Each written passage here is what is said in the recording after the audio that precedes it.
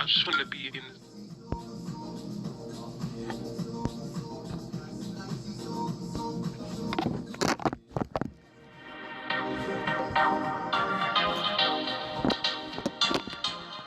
Perhaps the moon knows the secret of the new sound. So bright and pull on this emphasis. So bright and be walking out with us. So bright and Open your mind. Let us begin our quest to find the new sound. I've got new. Lazy zoos. I've got nice. Look at the shine. Everything I need. I've got new. Lazy zoos. Okay, let's have fun. Icy zoos. I've got new. Icy zoos. I've got new. Icy zoos. I've got new. Icy zoos. I've got new. Look at the shine. so bright and bright. Pull on this emphasis. So bright and be walking out with us. So bright and bright. So bright and be walking out with us.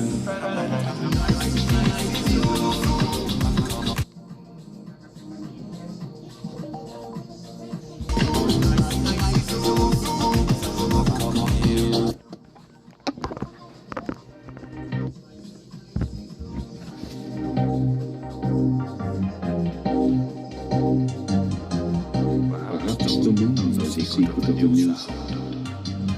So bright and pull on this emphasis. So bright and be walking out with us. So bright and Your mind. Let us begin our quest to find the new sound. I've got you. I've got life. Everything I need. I've got you. Okay, let's have fun. I've got you.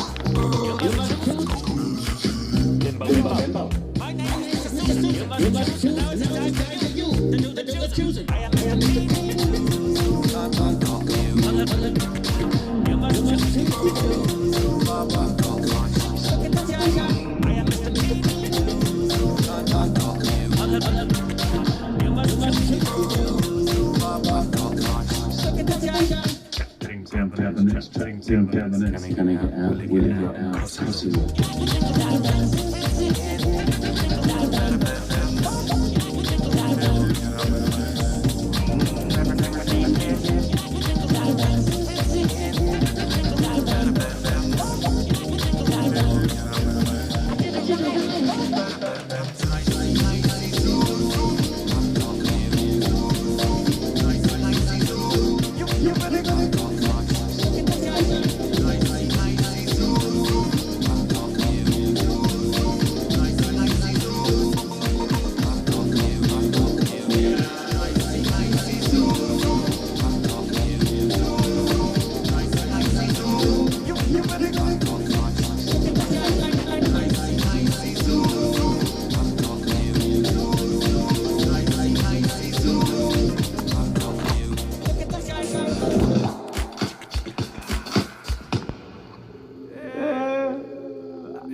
song. Jupiter, I did a song. You ain't got one. Yeah. Oh, so sick.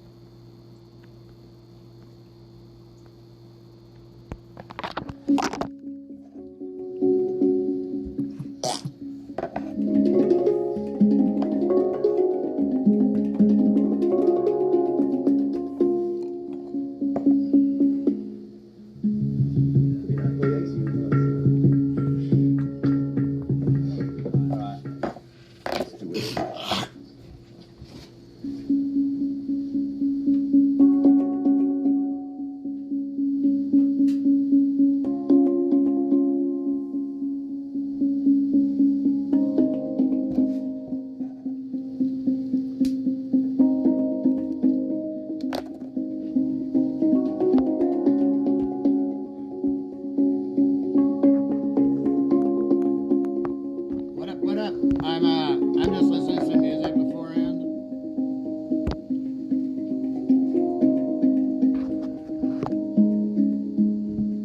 Can't wait to get one of these.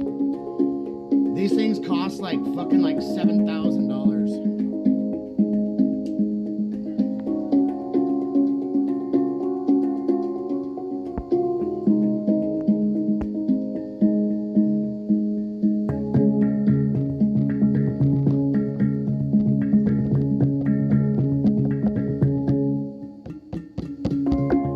Nice.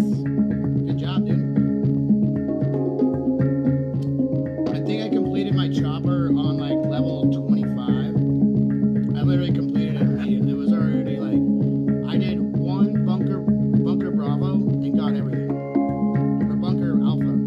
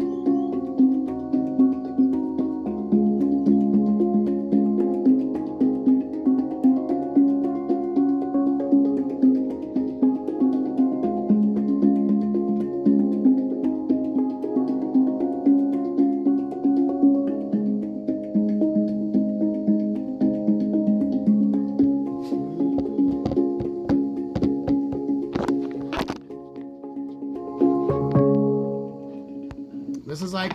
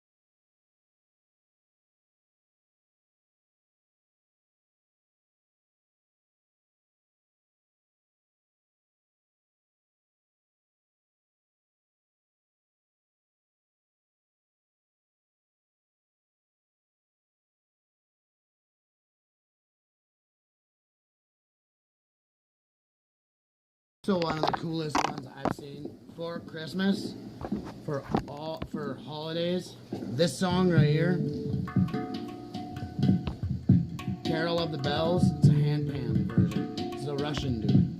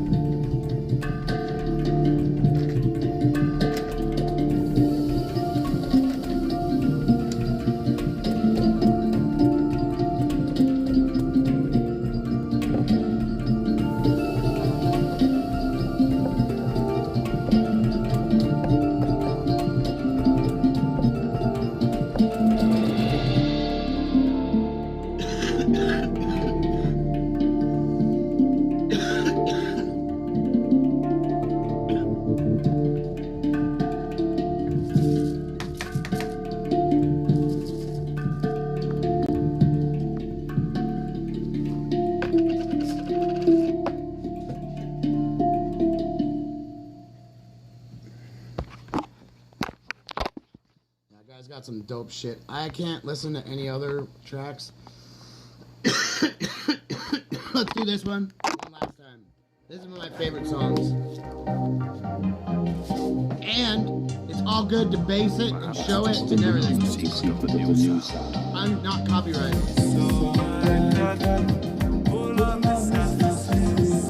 My little girl loved this song.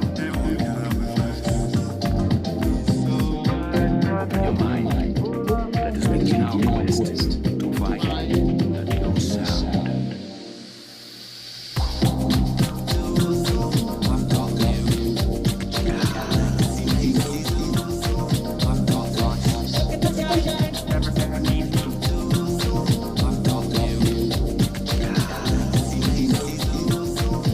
Okay, let's have fun.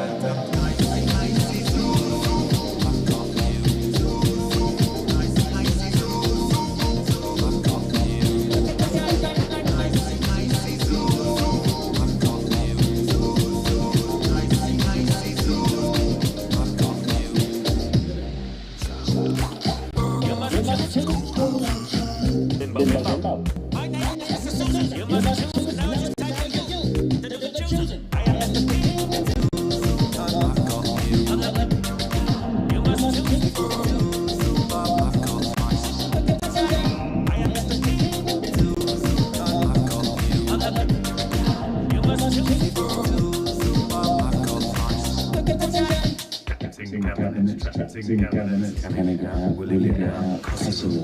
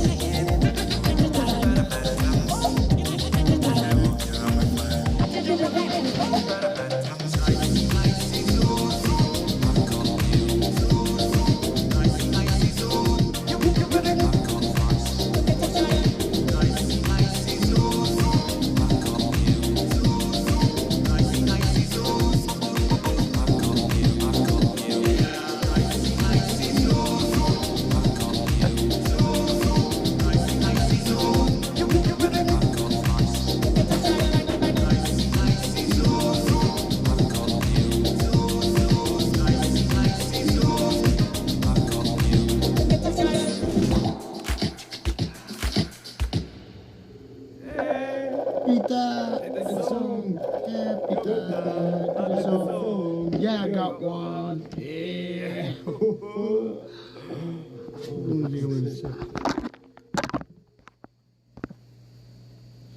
Gotta love that shit. All right. All right, all right, all right, all right, all right.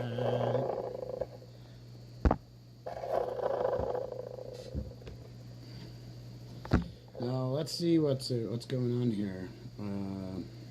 Tim Pool's shit's already over, I believe. So... If rest and anti-inflammatories really work, then why do the best cared for athletes in the world do something complete? Wing chuds. I correctly call to ineligible.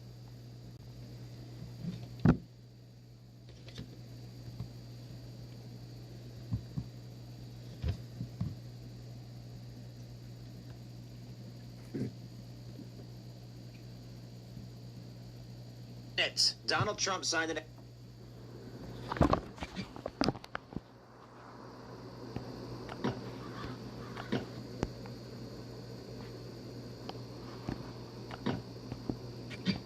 The madman has done it. Donald Trump signed an executive order limiting mail-in voting, requiring DHS to round up documents on who is a U.S. citizen eligible to vote. It's kind of a workaround to the SAVE Act. You can see that he's targeting this system. Check out how much shit. Because they're not passing Check the how SAVE much shit Act, I just and got. without it, Republicans are cooked. They really do need this. I think a lot of Americans really do want it. And the strangest thing is, despite it being one of the most popular bills, like literally of all time, Democrats and Republicans will not pass this thing. Now, Donald Trump, I'm just gonna say it, he does not have the authority as president to just decree you can't have this mail-in voting and that only citizens can vote, despite it being common sense, I guess.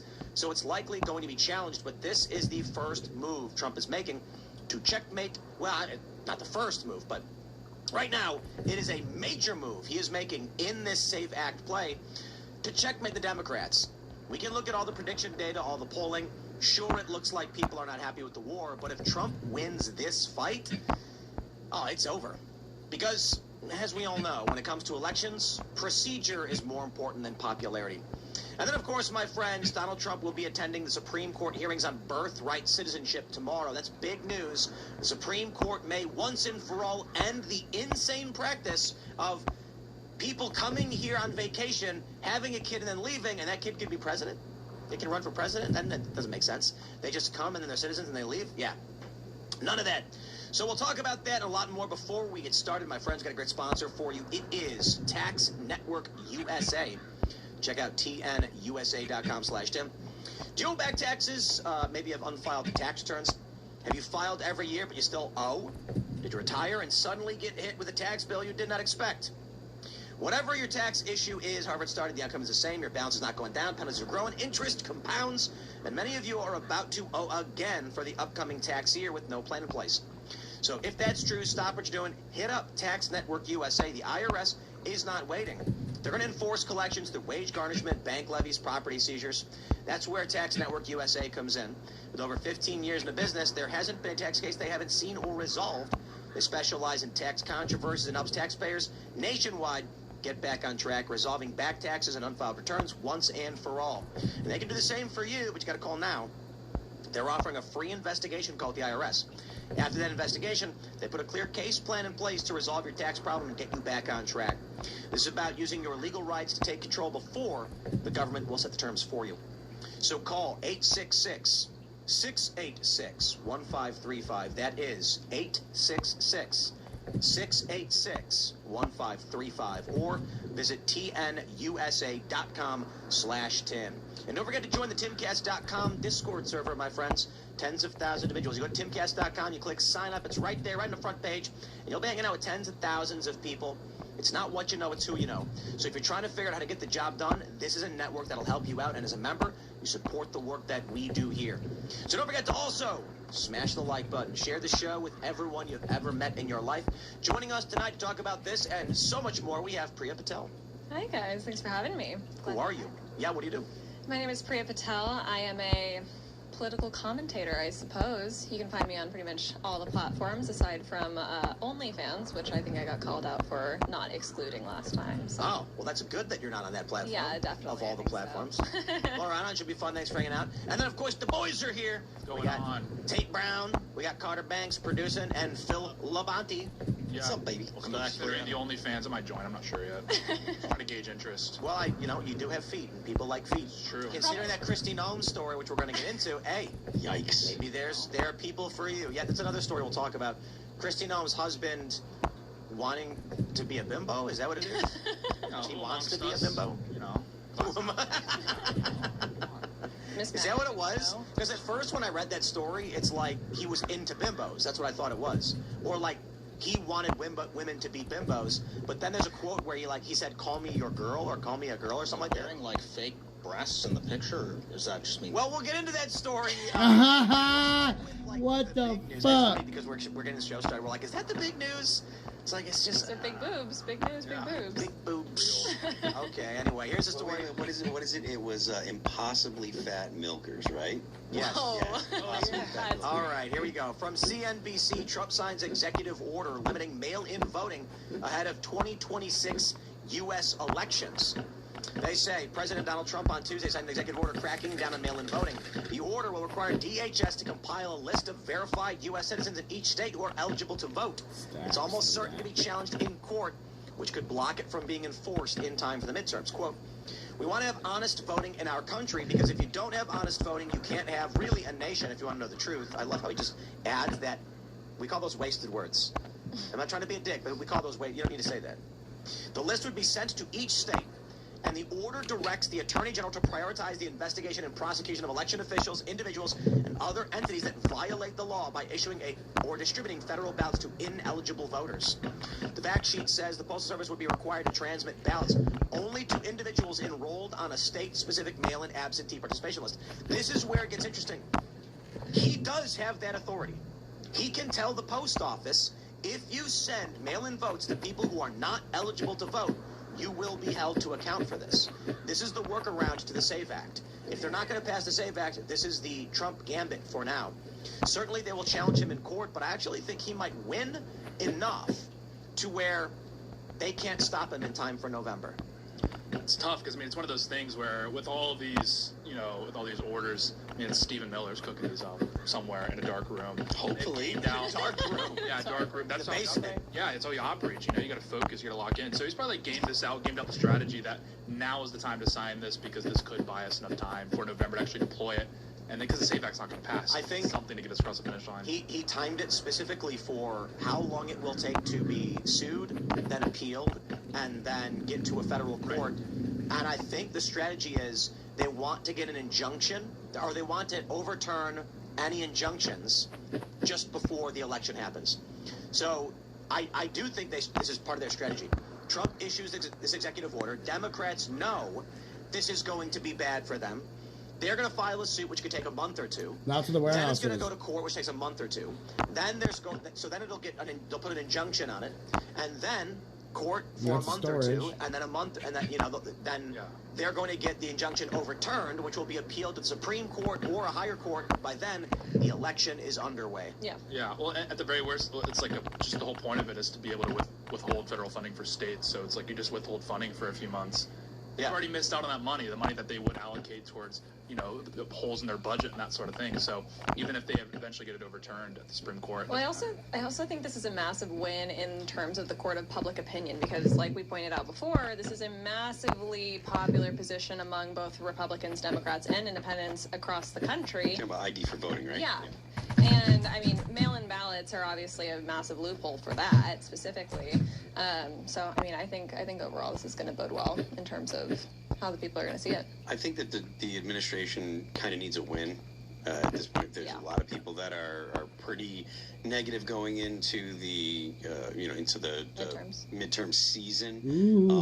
And I think that the more that the administration can do to limit any kind of fraudulent votes or anything, I think that is something that will. Rocky, what you got, Rocky? Black voters happy, but it will help placate them. Look, if you can get let's make these dogs fuck that are low propensity voters to actually turn out. Then the Republicans might have a chance of keeping the Senate. I don't think the Republicans are going to keep the Senate right now. I know that Frosty they still dog, kind of dude. I need this in the betting markets. So we need to go and fish. Look, we got two of them with Frosty. I think that Murphy the only way, and I've said this much times, the only way that the Republicans Murphy and Lefty. the Senate and he's got have the a leader. chance of keeping the House. And she's got the leader too. Have a chance of keeping the House. So this is a good one right here that we can. We're gonna wait. Things that are going on. I gotta in the fish East first. Pan out properly the way that the administration wants them to. You could see a boost in the economic activity in the U.S. and you could see a situation where people are actually feeling better about their own personal situations, which would make them more inclined to go out and vote for the current administration. I don't think that's going to happen. I'm not making a prediction here. I'm just saying the conditions that are necessary for that to happen. I wouldn't be surprised if, as we get closer to the midterms, Trump fires off several executive orders, which are increasingly,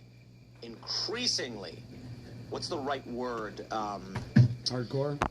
I don't know what the right word is for it, but powerful, perhaps, meaning more impactful. Like right now, this is a big deal. He's telling the post office, you can't transmit these ballots. He's saying you got to collect information on who's eligible. I wouldn't be surprised if, as we get closer to the election, he says outright, like, okay, no mail-in voting, no mail-in voting at all, and he sends in feds to certain areas. Yeah. If the Democrats win and all prediction markets, everything is tracking for Trump to lose this, for the Republicans to lose this, Trump's cooked. Yeah. It's over. Yeah. Well, I think it's one of those. I think there's two things here. I think one, Stephen Edgington made this point on Twitter today, where he said it's kind of the Robert Moses strategy, a city planner in New York City, where no matter what any local opposition was, what any court said, he would just plow through different blocks in the city because it's like now when the courts have finally weighed in, it doesn't matter. I've already torn down the block. I've already built what I wanted to build. It's kind of the same idea what Trump's doing. It's like if I can just plow my policy through before the courts can even react. What are you going to do? It's already done. Like that's the whole deal with the ballroom. They just issued an injunction on the ballroom. It's already torn down. We're already building it. Like, what are you going to do? And that's what people want. I really think that the people that are like, yo, we expect more out of Donald Trump. They want to see him pushing things through. He had a mandate for his agenda. He won the popular vote. He won all the swing states. The American people liked what he campaiged on. Yeah. And he should be doing as much as he can to push through his agenda. Obviously, Congress, the Republicans in Congress should be doing whatever they can to support that because of the fact that my palms itch like a motherfucker. Usually, like at the first it was such a landmark kind of election. But still, he should be doing everything he can, exercising as much power as he can, and let the courts, throw injunctions at him, let them do whatever they can. We gotta go fishing, so we need to grab. At the maximum pace that he possibly can, because that's the only thing that's going to make the people that are this is what's up. If you want to get true friends, what he was elected to do. He was elected to be an outsider, to essentially be a bulldozer to the system, to clean out the swamp and get the agendas actually pushed forward that the American people want. But Congress is so I can get this. I mean, we've been. I remember every single night in 2024, we were looking at the camera and say, Trump, please bomb Iran. It's the only thing I ever wanted. No, there's these funny posts. There's like the fifth, something weird is going on. Let me put it like this, something weird is going on. Because there have been these incessant AI slop posts that say the exact same things. They go, I've had it with Tucker Carlson, I've had it with Candace Owens, I've had it with the Hodge twins, I've had it with Tim Cast, I've had it, and I'm like, whoa. Hey. The turtle just fucking did something. Like, it just went boom. These are AI slop posts from generic accounts, or it's coordinated. And I think the general idea is like, a lot of the replies are, why is Timcast being lumped up in with these people? Yeah. Because the idea is just to disenfranchise the Trump base. So naturally, you already have Tucker, Candace, and a handful of people that are critical of Trump, particularly over the Iran war. Dave Smith's out the door, right? But we're, fairly middle of the road here at Timcast because we're moderate individuals, right? Didn't vote for the war, don't want it, but certainly don't want America to lose, want to make sure that Trump finds a proper path out of this one, and I know that there will be great benefits if he succeeds. But it seems like it's obvious. The midterms are coming, and every dirty play is going to be played. So what is accomplished by creating these divisive MAGA posts? Well, there's prominent Trump supporters who are responding, being like, here, yeah, screw those people. You throw in me and Jack Posobiec on that list in an effort to get us inundated with tweets being like, screw, you're not MAGA. Yeah.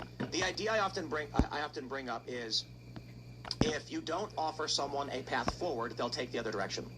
So if someone does something wrong and your immediate reaction is F you, burn, they'll immediately go to the other side because they have nowhere else to go. Me, I have a bit more mental fortitude than that. But this what the operation seems to be, the coordination seems to be, attack as many people as possible that do support Trump, so it appears as though the Trump base is attacking you, and then you start pushing back. It's a Chinese finger trap problem. You react negatively, then these people will start attacking Trump supporters, and you fracture the Trump base. And I think it's also to essentially erode the opinions of the people that actually listen to you too.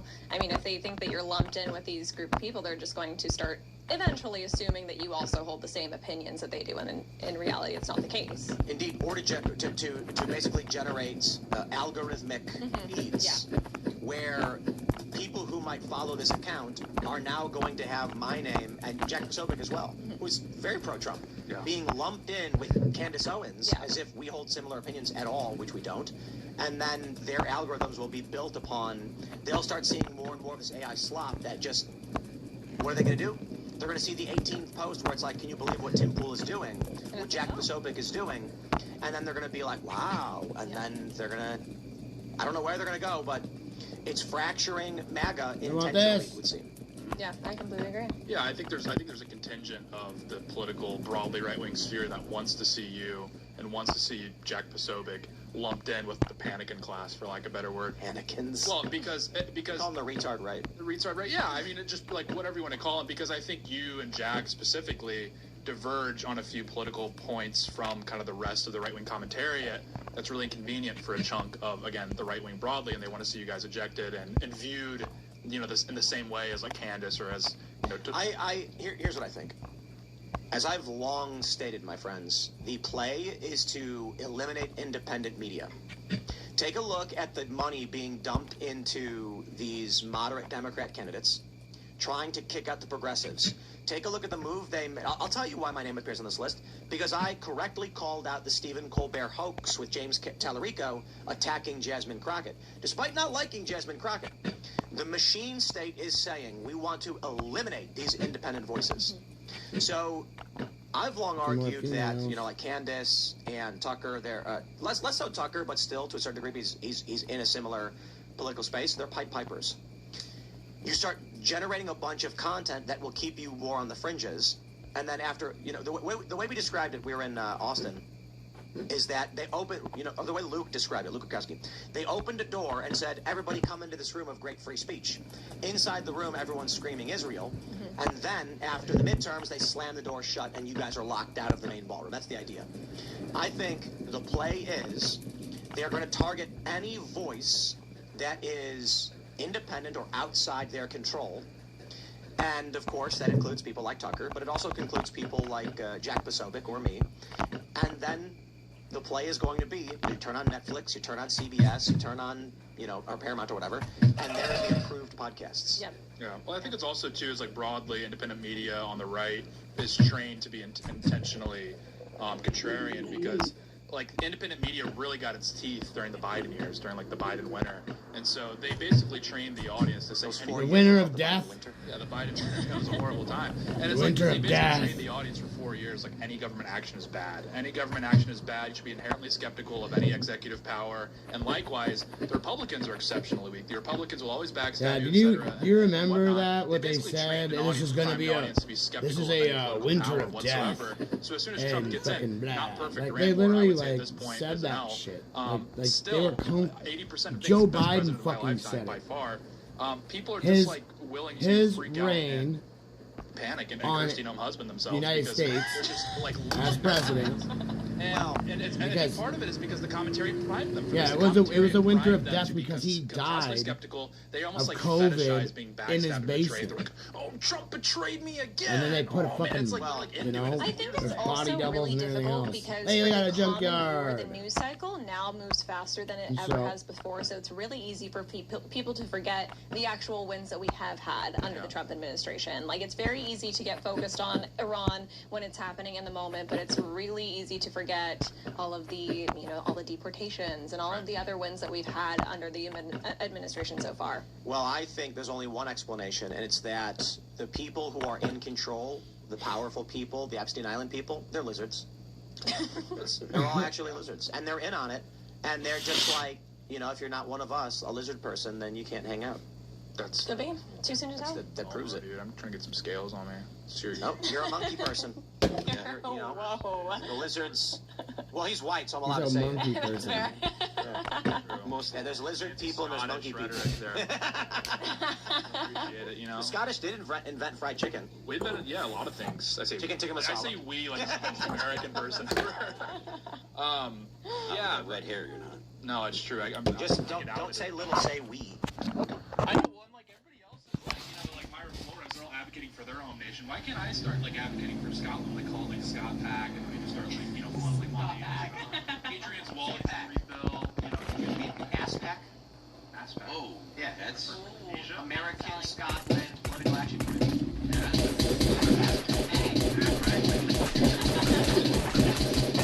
I'm actually into AJPAC. American Japanese political action committee. I'm big on that. I think that's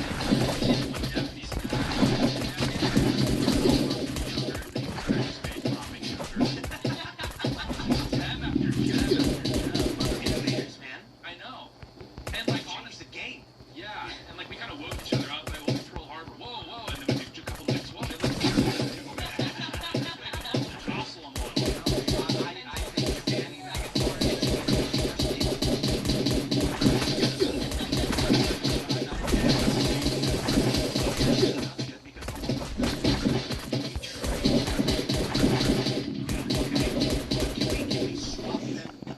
physically, yeah. That's it. I would also accept a mass migration of all peoples. So we get every Californian on a boat. He's dead. And every Japanese. That got fucked.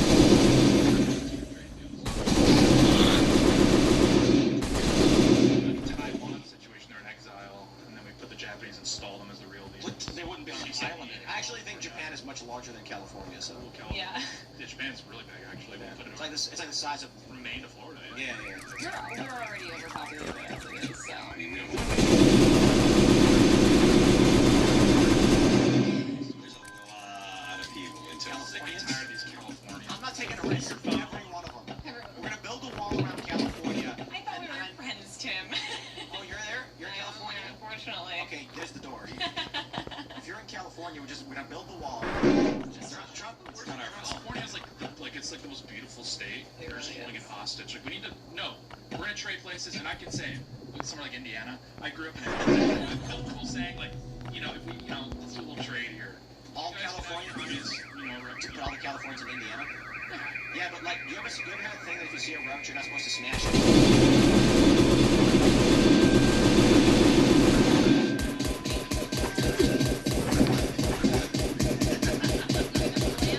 Get a big boat, put all Californians on it, and then sink it. We're just like Is figuring that ways.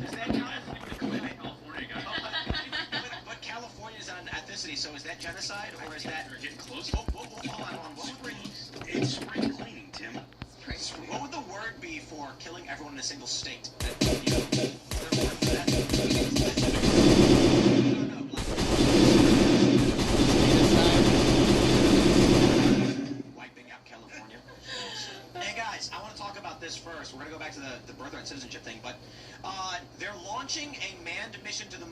on April Fool's Day. Are they doing that on purpose?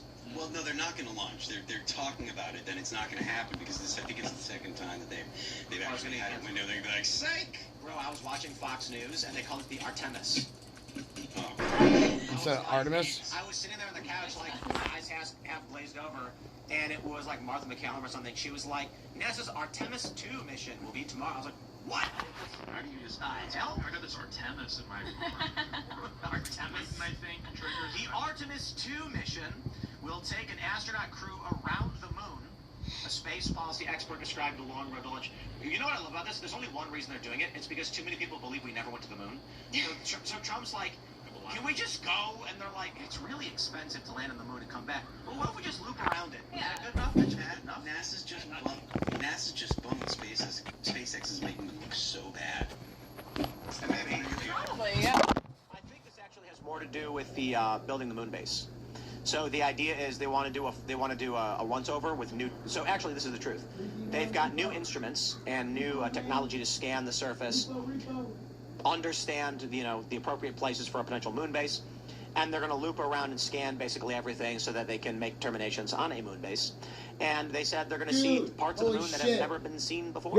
Interesting. Yo. Isn't there another Yo, mission? I didn't even not see actually that. Landing again, but another Dude, test I got mission raided. testing out the new equipment that they have. Thank you. Thank you guys. I really appreciate the raid. It's coming like a year after this current. Yeah, one. I can't see Scrapping, what my fucking viewer count is. Scrapping that and instead doing a manned mission.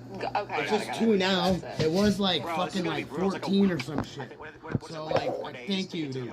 Thank you for the raid. I really appreciate it. Around, which takes a day Holy and then shit. 4 days back. I got one before and I was like, wait, what just fucking happened? So, go figure. Let's go fishing.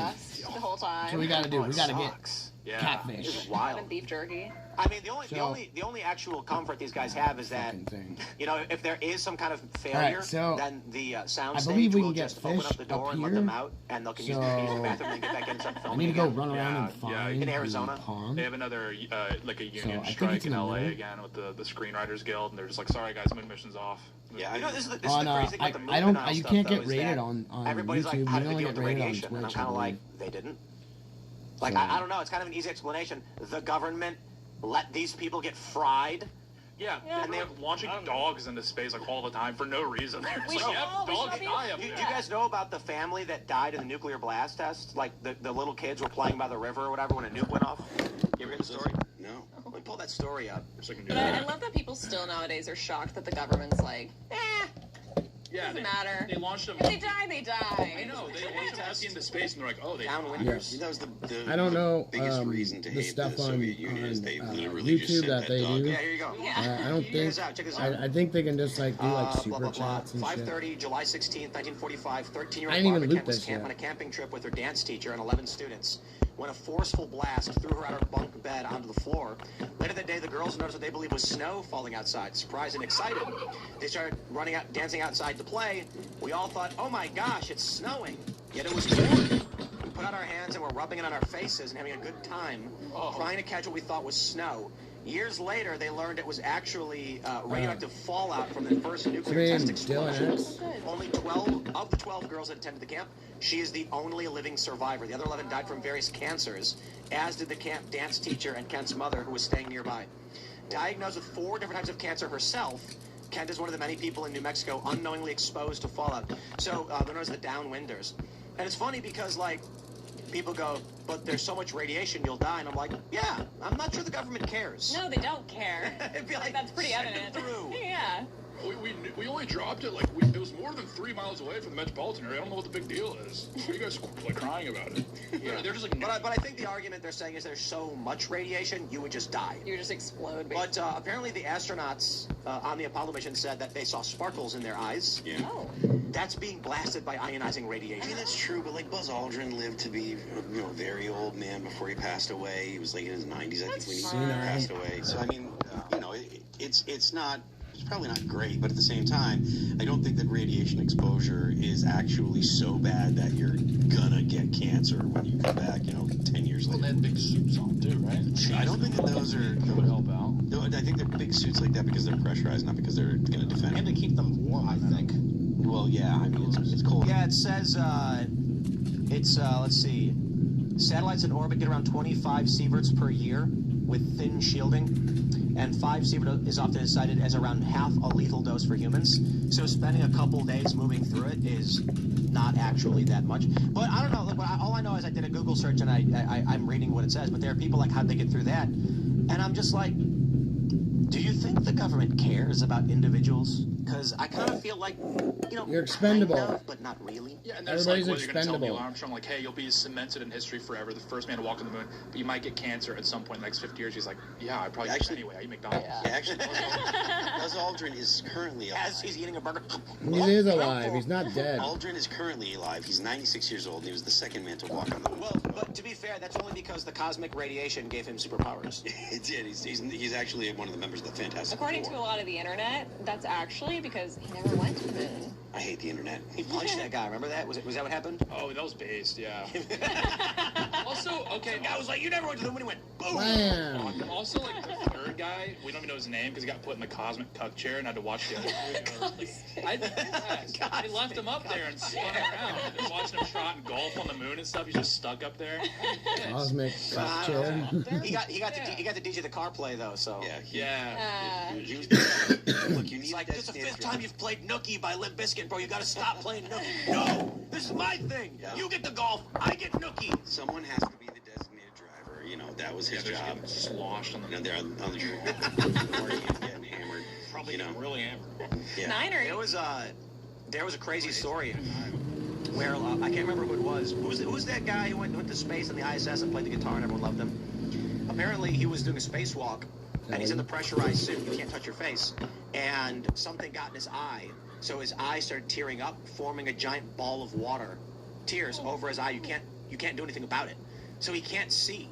It's just like the tears go bloop around your eye. It's wild. I feel like I'm just a little different. I think I could mitigate that. Like, I feel like I could just click and I'd be fine. No, I know. Like, With a certain flex. you've never been to space nor trained for it, but you're certainly better than he is. Yeah. Yeah, like, I just feel like that just seems like an issue, like, you know, like a normie would have. Like, I think I'm a little Like a I think I do like a little wing, you know, bang, flip it up, and then like lubricate the eye real quick. You just have No, to it's drink really the easy. water. You go like this. What? Exactly. Slurp it up. Take a little swig. You just slurp it Like, up. I don't know. It just seems like a kind of a gay issue to have. It's Seriously. a Oh, you're gay crying issue to in have space? Gay. Dork. in It's space. so beautiful. It's like a big marble. Seriously. Yeah. Cornball. Yeah, astronauts are so dumb. Well, why are they so great, huh?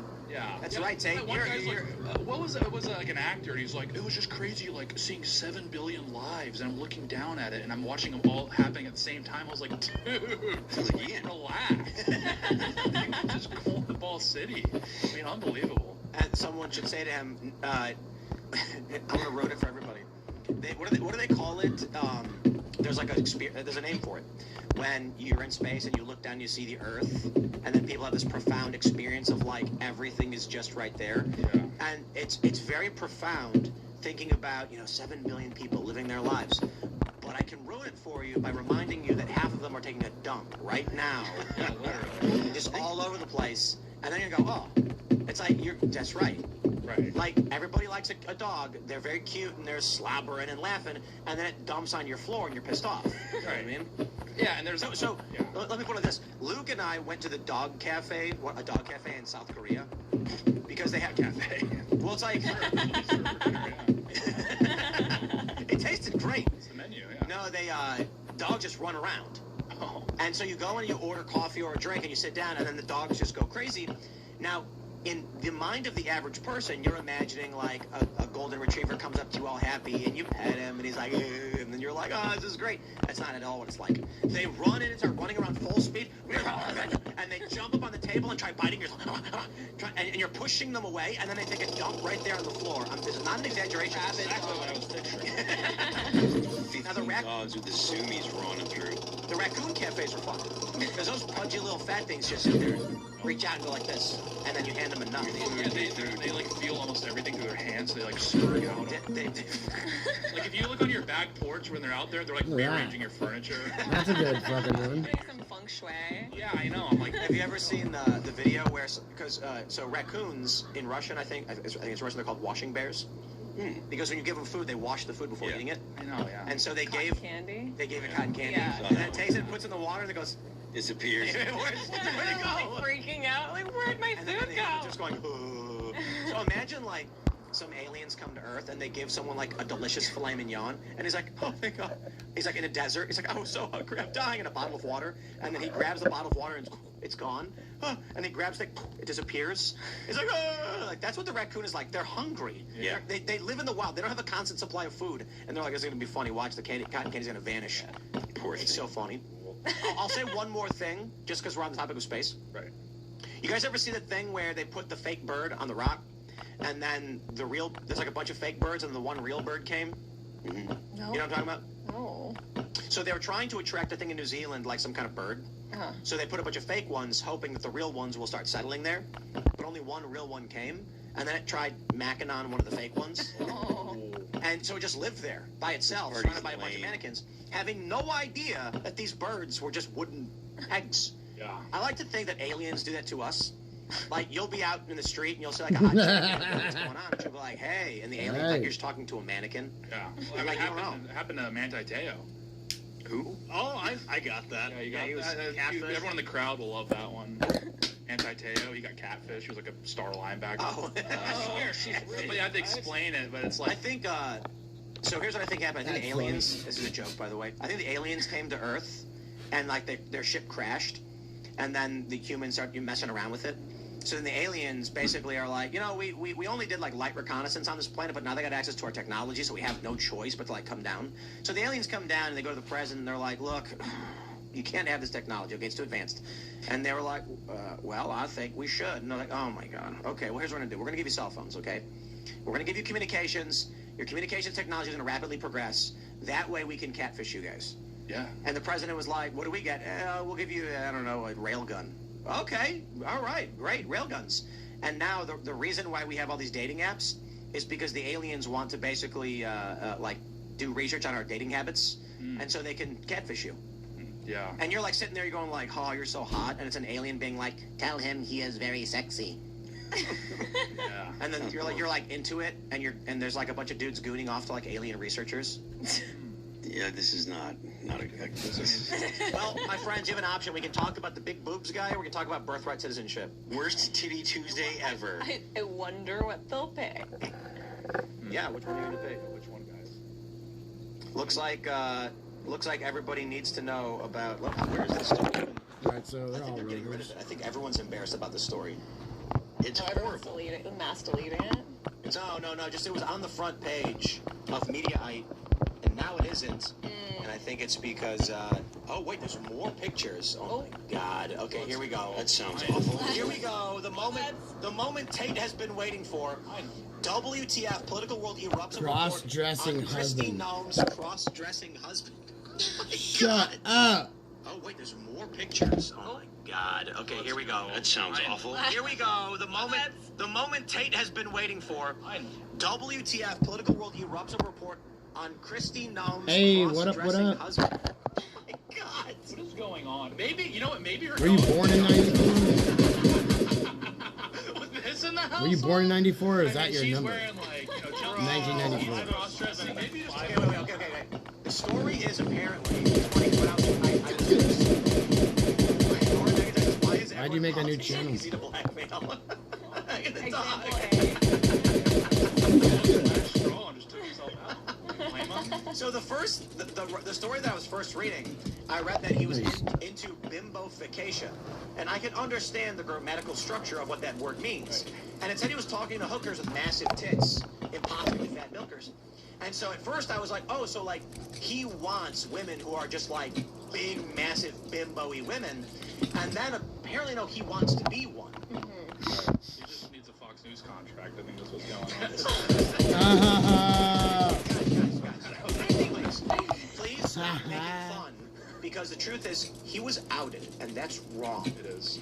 It's wrong. I apologize. The funny thing is, when like liberal lefty commentators get outed, they don't care. Yeah. They're just like, yup. And the liberals just go, like, they'll get made fun of, but they'll go, well, at least my side, we all acknowledge that we're all this way. This is Kristi Noem's husband.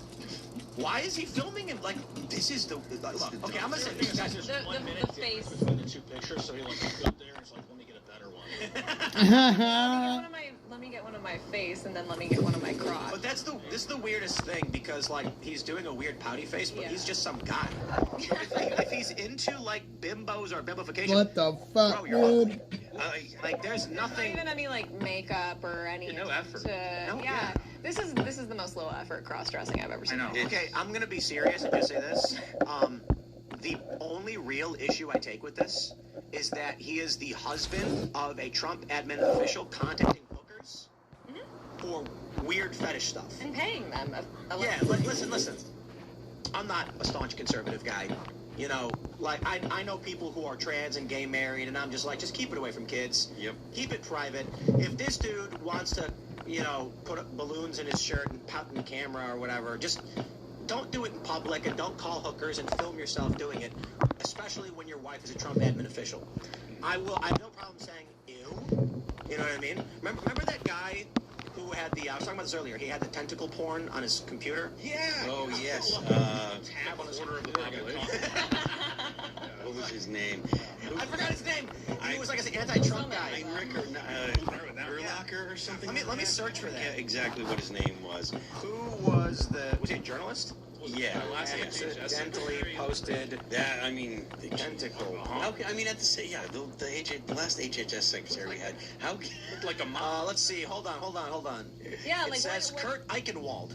Yes, Eichenwald. 2017. He took a picture of his computer, and one of the tabs was for tentacle. Hentai. Like, yeah, Japanese anime porn. And interesting. Everybody was laughing at him, and he was like, I was only doing it to show my wife. I want to explain to her what it was. And I'm like, that is also not acceptable. That makes it worse. I think that makes it worse. It means you weren't ashamed of this, which makes No. He was arguing he's not into it. It's just that he was trying to prove what it was. And the funny thing is, that's not true. And so his family at home was going, oh my God. Because he's like, I'm just going to, honey, please, I'm just going to lie and claim I was explaining to you. And she's like, I can't believe you're looking at this stuff, Kurt. What are you wrong with you? It's the same thing with Kristi Noem's husband. Apparently, she had no idea. Oh, that's what she said. Allegedly, she had no idea. You think she knew? I bet that, look. She's caught him fucking wearing her fucking clothing. I bet he and her have some crazy Sunday nights. It's Saturday afternoon. He goes, let's get busy. Play, and then he kicks him out, locks the door, and then they put on BDSM gear, and he's like, basketballs in his shirt, and she's shooting dogs. And then she's like, oh, let me beat you or something. She's Mickey Mouse. Oh, come here, honey. Oh. I know. I wish I. Here's Kermit the Frog. I really wish that I could, in good faith, say that she didn't know about this because I'd like for people to be normal. But I learn more and more every day that people are just so not normal and they're all degenerate freaks. So would I be surprised if she didn't know about this? Not at all at this point. But I take it a step farther. I am personally offended by even people doing this nonsense in private. Well, I do. I can respect that. But my point is largely just like, of all of the things that people do, like, there are guys who are married to other guys. And so outside of even knowing what they're doing behind the scenes, or assuming in public, they're outright telling you when they put their arms around each other and show off their rings.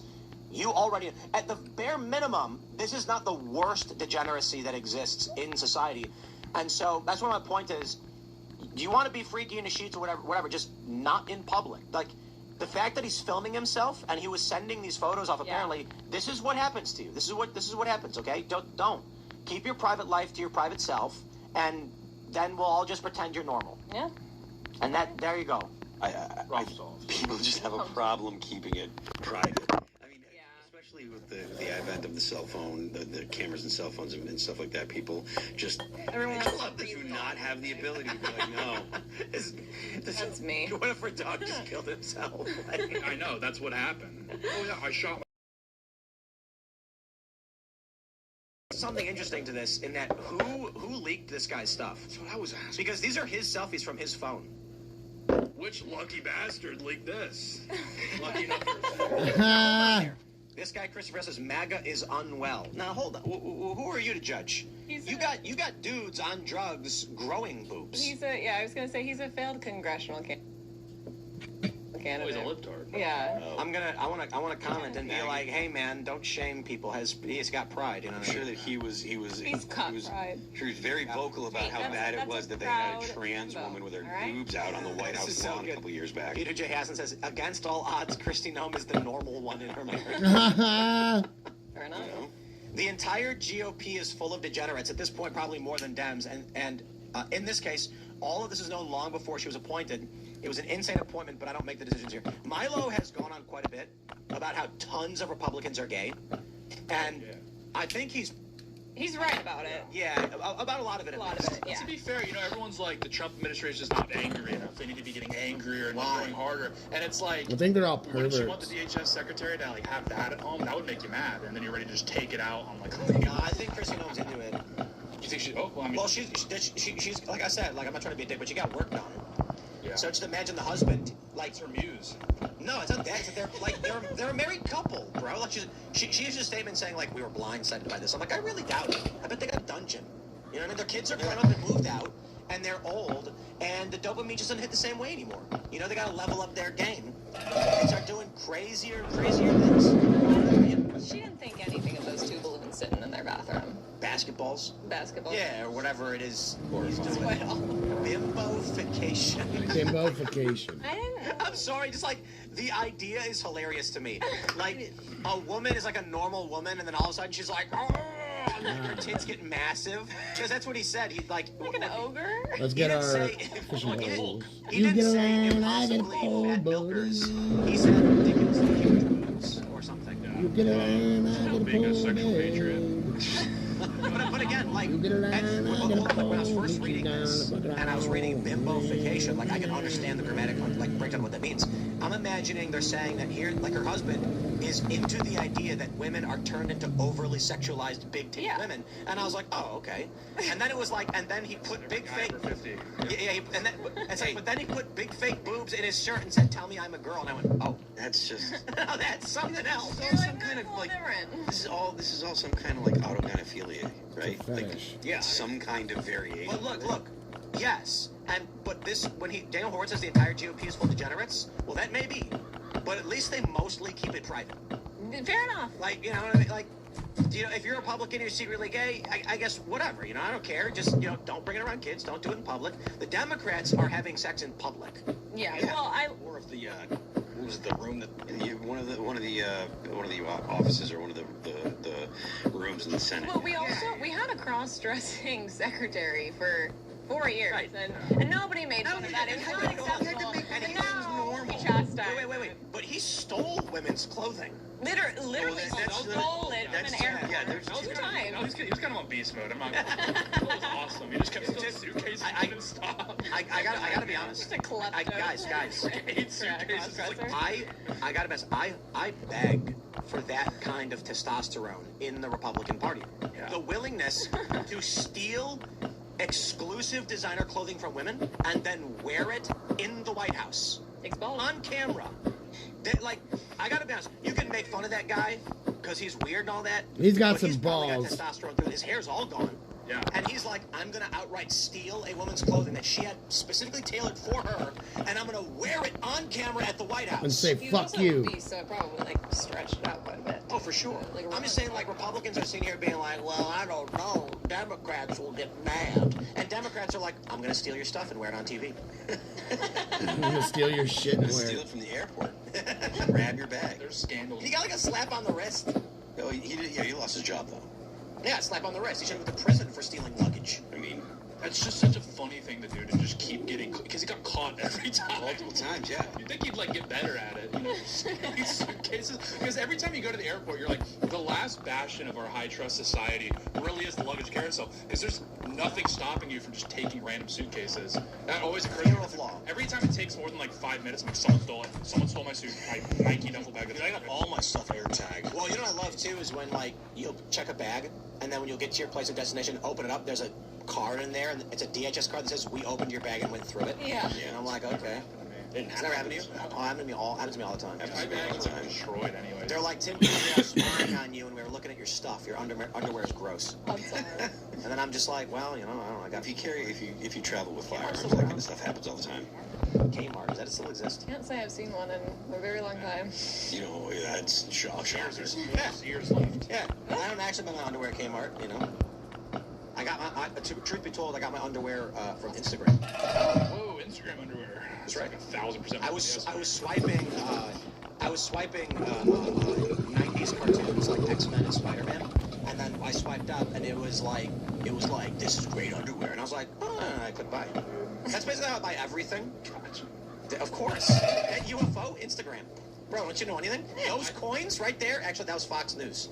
The one where Trump and Biden each would become president, each go to prison. I do get like one-shotted by the mobile game ads because they like let you play a little bit of it, and I'm like, wow, was it done? And then I down. Oh yeah, you guys got to put that Instagram down.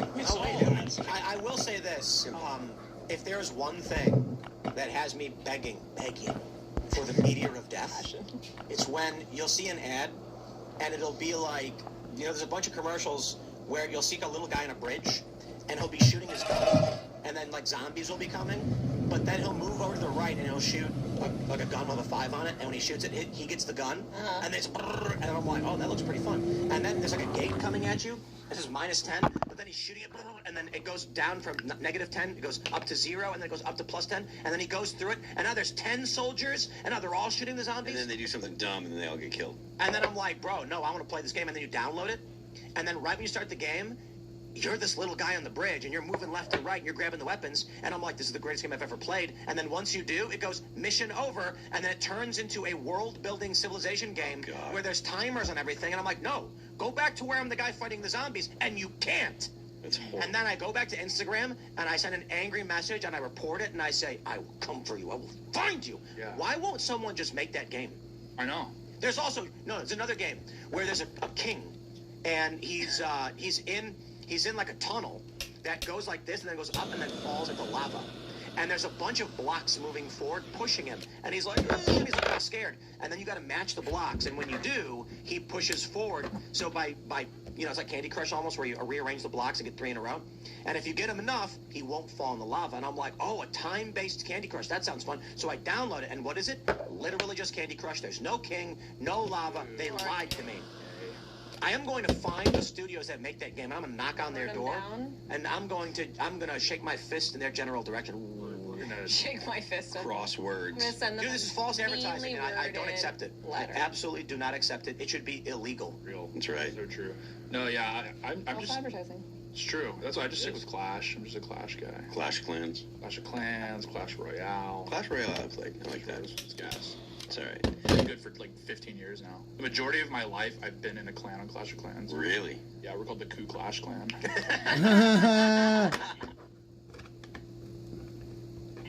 Every like 5 years, the clan gets nuked, and we just have to start from square one. CCC. Like someone like gets beat so bad they report us, and then back to square one. Clans players are like diehard. I feel like. Like Klansmen or Clash players? Clash players, sorry. Okay, Clash players. I think they're both pretty tired. They're both kind of both diehard, yeah, just like in they kind different of ways. fizzled out, you know, the hoods, like now the Catholics are reclaiming it. So like Clash, kind of just for us, you know. It's just for the Just for press. us. Dude, I Just think for the boys. I think Instagram needs to be stopped. Whoa, we were just glazing. What's going on? No, man? because He got hit with another ad. no, but something happened. Like so I just became a dad, right? And I'll just keep the story a little bit vague for privacy's sake. But Instagram started showing these videos about kids dying. Oh. And then it started showing them like crazy. And I think it's because there's that story where the dad gets the advertisement sent to his daughter for pregnancy for maternity stuff. Yep. And he's like, my do you daughter's mean, 16, so he calls all angry, stop sending this. And they're when like, will what it's update? algorithmically generated. So the It'll be AI probably systems figured out tomorrow. that his daughter was pregnant because of the Google search. Sure, there research might she was be doing. an update that And so I think when you start posting like, oh, ATV parts, you get them from Instagram the automatically will start laboratory recommending things that it wants you at to the see. port. And so it must be that new parents, they get glued to these stories about their kids dying because they're scared. And it's So what happens is, unintentionally, a news story will be like a 7-year-old kid fell into the ice and died, or like a 3-year-old was hit by a car. And new parents stop and stare at that news story and watch the whole thing. Yeah. So the algorithm doesn't know what it's showing you. It's just saying, this video is loved by new parents. And it starts spam blasting these stories. The other thing it keeps doing is ping pong. Bro, I'm not kidding.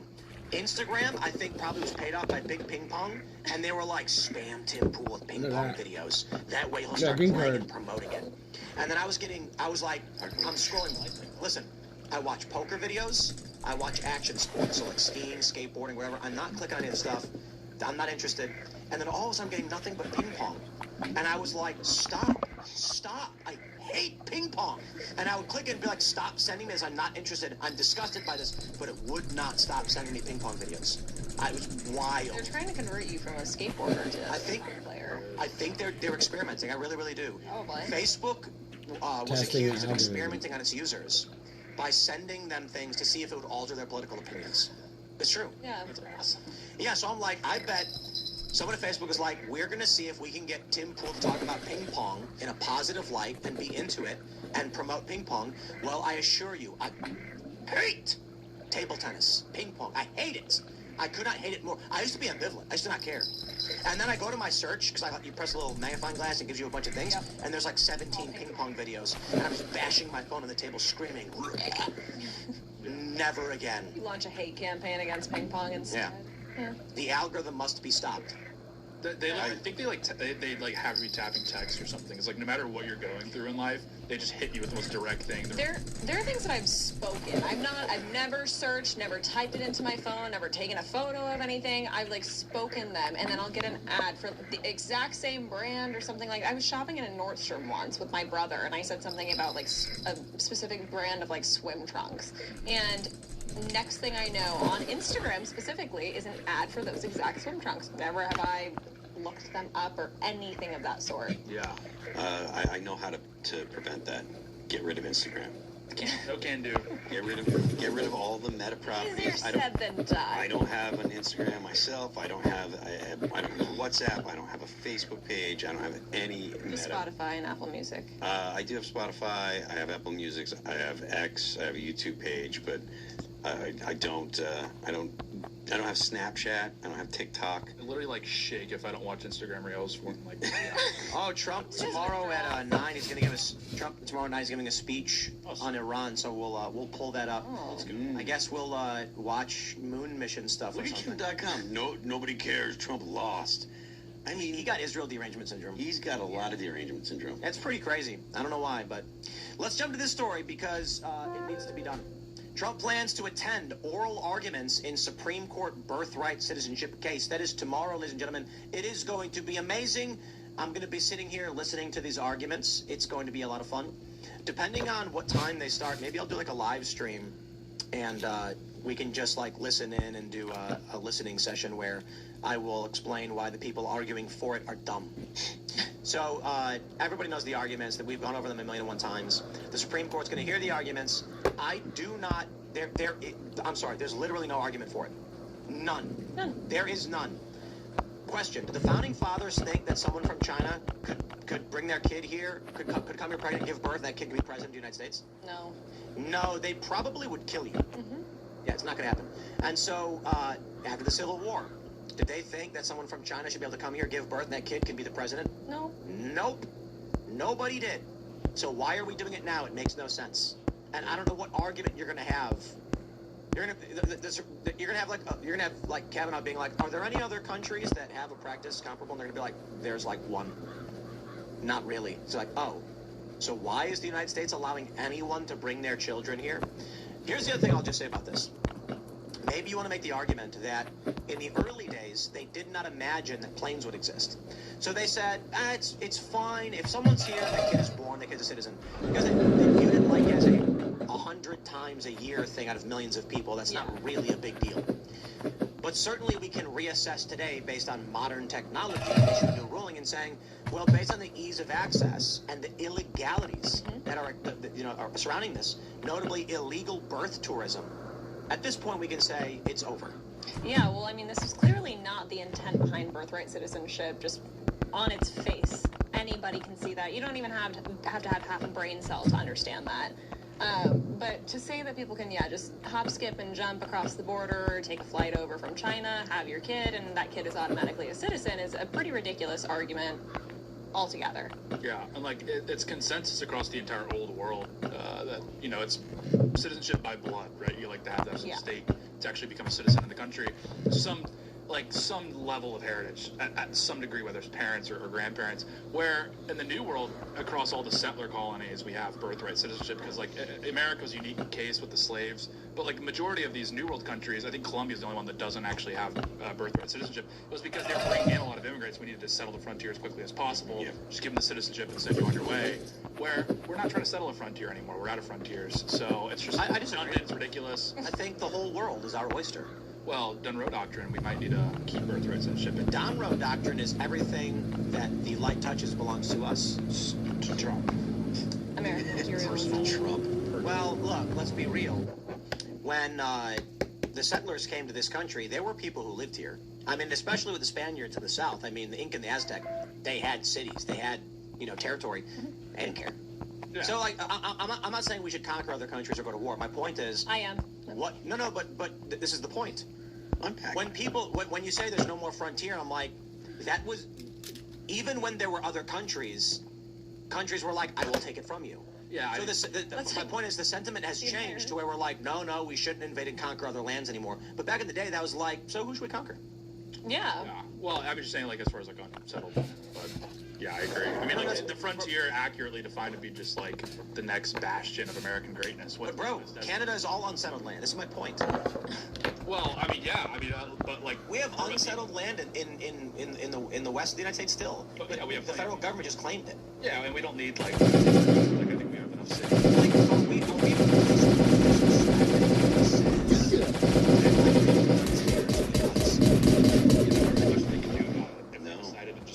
How many people live in the Yukon? Like 10. Yeah, not many. And honestly, they'd probably be acquiring them. Well, I mean, Alberta in and of itself is about to have a referendum, if I understand correctly. 40,000 people in 482,443 square kilometers. Yeah. That's We can take them. a lot of land. There wouldn't be a whole lot. What about the Northwest Territories is probably better, right? Because it's 1.3 million square kilometers with 40,000 people. And what are it's almost entirely Native Americans who live there, not even like indigenous Canadians. I guess. Just toss a casino on. No, it's Chippewayan. Yeah, they're like Inuit. Cree. Yeah. And a lot of Inuit. Yeah. Yeah, just throw some slave at them. They'll be like, yeah, take it. Yo, what is this? Klitschko. Yeah. They live in airs. So, like, Canada just goes, it's ours. And we're just like, okay, it's unsettled frontier, and there are still natives who live there, and they never agreed to this. Yeah. Yeah. I mean, so we're supposed to just agree that, you know what I mean? Like, we're being gentlemanly about it? That's like, well, I mean, yeah. I mean, that's kind of the whole idea. Boring. I know, and it's just like... I'm just put it like this. When the European colonists came to, like, more so Central and South America, where there actually were the Incan and Aztec empires, big cities. I'm not saying they were good people. They were, like, flaying people alive and doing other weird things and, like, pulling hearts out and stuff. Yeah. But they had cities. They had kingdoms. They had territory. They had guards. They had structure. And the Spaniards were just like, no. They just coughed on them and they all died.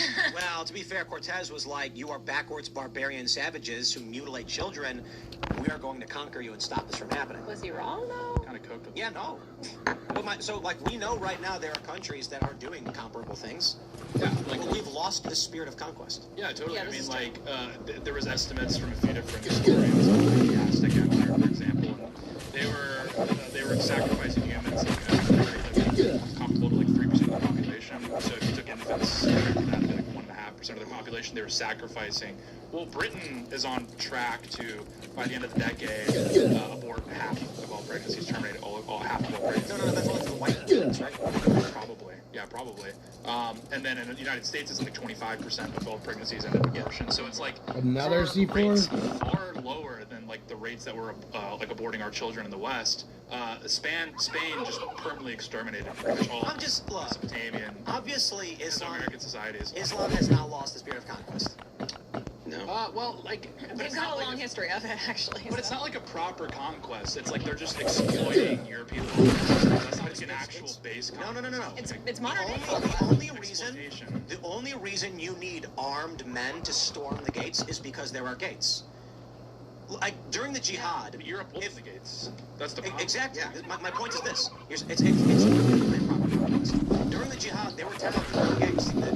The jihadis just came in and said, "This is now Islam," and they were like, "Oh, I guess." Like, even if Europe lifted a finger, they would they could expel all the Muslims tomorrow. Like, they wouldn't have to do like a reconquista. It would be quite easy. Most of these people are like on the welfare tea. It's like not a conquest in the sense of even prior Muslim conquests. Like Spain is just incomparable to like what Spain is now, where Spain could literally just pass a bill to like tell 80% of them to leave, and they would have no choice but to leave. Because I don't think so. Yeah, it would be fairly remigration would be like fairly easy to do because most of it is economics based. Most of these people are there for economic reasons. It's not like I think the issue is that when a certain portion of your population is down with ideology, you cannot pass a bill. Like our Congress is paralyzed. I You have agree. whole cities that have become like foreign cultures. I'm not even talking about that. I'm just saying, You've got like, the Somali community. You've got Dearborn, Michigan. Issue, yeah. but they only exist because we permit them to exist. And I disagree. It'd be fairly easy to I disagree. if the government had the willpower to do so. The willpower comes from the voters and the people are half conquistadors. I mean, like you're talking about the U.S. What? Well, I'm just saying, like, I don't think it's like they've conquered. They've literally just squatted. I think it's more equivalent to squatters would be a better. I guess if you're trying to say I don't believe in of the noble. Yeah, because I think I hate. Yeah, I hate. My point is this: we have 5 people in this room, and we're all going to vote, and no one should be allowed in. If 5 people break in, and then now we're splitting our vote between us and them, we don't have the willpower to get rid of them. We're all going to be like, hey, you can't be in there, and they're like, well, we vote against you. It's ours now. And so the issue is when you say if we had the willpower to do it, you can't have the willpower when the people who are coming to your home are saying outright, I get to vote too, and I vote The West, like at every turn from the United States to Britain to France to Germany, have all voted less migration, get these people out of here. It's the government in and of itself, even these like right-wing parties, which are just like siphons basically for like actual right-wing energy. Right, but my point actually is, carry this out. That's the problem. my point is the reason you have that government is because they are catering to those people. Republicans included. Republicans just said we have to back off mass deportation because it's hurting our Hispanic voter base. Right, but now that's like the moment we're in now. There is no great conqueror anymore because you don't need to have one. Right. You don't. We have no great barriers that need to be trampled by armed men to raise a flag. They literally walked in the country with their flags. Yeah. They drape their flags over them and throw Molotov cocktails at our police. Yeah. And then our police go, we can't handle this. And the commissioner goes, listen, half of that guy's family voted for me, so don't do anything about it. Yeah, I guess the point I was making is like I wouldn't equivalent like what would be like a Hernan Cortez level conquest to like what these people are doing now would be the equivalent to like a homeless squatter in Los Angeles in a decrepit building. It's like all they really did is show up and squat here despite I understand. clamoring. My point is Hernan Cortez showed up and was greeted like a god. They welcomed him in. He walked right in and then just said, okay, it's ours now. Slaughter him. So the point is, the people who come here with ill intent, because I'm a big fan of immigration. I'm a huge fan of immigration. I want to brain drain the whole world. They got to come here legally, though. Legally. So for me, I don't care about race or whatever. I care about the values of a country and whether people want to come here and uphold the values of a country. If they don't, I don't see it as any different than Hernan Cortez, honestly. They thought he was Quetzalcoatl and said the pale-skinned god has returned in a giant vessel, adorn him with gifts, bring him to the throne. And then Hernan Cortez is like, yo, they're killing children.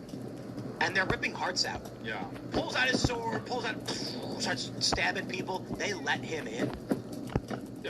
Yeah. It's just like, again, it's just I don't see like the nobility. I don't think even if push came to shove, they would be willing to conquer like that. I think for the most part, these people would get emptied out if you just like eliminated the economic incentives from to be there, like right, but remittances, etc. But you can't.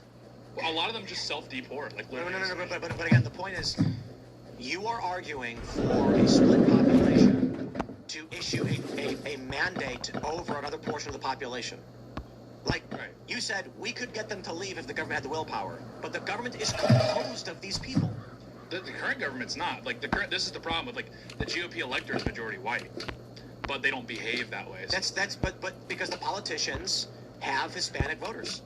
Trump needs these, but they issued a mandate telling the Republicans to back off mass deportations because they were losing Hispanic voters. Right, so that's why it's like, that's why people are frustrated with, like, the Meyer Flores statement, for example, because it's like, if we just ran up the numbers in the white community, we wouldn't need to, like, basically water down our message. Half of white people are in favor of mass migration.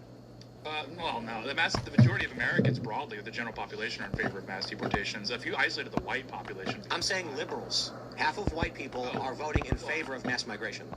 Well, yeah, whites, I think it was like 58-42 for Trump. Mm-hmm. So, yeah, I mean, but if you, like, again, it's a difficult thing because it's just like, at a certain point, the problem more so is like a procedural issue. It's like, if we keep voting for the less immigration party and then we get more immigration, then at a certain point you have to question the entire system at large. Like, is democracy capable of delivering a result that would hurt the stock market? That's basically the question at play, and the answer is probably no.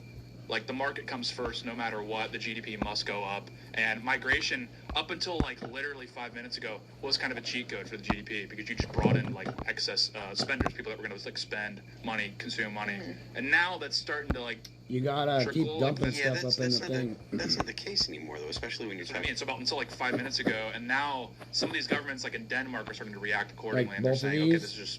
stupid, and like literally people leave when you like eliminate a lot of these economic incentives because the majority of these people aren't like noble conquistadors. They're literally just leeches, and like I said, if you eliminate the sort of the food supply, so to speak, they just go home. 41% of white people vote Democrat.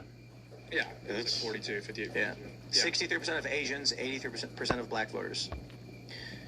White voters, 56% vote Republican, and then there's the middle of the road. And Hispanics, And if you distill like the white population for groups that would be considered like kind of the heritage American population, it's an even much higher proportion that's voting Republican. Of course. Mm-hmm. Like the group in the United States that votes the most Republican is English Americans, and that's, you know, would be considered kind of the core group. So like the further out you get from like that Anglo-Protestant core of the United States, as like Warren McIntyre would put it, the more unlikely you are to see voting patterns that would indicate like protecting the border, you know, implementing like Christian values in society and these sorts of things. Well, I mean, it's pretty wild to watch like the NBA stuff where they booted that dude from the team, and then you had that football player came out and defended him. I will say this. The NBA just basically fired a guy for saying pride events are unrighteous and he serves Christ. Where are all the prominent Christians in every where's Chris Pratt? Yeah. Chris Pratt does commercials for Hello, and he's massive A-lister celebrity in all the big movies. Why does he not come out and say very calmly and just very nicely, this is wrong? Hey, this is a guy who has an opinion you may not agree with. He didn't tell anybody how to live their lives. He just said that he didn't like it, and he's a Christian, and we should respect it. Where are the Christians to stand up for this guy who stood up for Christianity? I was arguing with a friend of mine about, well, not really arguing, but I read a friend of mine that is a left-leaning guy, and he's like, well, you know, they have the right to fire and blah, blah, blah. And I replied with, yeah, but do you think it's right? Right? And because that's something the left will do. They'll go ahead and they'll say, oh, well, you know, the companies have the right to do that. Would you want this person with this bad opinion? And of course he said, would you want a communist or a Nazi working for you? And because you the most hyperbolic answer you can come up with. And it's I don't expect everybody to play like I play. The point isn't about whether or not they have the right. A company, of course, has the right to decide this person should or shouldn't be. No matter what. Contract with us or what have you. But the point is, do you want to live in a society where someone that expresses their own religious opinions loses their job because of it? Yeah, well, and also that's essentially that company deciding what opinion is and isn't correct. Yes. And also on top of that, I'm sorry, we had to endure NBA fans rather, and the players have to endure them celebrating Pride Month and painting BLM on courts and kneeling during the national anthem. There's no problem when people do anything of that sort, but the second that a Christian defends his faith, then it's a problem. And again, it was something that was so mundane and Yes. so inoffensive, just saying, look, this is something that I don't agree with, and he lost his job for that. That's totally ridiculous. Yeah, and again, I'm not saying that companies should be forced to hire people that have, views that don't align with the company's, whatever their brand or what have you. But at the same time, like, we do have a First Amendment that protects not only your right to speech, but your right to express yourself and have your religion. So where is that same kind of defense for the First Amendment? Again, and if this, like I said, this guy's a friend of mine, but I know that if it were some speech that he didn't agree with, in fact, he's actually probably more wishy-washy on the freedom of speech than at least anyone in this room. And they would never say, oh, this is you gotta bad keep getting speech. engines and they put would them there always be like, if it's bad speech, this is something that we should definitely, we should limit what people can say on the internet, or we can, he's made similar comments to that. And it's so transparent that it's all about the fact that, well, I'm on the left and this guy is what I consider a Christian, or what I consider someone on the right, Well, and it's so interesting because it's not like he was, I understand that he's a athlete, a public figure, so social media is like an extension of you, but it's not like he was on the court saying all this. He wasn't dragging it into the workplace. It's not like he's a Walmart employee screaming at people to accept them because they're whatever. He's not dragging it into the workplace. He's not shoving it down the throats of his teammates or, anything of that sort. But that's how it's just taken and accepted, and he's punished for it for essentially no reason. And also, I think part of the reason you're not seeing, a lot of Christians go to bat for this guy is because Christians have gotten really soft on the LGBT issue, in the last 10 years. I got because two, Christians and then they gave me evangelicals two are really from buying the sensitive to how they're perceived by the world, because they're ultimately evangelicals are trying to bring people into the church. They're saying you need to come, you need to become a Christian, become a Christian. So it's actually kind of a healthy tendency, is they're worried about turning people off. The problem is this issue is so out of step with what the current consensus is from the world and the country by and large. So as soon as you say maybe two gay guys getting married, I don't actually view that as a marriage. It doesn't matter how left-wing you are on every other issue, you're going to be perceived as a right-wing bigot, etc. I think the reason you're not seeing a lot of these Christians speak out, again, is because that is the if one you have issue VIP, you should be having them one every day. I'll staff that. Every time you see a pastor give if you don't get one, you should have in 3 days. You'll get homosexuality. They give you a 15-minute preamble about how they hate homosexuals. They apologize for how Christians have treated homosexuals in the past. That's why you see whenever you see the deconversions, right, where people have this reckoning and they realize I'm not a Christian anymore. I'm so out of step with my church, etc. Typically, the issue you see on the site is how the church treats homosexuals. Red Link comes to mind. Red Link had this video series. It was so long ago now, but they were I can't be a Christian anymore. I'm leaving the church. And the main reason they cited, out of all the problems people could have with Christianity, all the critiques, even if they go through the history of the Bible and maybe where they think there's they could try and poke holes, etc. Red and Link were I had a gay friend and I realized I couldn't hug him anymore. If I were to be true to my Christian values, I couldn't even hug him anymore. So therefore, I can't be a Christian.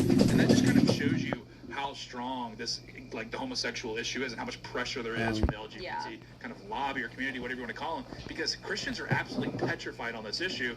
And then in addition to that, people leave the church because they're so afraid of being perceived as a bigot, because that's what is the one thing in America that you cannot be above all else?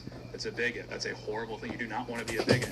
Granted, a lot of people are right or not, I don't care what you call me anymore. But the reality is the vast majority of people aren't watching the show, but the vast majority of Americans bigot because you don't like gay people? Really concerned about how perceived they want to be. And you're not comfortable around them. Let's pull this story It's not. It doesn't make you a bigot. It makes you a bigot if you're participating in it, and then you fucking conversion therapy. So this was big news. Then you're today. Of have course, the some only person who giant didn't agree was fucking Ketanji thing Brown against Jackson because. Anyway, the Supreme Court on Tuesday sent a challenge to Colorado's ban on conversion therapy treatment intended to change a client's sexual orientation or gender identity. For young people back to the lower courts, for them to apply a new standard by a vote of 8-1, the justices agreed with Kaylee Childs, the licensed counselor challenging the law, that the ban discriminates against her based on the views that she expresses in her talk therapy. The Federal Appeals Court, Gorsuch wrote, should apply a more stringent standard of review and a strict scrutiny to determine whether the law violates the First Amendment. The Supreme Court also strongly hinted the ban would fail that test. Gorsuch stressed that in cases like Colorado's ban censors speech based on viewpoint. Because the First Amendment reflects a judgment that every American has an inalienable right to think and speak freely and a faith in their free marketplace of ideas as the best means for discovering the truth. Gorsuch continued, any law that suppresses speech based on viewpoint represents an egregious assault on both of those commitments. Ketanji Brown Jackson was the lone dissenter. Yep. She argued the majority's opinion could be ushering in an era of unprofessional and unsafe medical care administered by effectively unsupervised healthcare providers. It's always the craziest thing to me that they made conversion therapy illegal. If an individual is gay or trans and decides they want to go to a doctor to stop that behavior, that is their choice. But also, what is therapy if not some sort of conversion? You're clearly going to therapy because you find there to be something wrong with your mental state or physical state even. You're going to therapy to intentionally change or fix that. That is some sort of conversion, is it not? I think therapy's a scam. I agree. I think therapy is like drug dealing, in that here's somebody like it's largely women. They're depressed, they're upset, so they go to therapy. The therapist just affirms everything they're saying, and it makes you feel good. And then they say, "Keep paying me money, you need me." And then people develop a dependency on this social affirmation. Yeah. Well, and I think it's also the rise in therapy has coincided with the rise in things like social media that have taken human interactions out of your daily life. But, I mean, this is just beyond ridiculous. It's not even opinion-based. Conversion therapy is just stupid on its face as a ban. But for you to not be able to tell a little boy that he's a little boy under the guise of you're going to hurt somebody's feelings or hurt somebody's, perceived ideology is just ridiculous. Let me ask you guys something. Do you feel like more people than normal are depressed? Yeah. I do. Yeah. Baseline. People I know and have known for a long time all seem to have this like low we talked about this last week. I was talking with my wife. Here's how it started. We went to Frederick because we had to do some like administrative stuff with their properties over there. And then the way back was like, we used to stop at this liquor store in Brunswick that has the craziest food before we got all the happy Oh, yeah, I haven't got it. And then, my wife's like, yeah. She's like, I'll get a great wine, and she's like, I'll get a nice wine, you can get something for the studio. And I was like, well, nobody drinks anymore. And I was like, there was a point in like 2022 where we had this shelf in the old studio with tons of booze, like really expensive stuff, like $2,000 tequila. And when guests would come in, I'd be like, make yourself a drink. They'd go, oh, wow. And then they'd make themselves a drink. Slowly, after that, people started drinking less and less. And so we stopped restocking because we just had booze sitting there and nobody was drinking it. But I got to the point where every single guest was like, you know what, I stopped drinking. And I'm not saying drinking correlates. I'm saying around this time, people seemed to be having less and less fun as well. And maybe it is drinking, I don't know. But it used to be that before the show, it was shenanigans. When guests would come, they'd bring a bunch of people with them. Then there'd be like, we'd show up Chicken City, there'd be people playing games, watching movies, there'd be people skateboarding. Now it's like everybody feels largely, like to a lower degree depressed. Not just, around here. It's like people are kind of like, I don't know. But the guests we bring on don't drink anymore. People are kind of like, well, I'm just gonna head out. People will stick around. It feels like, and again, I know like, maybe it's just us, but whatever, but I've experienced this at restaurants, the places we used to go hang out in Frederick. Not as fun anymore. No, like the people there seem to, the energy is gone. There's not as many people at the arcade. It feels like people are generally depressed about everything right now. Yeah, well, you have to look at it. Like, drinking for the most part is it's something you do when you're socializing. It's more of it's not an upper per se, but it's something that you do to, let loose and get a little rowdy, for lack of better words. I feel like this is correlation to the rise in, smoking and vaping and things like that too, which are, pretty antisocial behaviors. I would have to assess it. I think it's the internet. Yeah, that. The internet's ruined everything, and we need a nuclear war. we need scattered EMPs everywhere that wipe out the grid and send us back to the 1800s, so that we're forced to have community again, and then we'll be happy. Yeah, what if there was just like a virus that mass uploaded to every piece of technology. That actually almost happened. It was called DNS cache poisoning. Yeah. That was a huge exploit that was discovered in like the 2000s, I think. That could have shut the entire internet down. Yeah. Part of the problem is Missed like opportunity. this is one of the cases where like Fox News primetime television is more correct than like anybody else in the situation. It actually is liberalism. Like liberalism in and of itself, specifically for young men, which have like the highest like depression rates as far as like reporting clinical depression.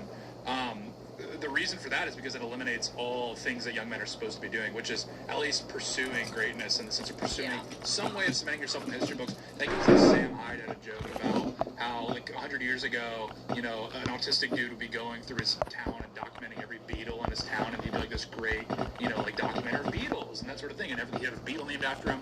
And then now he's just like grinding hours on like Factorio or something like that. Yeah. And there's truth to that. It's because like every avenue for a young man that would typically be there that would allow them to do great things has been completely shut off. Likewise, every empire throughout history, every civilization that opened the most doors to young men to be able to do great things. Like think about the British. I mean, when the British like went out and conquered the world, it didn't just like happen organically. It's because they like opened those pathways up for young men to be able to go out and like conquer new lands and these sorts of things. The United States did something similar, and now all of those are removed. Where liberalism, again, it strips away every identity that you even have. It like reduces you to a blank slate. Therefore, the only like accomplishment you can ever even have is like these like micro goals that are like permitted, like, oh, I got a promotion, these sorts of things. But it has no like, it doesn't give you the fulfillment that you need as a young man. And this is why men are especially miserable and just tap out. I actually think a big piece of it too is that we don't have families. Yeah. Well, that's part Like of it. Yeah. one of the things I see with a lot of the people that I know from like back home, like where I grew up, who are still there. Some of them have kids and are miserable. Don't get me wrong. Shouldn't be But loud. a lot of people that I know from all walks of life, who are in their mid to late 30s with no family, I see like this minor depression, and I'm like, I think it's because humans are supposed to have families. And it was this old trope that when you got older and had kids, you didn't have friends anymore, and it was like lamented. But the reality was you spent time with your family. Yeah. Like, you don't want to go to the bar and meet up with the boys. Like, you want to take your wife and kids out to go to the lake and have a picnic, and that's what your enjoyment is. So you don't really need to have these big social outings, but you do a little bit sometimes. Well, now the problem is everybody's old. I've had a bunch of friends and colleagues who have died already. I'm 40. And so it's not as pronounced. It's a parabolic curve. But as you get older, more people you know die. And I was just rest in peace to Dan Kaminsky, because I just looked him up, and it's sad because he died 5 years ago, and he's the guy who solved DNS cache poisoning. And I'm thinking about like 5 years ago, 10 years ago, the adventures, the crazy stuff that was going on. And I was thinking, like, it's not so much that great people are retiring or dying or checking out. It's that there isn't this passionate older generation like millennials who are excited to pass on what they've learned to a younger generation, because there's no younger generation. Yeah, well, and also when you take away the aspect of family and children, what exactly are you living for to a certain extent? Like, you have no legacy if you're essentially just going to die off, and then, at some point you're literally just, people are living for the weekend. Like, you go through life, work, this, that, the other. I can't wait until Friday night where I can be a degenerate and do whatever. But that's essentially all people Put big balloons in your shirt. Yeah, exactly. And also, like, specifically with young men, is you're seeing this weird situation happen, specifically with, like, conservative men, where it's the same problem, but the solution is what we think we want to hear from the young men, is they're pursuing family and, like, marriage and children, but they're pursuing it so hard that it's, like, that is the goal in and of itself, where it's, like, having a family should be an outcome of a great life. Like, you're performing well in life, you're doing well, therefore you have a family. Pursuing it creates this problem that's like scarcity mindset, where you start to approach life with this scarcity mindset, and you'll just take whatever I can get. And what that's resulting in is a lot of men and also women, like, because I know a lot of young women that are desperate to get married, and the problem is when you're desperate to do something, you're just going to take what's available to you. And the problem is now you're ending up with these men and women. Young people I know are ending up in really horrible situations where they're married and they married the wrong person. Like, I hate to say it, but it's true. My dad would always tell me, never buy a car in a hurry. Yeah. That's the idea. It doesn't. you know, because women are cars. Yeah, so it's this scarcity mindset. So what's happening is young not men. people. Half of a person, three quarters. And so it's screwing over a lot of, not screwing over because it's a good situation, but young men that should be pursuing something great, they realize that's cut off to them. So they're like, the only way I'm ever gonna like have any print any proof I was alive would be if I have children. So they become desperate, and then the desperations would hurt you. But women are men these days. That's the problem. Is that for a Gen Z guy who's like, I want to find a wife, you go and find a wife and she's like, well, I have a career. And it's like, okay, well, I want to find a wife who wants to be a mother, and that's harder because of social pressures on women. Yeah. They have been raised, millennials and Gen Z men have been raised to be told, you should not be a mother, you should be a CEO. Yeah, the young men and young women have split completely opposite directions, whereas, women have become hyper-masculinized, like, in terms of their goals being a career, putting off family, I mean, maybe forever, and certainly they're not aspiring to have kids as much as they should.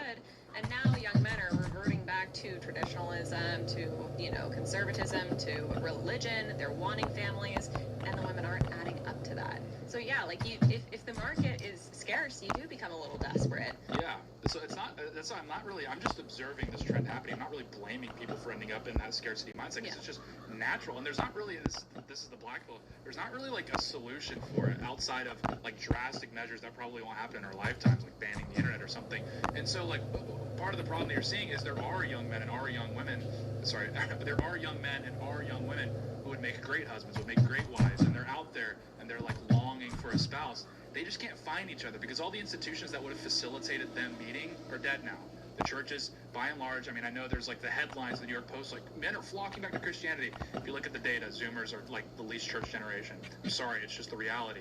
Like schools, a lot of people are opting out on college, or people are having pretty miserable college experiences, so they're not really meeting in college. The only ways these people are meeting are like bars or like the dating apps, which is the overwhelming majority are dating apps. The problem is the people that have the temperament to be like a really good spouse are really put off by dating apps. They hate dating apps and they're miserable on there. That's why contributing to even more depression, more black pill. Yeah. That's why what you do is you go to the supermarket and, you know, you're walking and there's like, you know, there's a woman and you're like, you know, I want to meet her, and then you drop something. Oh, excuse me, I'm sorry. I just like, oh, sorry about that. Hey, by the way, my name's Tate. Nice to meet you. You know, just Sunday shopping. You live around here. The problem is, to your point, where, and this is the point you make all the time, and it's true, is like this is the smallest generation, you know, of the modern world. Well, not Gen Z. Gen Z is the same size as millennials. Right. And Alpha is microscopic. It's getting smaller and smaller. Where I'm just walking around and I'm like, everyone's really old. Yeah. Everyone's really old, and also the areas that are more conservative are older. Like the cities are where all the young people are, and then everyone's old. How old are you now? You are supposed to be surrounded by 17-year-olds. Like, but for real, the way it's supposed to go is 40 million in one generation, 60 million in the next, 80 million in the next, and so to go 80 million and Gen Z is 80 million, this is where it stops, and I'm going to have to take some more of it. My prediction was that there will be, let me just put it this way, so we have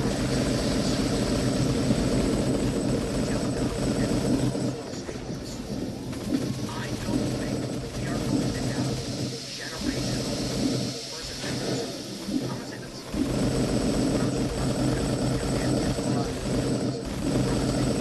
the great minds of this generation and the people that exist today, we are not going to see this as much as not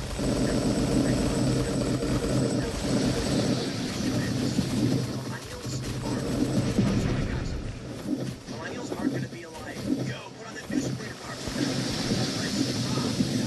Sorry, I've got Three Dog Night, I've got Clash, I've got Smashing Pumpkins, Pearl Jam. Fuck yeah, got that motherfucker. How you like that? Because that song was going viral, and it's a great song. I'm not going to put on Sabrina Carpenter and we're going to like jam to Espresso. All of the songs from when I grew up, they affect the boomers, Gen X, and millennials. It's a massive combining group. And so, We got here. Gen Z has access to a lot of classic rock stuff too, but the Gen Z artists will not resonate with millennials. And that means Gen Z whereas millennials have access to basically everyone. shit. He goes to the stadiums and is like, hey, who should we because we want to make money. And they go, Carpenter. They say, okay, with that being said, massive celebrity in the United States, superstar.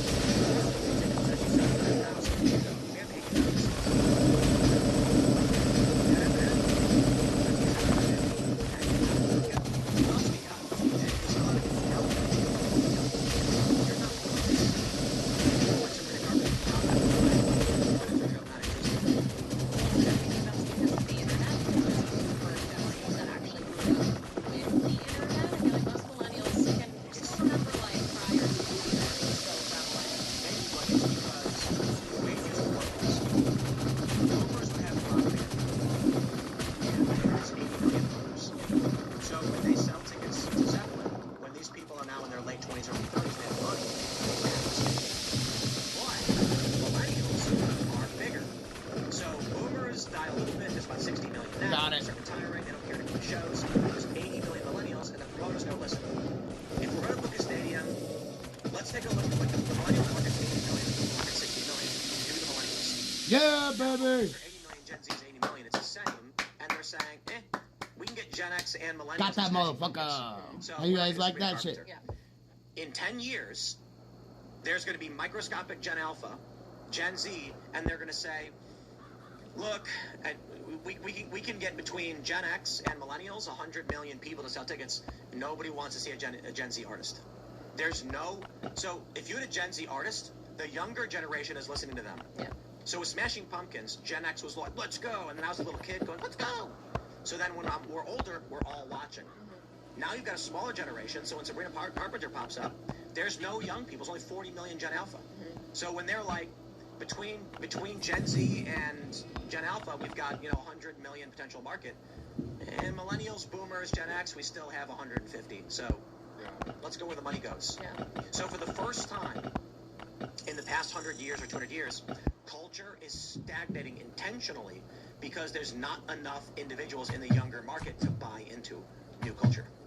I think we've probably had this discussion before, but I think a lot of it is because tastes are democratized now. So the thing with Zoomers is not only are the palettes they're more diverse, they're able to access that music more easily because of Spotify, because of streaming. You don't just buy the album, you don't listen to the radio anymore. You just go and listen to whatever you want to listen to. So people diverge in their interests and their tastes. You don't build cult followings like you used to. You don't build cult followings, and the radio can't Oh dictate shit! who a I star fucking is. forgot I It's have that impossible. gun. That's not true.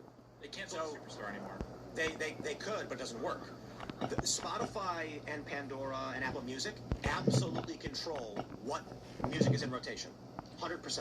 I don't know anyone that listens to top 50 hits on Spotify. When you go into a rental car or in a Tesla, when you pick up the radio station, it's got the modern hit streaming, and you have to select something else. I think those people are doing their own thing. That's true, but I suppose the difference is with radio, you had 10 radio stations, now you have infinity radio stations. Yeah. So people can navigate away. They are dictating who will be on the charts by making streams happen, by putting them on default rotation. Yeah, I think that's true. But it's not impactful. It's not culturally. I think while you are largely correct, we've talked about it, I do think the issue largely has to do with, bro, I got to best. I put on the radio, I know what bands I'm listening to. I'm an old man. Right. I have no interest in I might hear a new song and be like, oh, that's pretty good. Well, and a point. But I'm gonna put on Pearl Jam. And a point everyone misses on this issue specifically is the reason why, and this is going to be controversial, but it's true. A large reason why genres like rock are supposedly dying out is because it's a conspiracy to shut down our people's music. But that's kind of actually the point. Is that yes, Zoomers are the most diverse generation in history, half non-white. So that's why again, Latin artists are huge. It's not just it's actually organic. Zoomers, the largest proportion so far of Zoomers, it's 30% of Zoomers, right? No, I think while your points about ethnicity and birth also are true, the fact that in movies, in order to hit a certain tone, they have to use rock songs, proves that rock actually is down in popular culture as being suppressed. They did that movie with Chris Pratt and Millie Bobby Brown, Robots, and the soundtrack was Guns N' Roses. Yeah. And I was sitting there being like, bro, this is 80s music. Right. Well, because if you're in Hollywood and you're trying to make a very American feeling movie, It's Yeah, but it was for kids. It was a movie for kids. I know, When Marvel did Iron Man, they did AC/DC. Yeah, because it's still supposed to be like Bro, name me the movie where culturally American, and I'm saying Gen Z. A lot of Gen Z isn't culturally American; they're culturally other. Yeah, but this movie was an international film for kids. It was CGI robots. People in China are watching Iron Man. They're thinking that's American. Holy crap, that's so American. It's not like a globe. It's appealing to the globe, and that's why you see a lot of these. What I'm saying is, in terms of a soundtrack that captures an emotion, when you have a robot jumping out of the sky and he's about to slam onto the ground, they're playing Guns N' Roses. When he starts fighting, it plays Welcome to the Jungle. Because the statement "Welcome to the Jungle" resonates with the robot punching other robots. Yeah, and I think it's just. I think it's primarily because But it's that, like culturally welcome American to the movie. jungle. But That's what he's talking about and referring to in Marvel comics or in Marvel. On the top of the charts all the time. That's my Love point, is and that the majority Thunder. of Gen Z isn't culturally American. So anymore. that's what. And I think you're missing my That's the point. Thor that Love when and they make a Thunder new movie for they young started people, but they started Guns N' Roses using in it, Guns N' They're Roses. saying that the emotion required in this is rock, but then for some reason they won't put new rock songs on Apple's default player. Yeah, because I think because the movie is culturally American. And the Gen Z Apple player's isn't. not. Yeah, because But the movie's for Gen Z. What are we missing here? because They made a movie for Gen Z and for little kids. like when a They Hispanic use rock music. like a Hispanic person or a black person is going to watch Iron Man, they're like, this is a very like white movie. It's like Tony Stark's white, like it's like a culturally white American. Made $1 billion. Yeah, because people like So love that why- culture. People love cowboys. Why do the movies use 80s and early 90s rock, and Apple and Spotify won't put rock in the default modern hits? Because culturally American sells like in Hollywood. Like Hollywood is still like that's the preeminent culture in the movies is like this kind of American culture where Apple Music is just trying to figure out who's listening to what, and the majority of members are not American culture. This is not logical. Yeah, These movies made $1 billion. but I'm saying you The can't Marvel you movies. can't do a Motley Crue sound like no Motley Crue's a band, but you can't do like random. When Guardians of the Galaxy came out, all of those 70 songs charted. Yeah, because that's just So why won't they put these songs in rotation on Apple and Spotify? Well, I don't know I mean, if it's dictated by them, then I don't know. I mean, presumably That's the because point. they're trying to boost. The point is, Guardians of the Galaxy came out, and the soundtrack charted. Yeah. All of those songs became massive again. Yeah. I think the highest that what was the song from Guardians 3? Brandy. You know what I'm talking about? I'm not sure. Let me. The Black Panther soundtrack charted after that. In the meantime, by Space Hog. I'm pretty sure Space Hog never charted as high as they did in the 90s until Guardians of the Galaxy 3 came out. So you have a 90s song hitting the charts because a movie put it there, made $1 billion, and everyone loved it. And then the music industry is like, we will play these songs. That is intentional. That's it. Well, again, because it's like Yeah, they're intentionally saying, we know the music makes money and is huge, and we will not play it for the people of the world. Country music. Bro, you go to Japan and they're singing Country Roads. You go to India, they're singing Country Roads. They know what West Virginia is only because of how big that song is. What's that Bryan Adams song? You know what I'm talking about? The biggest song in the world. I Do It For You, right? Yeah. That was the biggest song ever. What is it, like 100 million sales or something like this? Yeah. All of this old stuff, they know sells and makes pay. Like again, the Guardian soundtrack charted a whole bunch of songs on Netflix when they played Running Up That Hill. And it went to number one. Why won't players take the music they know makes billions and put it on play? They are intentionally losing money and destroying this thing. Make it make sense. To erode white American culture. yeah, I think Maybe. that's the primary reason that That's the conspiracy theory. Yeah, And they're intentionally trying to shut out Yeah. the arts that Americans traditionally created. And it's not white Americans, it's Americans in general. correct. But it's not a conspiracy because they like literally during Black History Month at the very front of Spotify they'll be like amplifying black music. It's the same thing with like whatever the Hispanic month is. We're amplifying Latino voices. Like, it's not a conspiracy. They actually do admit like, hey, we're prioritizing these artists over what mainstream typically likes.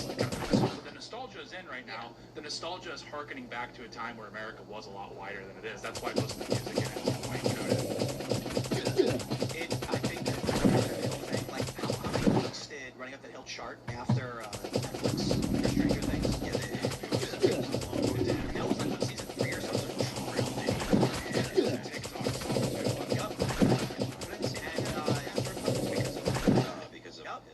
right? And that charted again, and it became big, and one year was like 86. And so, this song, here's the crazy thing. These songs appear in a cultural reference, and instantly everyone loved it. So I love the story of Yellow Lead, Pearl Jam song that came out, what was it, like 95 or something? I think it was. That record came out in 92. 10 came out in 92. It was not on 10, it was a B-side after the fact. So then maybe it was 93. 94 was the year for everything. The story is that Pearl Jam released 10, and Yellow Lead Better was not on the album because they didn't have room for it. And everybody loved the music so much that the radio stations were trying to find, they were desperate for new Pearl Jam. So a B-side was released in the UK, and that was Yellow Lead Better. The song Yellow Lead Better, I don't know what the B-side was called. And so this radio station plays it, and it was the first time a song charted without being commercially available. So you couldn't buy it, but people heard it and they loved it. It was released in 92 as the B-side to Jeremy. Oh, okay, 92. Wow. The record came out in 91. There you go. So my point is, it used to be an organic cultural phenomenon happened. Yeah. And then everyone said, we love this, and it became number one. So now you have music that we know, the majority of them, a genre that does better than everything else. Like this stuff, Sabrina Carpenter, for instance, it's a catchy summer bop, espresso, but most people wouldn't know it. You go to a bar and you play it, people will be like, what? Well, But you go to a bar and you play Pearl Jam, everyone knows the words. it phases out too. Like I never hear espresso anymore. Of course. Yeah, like that's the thing that like I So hear. ultimately, my point is, these new songs they keep trying to make don't make money. They're big, but again, Sabrina Carpenter sells arenas, not stadiums. Rock hits and everyone knows it. Yeah. So why not just play those songs? There's also this thing that happens where like modern society needs a soundtrack. The modern world needs a soundtrack, and eventually that hits capacity. Christmas music, this happened to it 20 years ago, where like maybe early aughts was like the last few songs made it in, and then boom, shut. We have enough songs. The Christmas soundtrack has enough songs. That's what's happening. Like the modern world is we've hit capacity. There's enough hits that everyone knows. We don't need any more. That's why when you go to a wedding, they'll play a song from the 50s or the 60s. I agree. Everyone knows it at every age. It's cultural stagnation. That's what it is. We're full. But we need, we should write a Thanksgiving song. Name me one Thanksgiving song. Now, Thanksgiving, that is pure America right there. Yeah. But there is no song. I love Thanksgiving by... We got a bunch of Christmas songs. We got Halloween music from Nightmare Before Christmas. That'll last forever. No, but there's something to like the concept of like the snuck culture where at some points like the early Was it Danny 2010s. Elfman? Yep. Man. Guys, can we just accept that we peaked in 94 and we've been all downhill since then? Sure. All of the greatest songs ever produced were 1994. The only people in this room that were alive in 94 were me and Tim.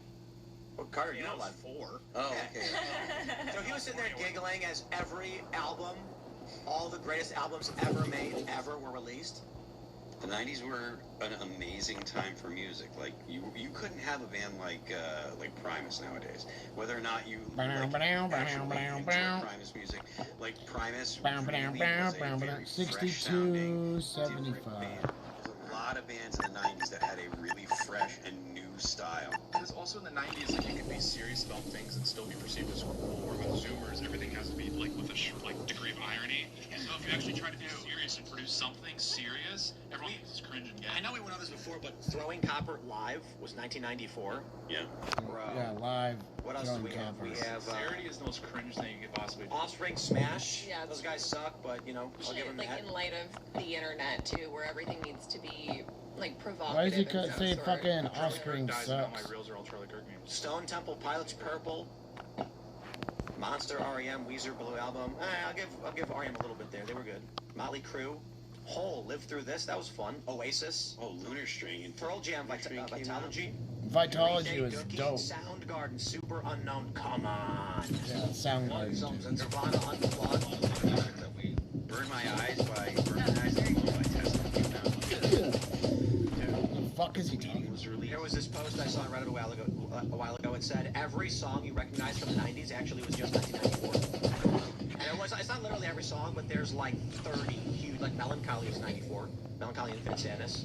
And what's In Utero? That was 94, right? In Utero? Well, it might have been earlier than maybe 93. Yeah, I think in utero was. But like Zoomers have this equivalent where we harken back to 2016.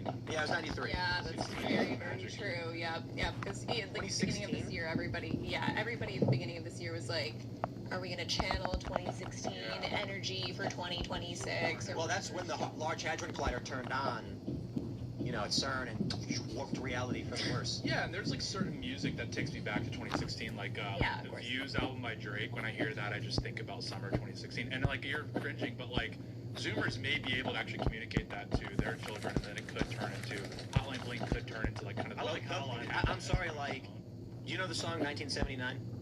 By Smashing Right, that song came out before you were born. Yeah, and you know what it is. And I think there's certain songs among Zoomers that could get passed down to their children. You know what's really funny? We just have to see. We're gonna go to the Rumble rants and chats and all that, but all these like MTG woke nerds are really mad because I pointed out that Magic is a game of chance and skill, and that it's never been subject to. We were talking about this gambling stuff, and so this guy says he can beat me at Magic, and I'm just like, the first thing I point out is I love human beings because humans have this great capability to assume they are stronger, smarter, and better than literally everybody, no matter what. Like, here am I, a guy who's played Magic for 30 plus years, it's 32 years now, with a $500,000 Magic the Gathering collection, a ridiculous amount of Magic cards, winning tons of tournaments and playing very seriously most of my life. And this guy's just like, I could take him. And it's like, bro, like, by all means, you can say, I don't know, maybe I could. That's fine to say, but like going on Twitter, like, Tim Pool's a dumbass, I'll beat him. But my favorite part, and the reason I bring this up, is that this woman then tweeted something like, right-wing chuds think they're good at Magic or whatever as a cope. And then my response was just like, the craziest thing to me is that I was never in tournaments. It's just kind of a crazy thought to me that, like, she was 26. And I was like, man, I had actually already been playing for like 5 or 6 years when you were born. Like, you were literally in the hospital screaming, and I was winning tournaments. It's just a crazy thought, Yeah. It's just like, wow, look where we are. Culturally stagnant. But it is kind of weird to me that we're not doing those things. And I think it has to do with the fact that there's no babies. Yeah, but it's very interesting because both your points on the music are that we're like yearning for nostalgia and what we grew up with. How old are you? I'm 25. Yeah, you guys didn't grow up with this music. No, I did, because it's what my parents played for me. No, but I mean, sure. But there was an article about kids experiencing like anachronistic nostalgia.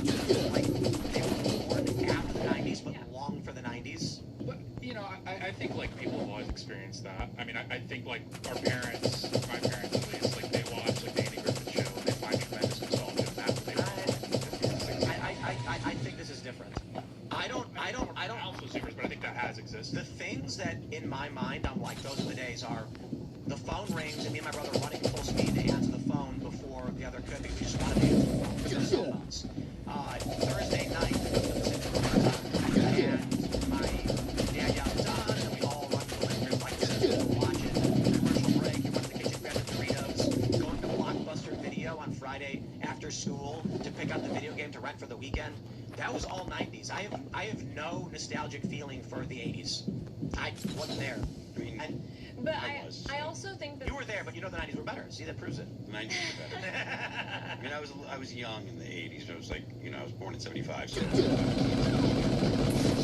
But I think a lot of it is like rejecting the internet, rejecting the things that we recognize. We're not willing to give them up, but the things that we recognize actually degrade society, degrade culture, and we're recognizing that is superior art, so we long for it. Bro, I got it. Yeah. I'm gonna buy 200 acres in like Montana, and we are gonna create. We're gonna call it Springfield. It's not a sense of reference. It's a generic town name, and it will be law that you cannot bring in technology or cultural practices post 1999. Here for it. It's like the Amish or something. Someone comes in playing like, I don't know, well, that obviously. I was gonna say like 2003. Right to jail. I grew up in a town I'm from a town that is directly north of Springfield, Massachusetts. We are going to.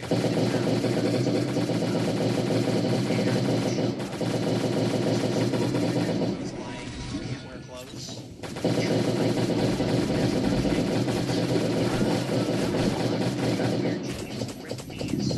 Flannel shirts over white t-shirts. Japan kind of did that. They just got to like the 90s and they're like, we're keeping most of this. And then there's like they're very sensitive to like introduce new things. I walked in and fax machines everywhere else. What's going on? I've got a business idea. If anybody's interested, it's not that I need an investor. It's that we need a manager to make it happen. I need a business partner that I can run the business. It's not to run it. Here's the idea. Springfield, Montana. It is a hotel with 5 two-bedroom units, and each unit is a decade. You have 90s, 80s, 70s, 60s. Maybe we can do a 50s.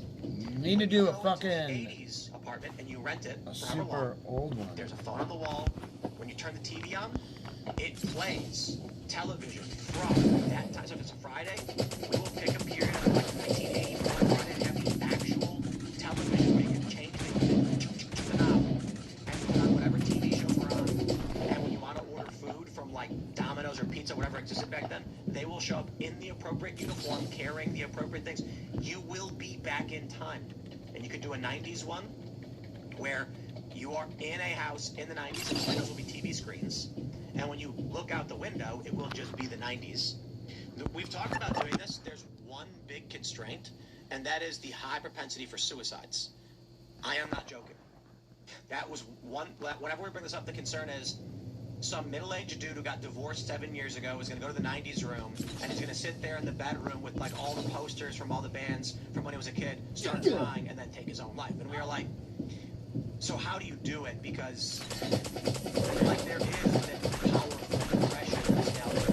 If people are doing like pathways to engage in like nostalgia, that's typically the sign of like either infantilization or like trauma. So I'm not a psychologist. To be fair, would it not be the greatest thing ever to book like 2 nights at a hotel where as long as you're in this, your phone's on the wall and like it's a 90s experience? If it exists in Japan, I would figure it out.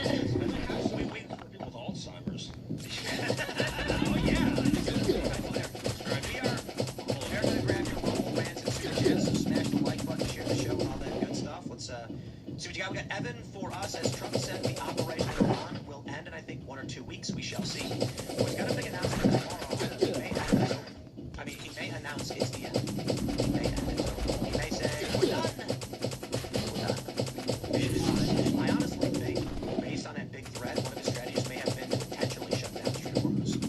Because it puts tremendous pressure on a whole bunch of other countries and block. And so long as he says, we're done with these campaigns, we're going to keep some troops in the region just for stability, and then he intentionally lets Strait of Hormuz be closed, everyone's got to buy from us.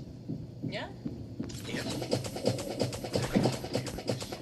AK Storm says, for everyone, how much denaturalization would you guys be comfortable with if birthright citizenship is overturned?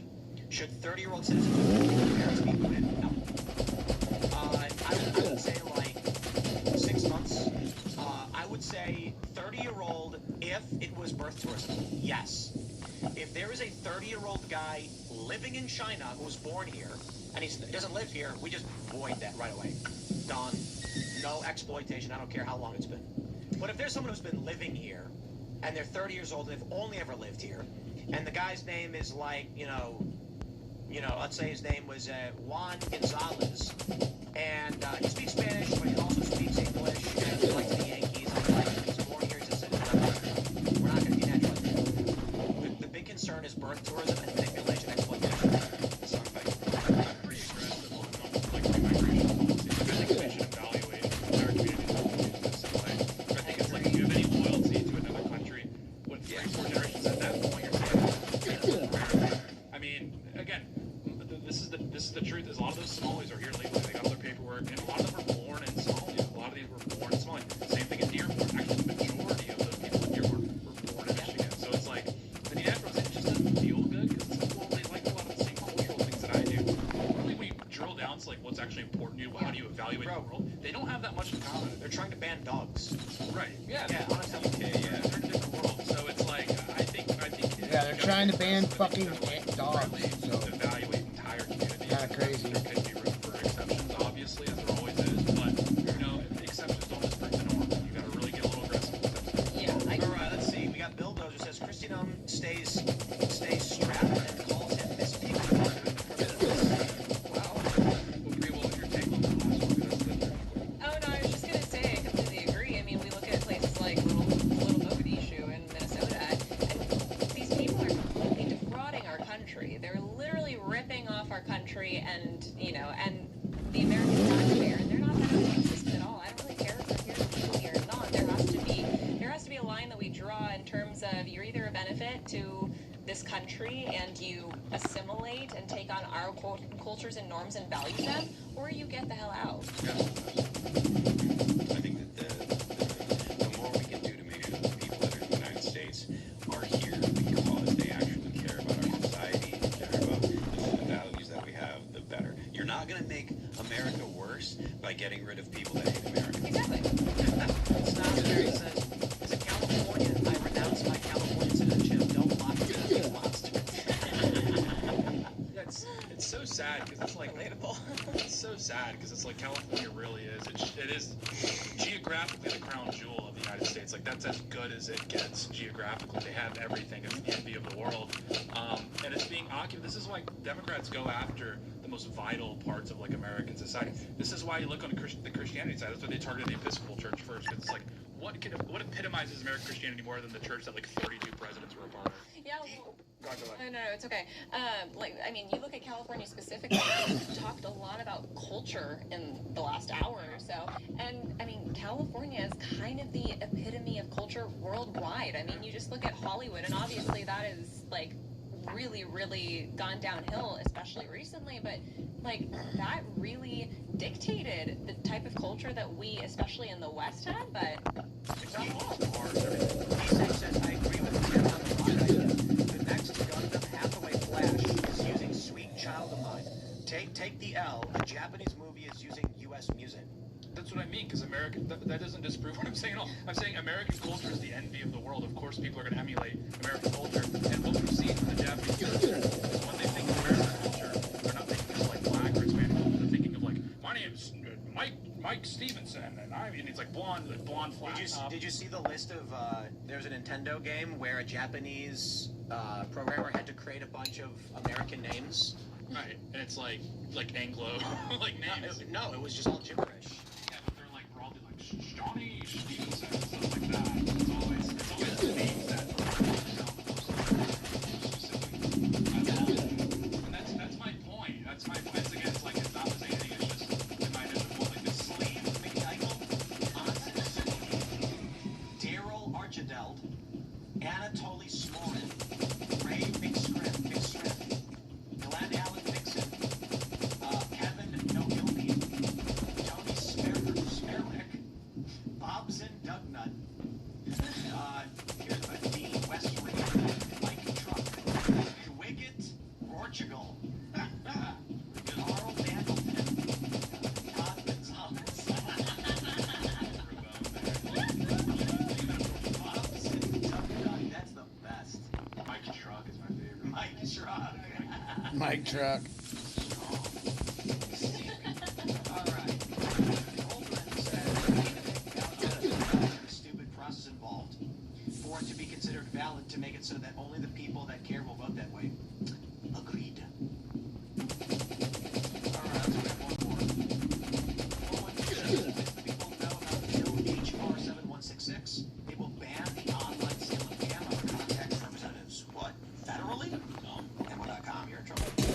My friends, smash the like button, share the show, and all that good stuff. The insensitive portion of the show will be just a moment. We're going to say naughty words and tell jokes, but not so family friendly. To be rumble.com/. Don't miss it. yeah, you can find me on basically all the social media platforms. It's my first name followed by 2 E's. Tap me. I'll be on X and Instagram at Real Tape Round, and I'll be back tomorrow. Send you guys news live, we're doing live on Rumble. We're bringing on. Rock is the best.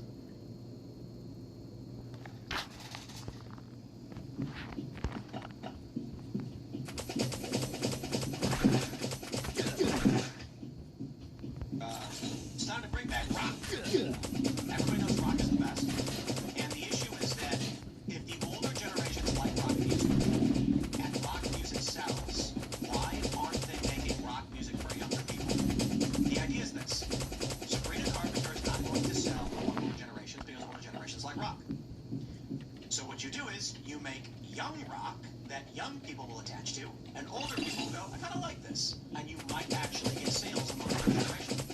It is fucking weird that they're like, nah, do weird, dumb, gay shit that people don't want to listen to.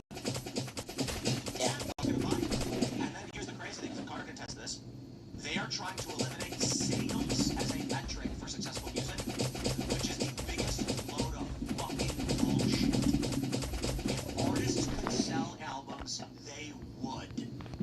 Like, we'll give you $10 for your songs right now, guaranteed up front. They'd be like, yes, please. 1 million people, give me $10. I'll take $10 million on the spot. Instead they go, how about we give you $100,000 in streams? So here's something interesting. I saw the other day, and I think I quote tweeted this or retweeted it or something, but it was like Jack, the original Twitter guy, he bought Tidal and said you can now upload and sell music as in like a Bandcamp type of thing. I haven't looked into it enough. Who what? Jack? Yeah, the original guy who had Twitter. Jack Dorsey. Yeah. His ad name was just that. The wildest thing is rock music sells among generations. So the idea always was, you make new rock music because older generations like it. You make it with new bands and young people, so young people like it, and maybe some older people will buy it as well. The idea that you'd be like, we know we can make $100 million on a rock album because older people would buy it, and younger people would buy it. Let's not do that. Let's make weird gay shit where a black dude sucks the devil's dick. Because I think rock music requires, I mean, this point of the show is, I think rock music requires a level of sincerity that they never going to engage with. Like, I don't think it's anything to do with Zoomers. It has to do with an industry choosing not to sell to make money. Like we were saying this, the music industry no longer accepts sales as a metric of success. It's like they're intentionally trying to remove it because not sells like fucking and if they track that, they'll keep being number one all the time. I know he's hip hop because some the point is independent music is a money stack. If they produce a Gen Z rock band and they put out a rotation, millennials and boomers and Gen X might be willing to buy or listen to those songs. It makes no business sense. They could look. It's really this simple. You've got between boomer, you've got 220 million boomers, Gen X, and millennials.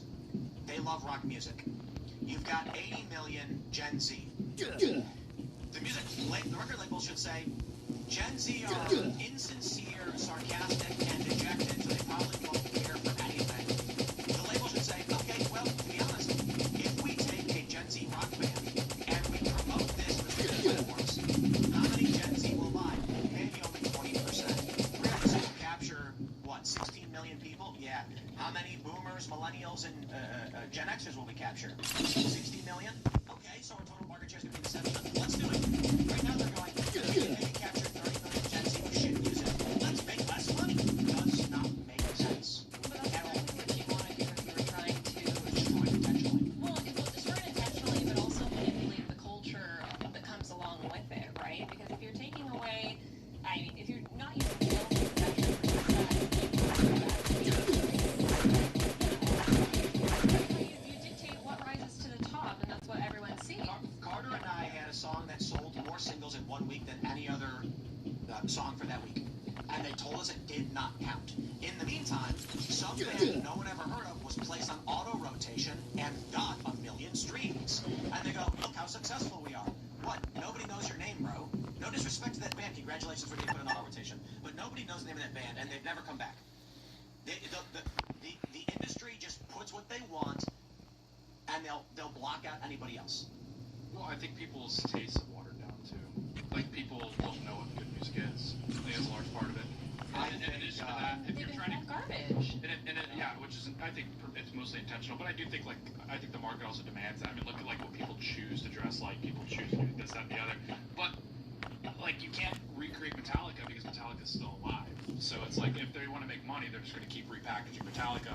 Why reheat it when you can repackage it? Death Cab for Cutie, in my opinion, proves that they intentionally destroyed the white man's music. I'm saying that somewhat jokingly, but this is 2000s indie rock, and it was not put in prominent rotation. The last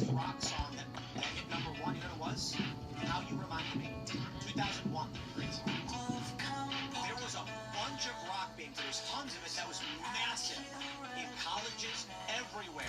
Everyone my age in Chicago, handing CDs to each other, saying this is something to do. You turn the radio on, and it was like hip-hop was starting to emerge, and rock was largely being removed for weird dance stuff. In 2007, last time I remember hearing anything rock on the radio, Justin Bieber came along. You always see these tweets. You see tweets about black people that are like, I don't white people make music like this. It also depends on where you're listening. Like, so there are active rock stations that all they do is play active rock, and that They don't play new stuff though.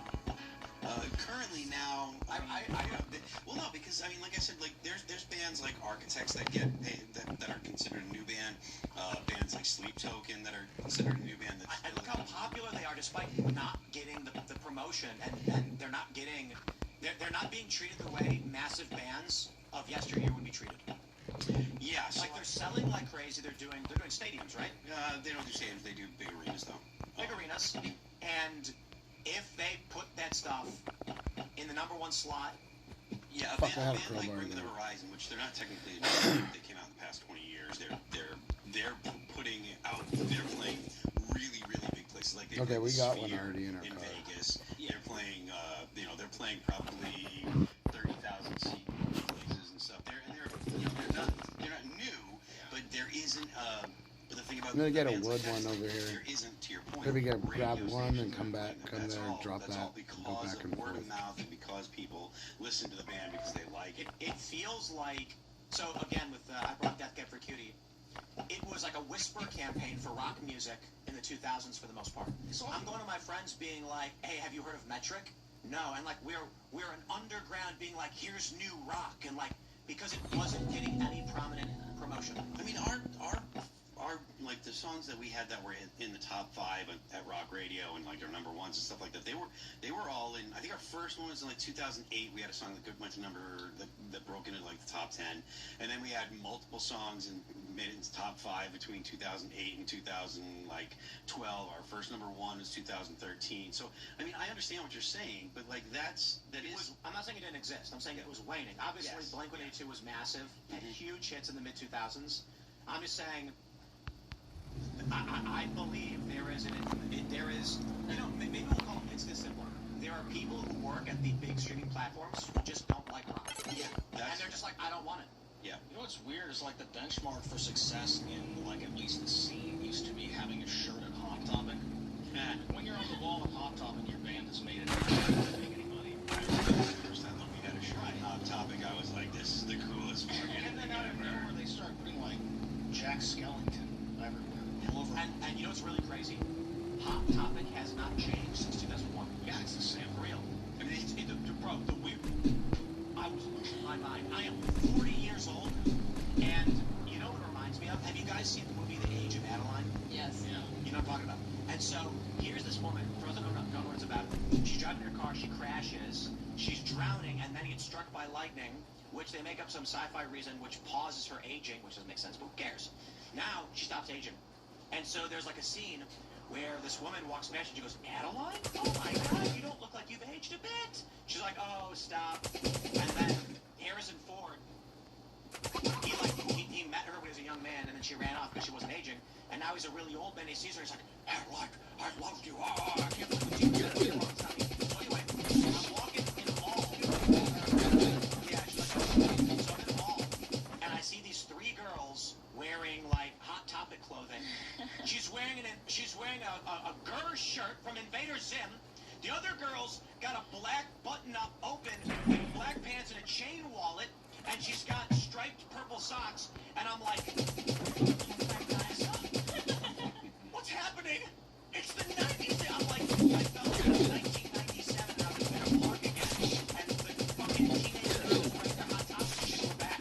And I'm like, for the long time, I'm kidding, but for the long time, I'm like, why are these 16-year-old girls dressing like it's 2001? Could you imagine this? Just when you were like, so you guys were both born in the 90s. No, I was born. No. You were born in 01? Same. Oh, holy shit. You guys were born in the 2000s. Babies. They're babies. Just imagine your friends walking around with bell bottoms and like afros, and you're dressing like it's the 70s. It's the craziest thing.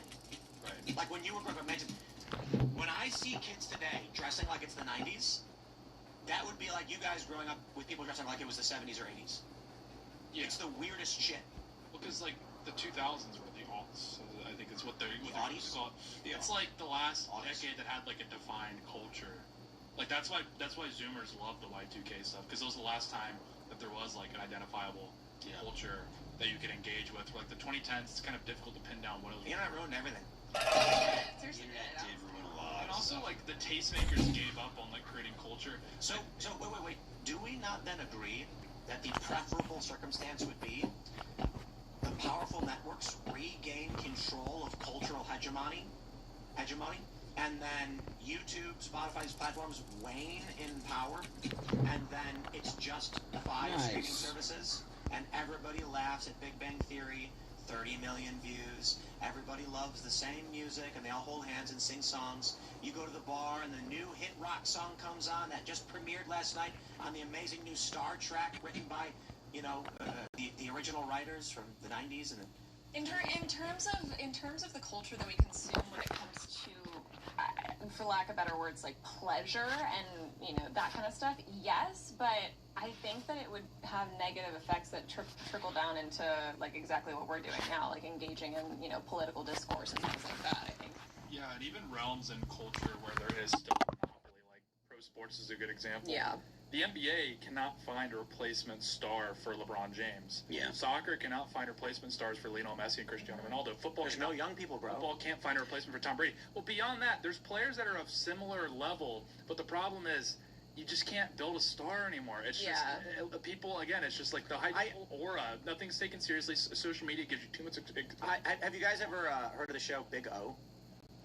Big O. I don't know the full story. I think some of the viewers might. It's an anime, but like the general idea is they live in this reality where they believe that they've been alive for a long time and that there's a history, but they actually are on a computer program that only existed for 20 years. My point is, the truth is, my friends, Earth was created in the year 1990. And all of your memories prior are fake. And the reason why everything's breaking down is because the simulation started with a bunch of high-level individuals pre-programmed in existence. But as time goes on, the generations are degrading, and that's the experiment. They were like, how many generations until you no longer have a Michael Jordan? That is what's happening, is we're like reaching the end of liberalism. Like, this is actually what happens in the end. It's like everything, even the great parts of it, the parts that we've enjoyed, begin to break down and fall apart. That's all we're seeing, is everything is just on fumes. It's limping into the 2020s. It probably shouldn't have made it out of the 2020s, but they got Trump after the first term, so it's like, it's limping into the 2020s, but we are seeing it change and modify. It's not quite like dead, it's just evolving as something different. But then does it need to die completely and collapse to be revived in some way? Well, the thing is, like, I don't know if you can kill liberalism, because, like, South Africa still has liberals. Yeah. That's the crazy thing. Is like South Africa, how bad things have gotten there, how awful things have gotten there. You see that account where it's like 15 years ago when it looked like they had a war. There are still liberals in South Africa, so it's kind of this question we're all like having is like, how do we actually kill this thing? Can you kill it? I don't know. Let's pull some callers. Let's start with Sinaski. What's up, brother? What's up, man? Tell us the secrets. Howdy. Hi. What up? Oh, living the dream. Great idea with the Springfield town, Tim. Awesome idea, Base it around a religion, though. That way the town and everybody that's a member of that town can claim the tax-exempt status. 90s-ism. That's your key. Anyway, the more important thing is, Tim, the Panican narrative is crumbling. Hegseth is being reported today as saying the regime change has occurred in Iran. Keywords being has occurred. Yeah. Yeah. We've heard nonstop for 5 weeks now that Trump isn't keeping his word and starting a new 20-year war in the Middle East at Israel's behest. What are they going to say now, if true? And why is it that they're gay? They have no faith in the plan. How do we get ahead of these weak bitches trying to stop Trump from doing what needs to be done? I think Trump might announce tomorrow it's over. Yeah. I think there's a good possibility that's the case. I mean, I think everyone knows that the longer that this war drags on, the worse it's going to mean for us in the midterm. So I think there's a high incentive, especially from the administration, to end it as soon as possible. And then there is, I'm still of the opinion that there is no appetite from the American people and no desire by the administration to have a long, drawn-out occupation. First of all. Second of all, even though there have been some assets moving to the Middle East that look like there might be some ground operations pending, that is not the same as the buildup before the Iraq War. The buildup necessary to invade a country like Iran would be larger than the buildup that was used for Iraq, because you don't have, a bunch of desert that you're going to drive tanks over. You have mountains that you have to get over. You're not like, and I've said this a bunch of times as well, you don't send in a regular country unless there's a trailer behind him with a McDonald's, right? Like that is the way that that's the way our logistics works. Like when you send troops in, the military can set up literal towns right behind them, and they do all they can to make sure that the forward deployed have as many comforts of home as they possibly can. And that does mean things like fast food. Those things are contracted through the military. Popular with what? That's happening. So there still is no evidence that there will be a long, protracted ground war.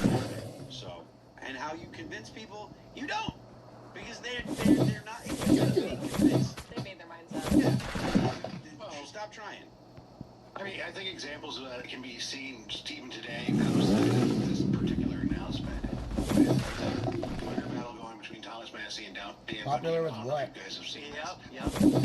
It's a censored word. That is wild how Massey is just ratioing Bongino nonstop with every point he makes, where he's literally calling out all the reasons why Bongino had to resign.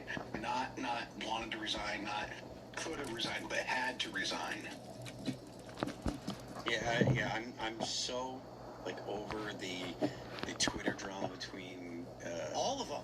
Yeah, the weird AI posts. So check this out. I'm having people text me right now about it. This weird AI post. I'm done with Candace. I'm done with Margaret Taylor Greene, Tucker Carlson, Nero, Jack Posobiec, Tim Cass, Megan Kelly, Hodge Twins. Why are me and Jack in there? And this is like the 5th one that's popped up. And it's all the same people. And it is. And the replies always go, "Why is Tim Pool listed in here?" It's like, right. I think it's fake. I think it's AI, and I think the intention is to get Trump supporters to attack me, so that I turn on Trump supporters. They want me to be like, Trump supporters are crazy. Keep fucking attacking me. Fuck you. Blah blah blah. Like, then fuck Trump. That's what they want to happen. Yeah. I think this is intended to make sure that all the people on this list turn on Trump. I mean, it's a solid strategy. I'm going to turn on your supporters tonight here, Tim. I'm going to turn on your supporters in the Discord tonight. You're going to turn them on? With that beautiful voice?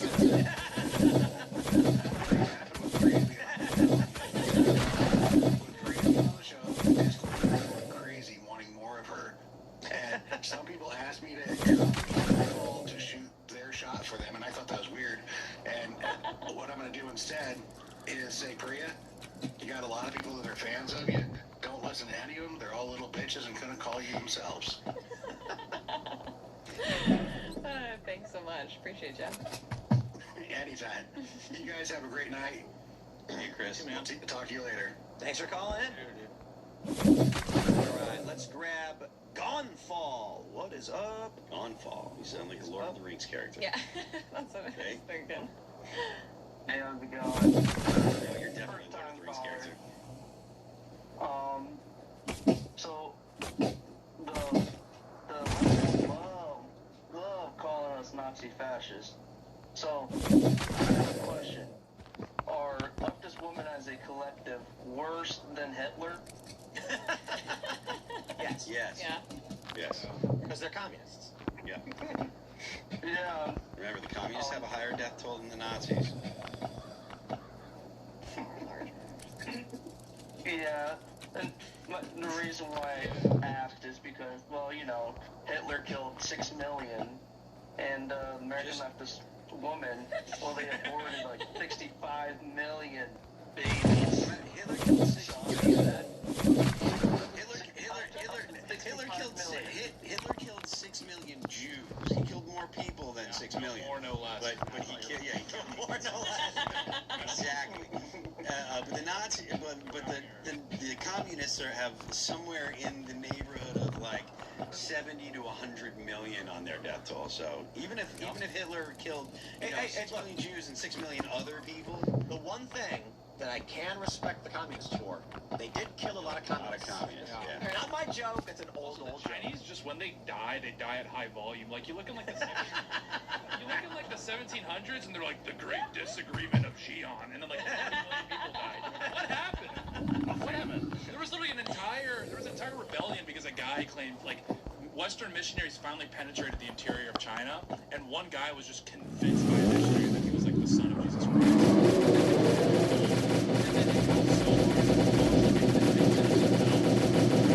Take all of China, and it killed like 20 million people.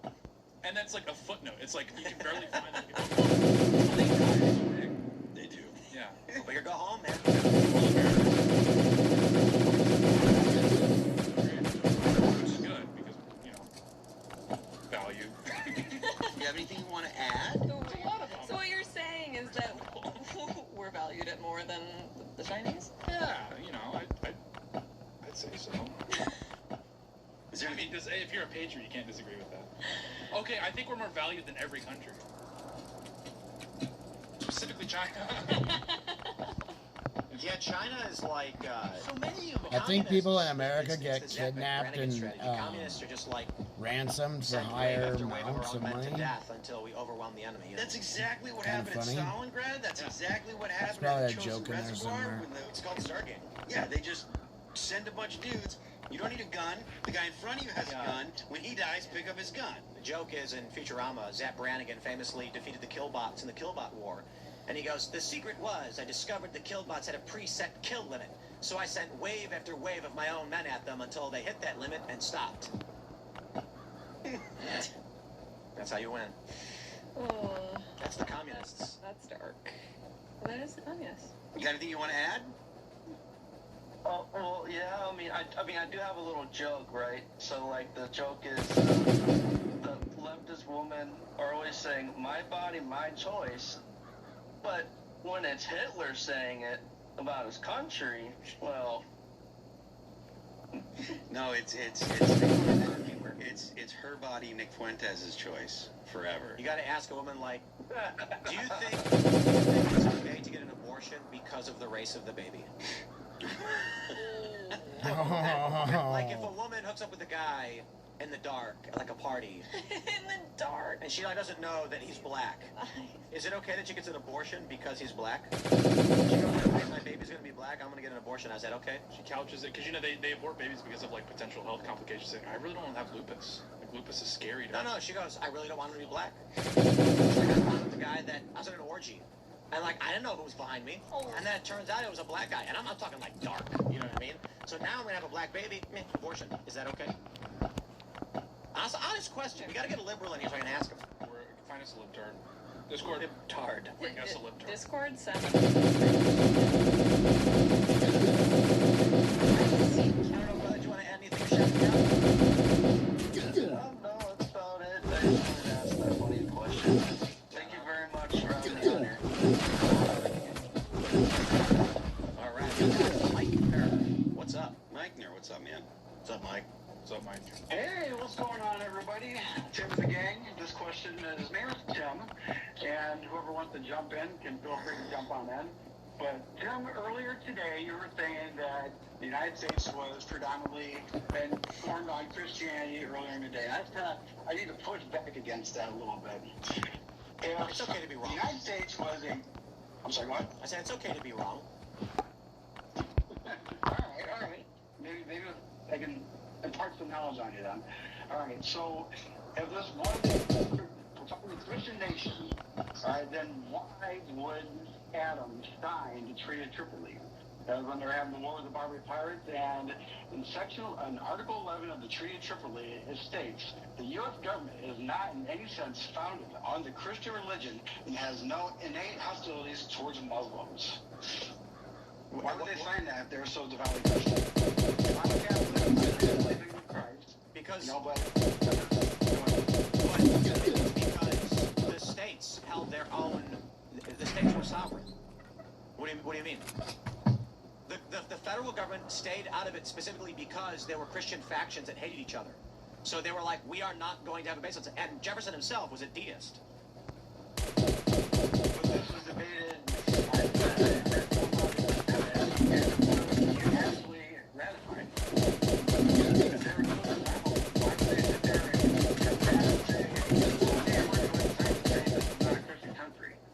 Also, like, they're not trying to make a philosophical statement about American society. They're trying to provide diplomatic reassurance to a Muslim nation. So it's like you can't really pluck an article out of a treaty to then therefore like retroactively apply that to all the evidence that would say leading up to the American Revolution and then throughout the Constitution, how the Constitution was framed, that there wasn't concerns over sectarianism among like Christian denominations, and then all that is completely overridden by the fact that again in a treaty when they're negotiating with Muslims, we're trying to provide them reassurance.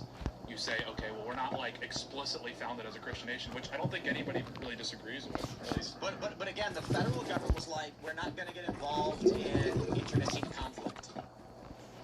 This country, like the federal government stays out of these issues. The states explicitly had requirements that you pronounce a faith in a Christian God in order to hold office. All of them did. And then around the time of the ratification of the Constitution and the formation of the government, within that period, they started to back off from this. And not because of Christianity, but because of Protestantism versus Catholicism. Jefferson himself was deist, so Virginia said just believe in God. But it was all largely founded on the Christian tradition. Yeah, it was like John Williams, for example, obviously he was a Baptist. That was considered like a rogue, renegade Christian sect back then, or a religious sect broadly. Was like Baptists were seen as like out there. So that is why, like leading up to the foundation, the difference between Anglican and Presbyterian was like enough of a problem during like the colonial era that the U.S. government just felt it would be worthwhile to again not implement a state church. They didn't anticipate the fact that we would have like Hindus and Muslims and Jews and like all these groups like really exercising power and lobbying for their own interests. If they anticipated that, they would have said, okay, we'll just keep like an Anglican church in power or something like that. You don't think that maybe like slavery kind of how they kind of just use that to kind of get the southern counties to kind of fight in the Revolutionary War, so that maybe they designed other things in there so that way that we didn't end up as a total democracy? Well, no, I mean, everybody was Christian. Yeah, everyone was Christian, and that's why we have separation. We had blasphemy laws on the books until the mid-1800s. Yeah, and the reason we had separation of church and state was to mitigate sectarian wars, which we were already used to seeing in Europe. It was nothing to do with theocracy. It was more to do with sectarianism. They were worried about sectarianism. Again, they didn't want to see, you know, inner Protestant, like literally 100 years before, like in the 1500s, we literally had Oliver Cromwell, the Glorious Revolution. That was like a Puritan-led conflict. They had sectarian, inter-Protestant like conflicts. So they were Englishmen. They were very used to this idea, and that's what they were really afraid of. I don't think they were really as afraid of a monarchy, especially of theocracy. And they perceived any potential like theocracy coming from the Catholic Church. That's why they were so like vehemently anti-Catholic, like the majority of Americans were at the time.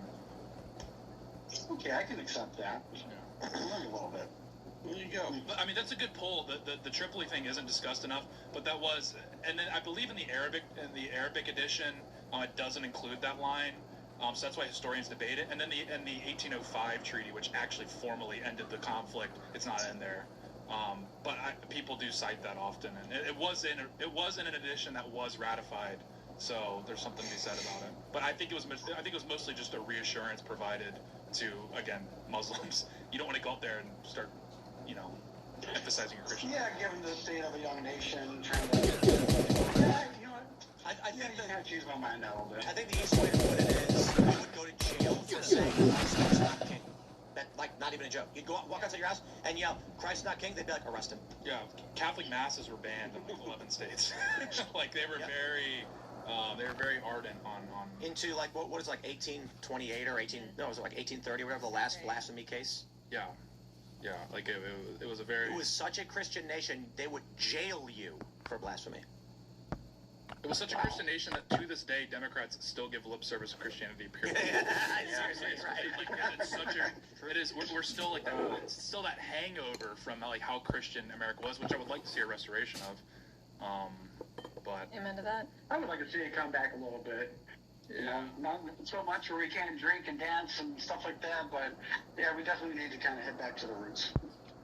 Yeah, I think the bigger church ladies are vindicated every day. Anything you want to add or shout out? Yes, I want to add one thing. I have a beef with Tate. Why is he trying to call me up my damn Indiana, all right?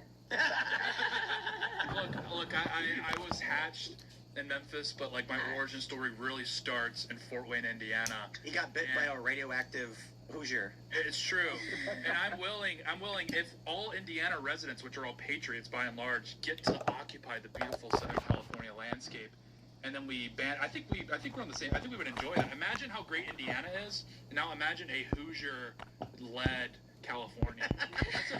That's a beautiful okay. thing. Give us California and chop all those fuckers here in Indiana, but yeah, all right, I'm down. You said you grew up in Fort Wayne? You know where Pops is? All right, you want to shout anything out, brother? Yeah. All right, Thank you guys so much. I appreciate it. man. Thanks for calling in. Last but not least, we have Brian, Major Threat.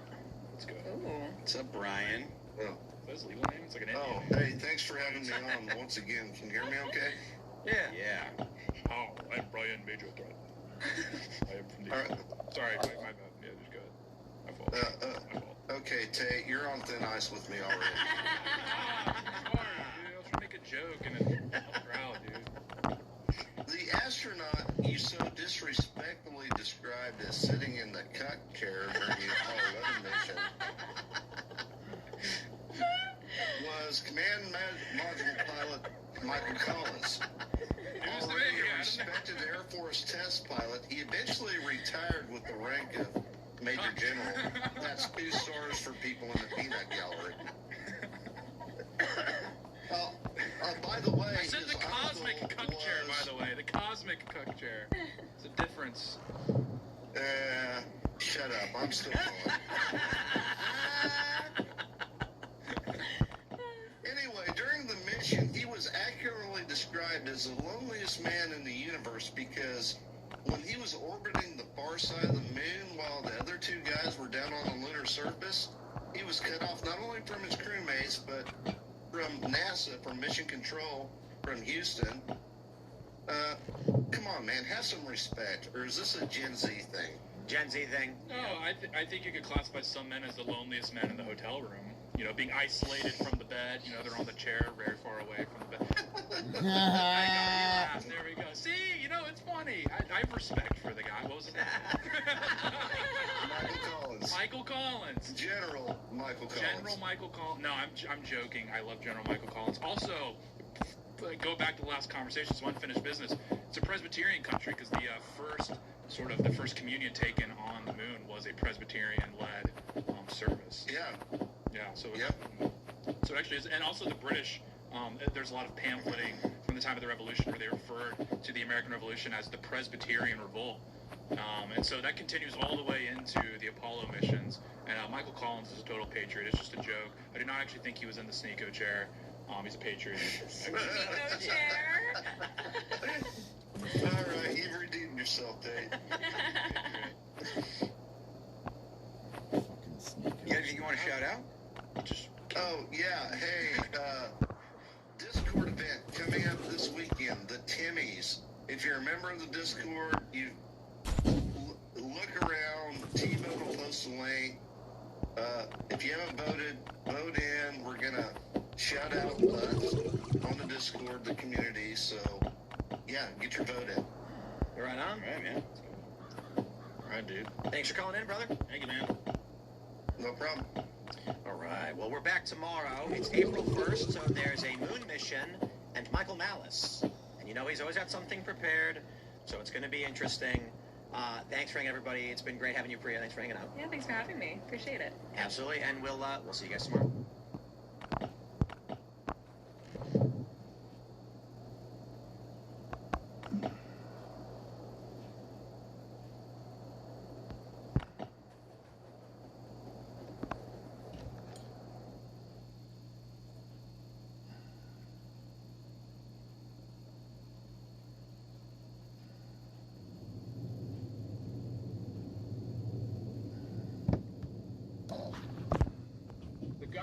banning this $29 fuel-saving device next month, and this is your last shot. Most importantly, how are you celebrating? Mics are live, Gerald. Gerald, we're on live. I told you I didn't like it. Two spiders in the pool. I thought I had won the war. I thought I had won the war. My pool, as modest as it may be, it's Constantinople. It is ground zero where we have to, I have to take it back and hold it from the wolf spiders. Glad to be with you. Welcome to the lineup live here on Rumble. You know the rest. We're going to talk today about a few things. Doge Walker, there's more to that story. You might be offended because we do have a 7+1. Basketball. Apparently, you're not allowed to speak out against LGBTQ unless you want to be released from your team. We're going to go to the demographics and kind of lay out why this is the elites versus the actual viewers. Viewers don't care.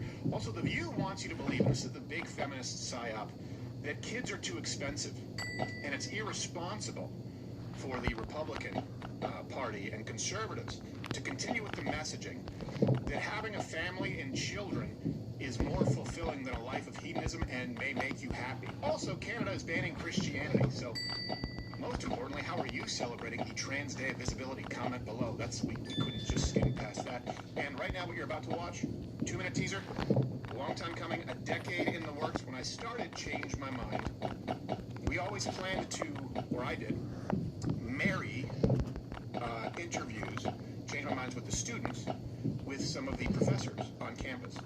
10 years, we had one dance instructor one time. He was nice, black gentleman. But that's okay these days.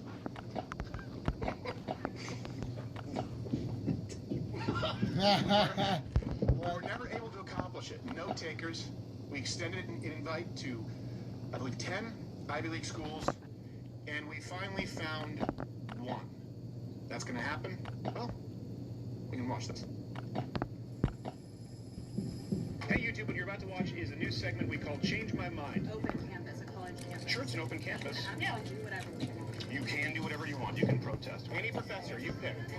Any professor. Yeah. And or set up a dialogue how you think would be best or most fair. Forgive me, or your source. What do you usually read? CNN. CNN. Twitter. CNN, Twitter, and a lot of professors probably here. Oh, I think you're somewhat parroting from what you've learned from your professors. So I don't think... I agree with you guys. Data from CNN and Twitter and professors is wrong. Liberal professors and students, you've seen it, they start yelling. Yeah. What statistics are you reading? The statistics according to the FBI. 10% of women and 1% of men are raped on college campuses. Incorrect. We don't have any professors willing to debate. Do you know professors here would be willing to? We would be more than happy. Honestly, no, I don't. You've been failed as students. You've been failed. It's time to go straight to the top of the people who failed you. When we started to Change My Mind, the idea was back in 2016. The more I went on campus, the more I saw the failures of the institutions. And I want to be really clear about something. This was never designed to mock, denigrate, or dunk on students who don't know any better. It was always designed to highlight the failures of the institutions. We're actually going to be starting formal debates with professors at schools, where we can have a civil dialogue and maybe get to the root cause as to why you've been failed as students.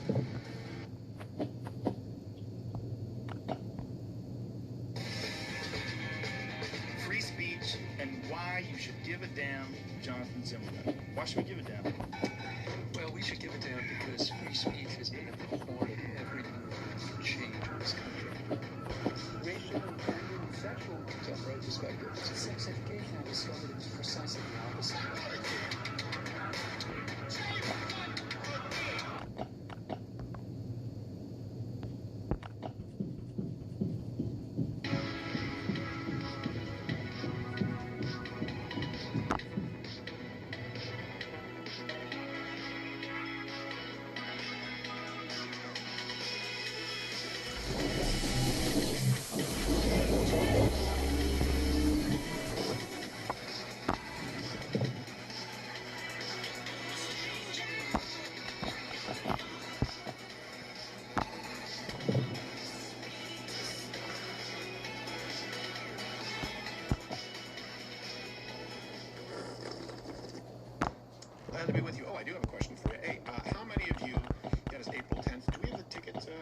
no, not yet. We'll put that out, yeah, so they can get tickets. How many of you want to watch that live on a Friday night? I know Friday night you guys are probably busy. Otherwise, Fucking we A. can do live to tape, upload it Monday. But if many of you want to stay in and watch it, the live debate, me and Professor Jonathan Zimmerman, I appreciate him.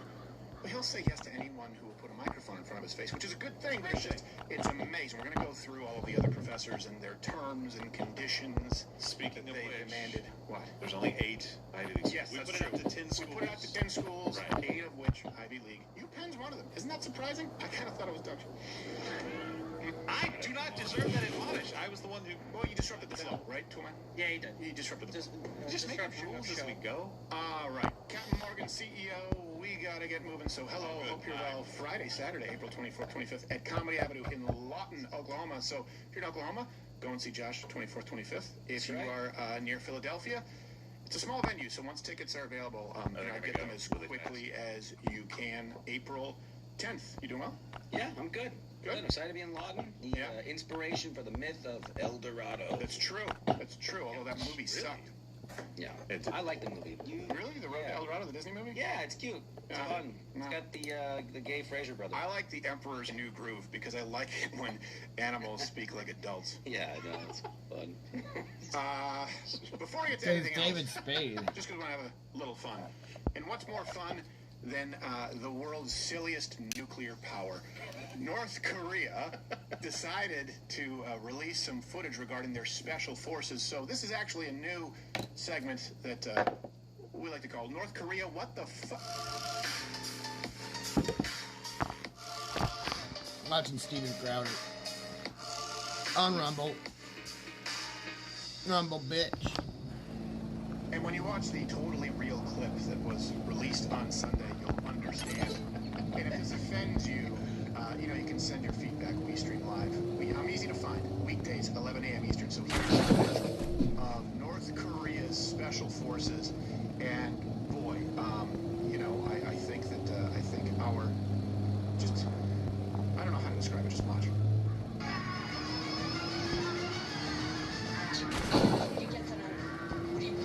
Oh, hell yeah. He blocks the stick with his torso.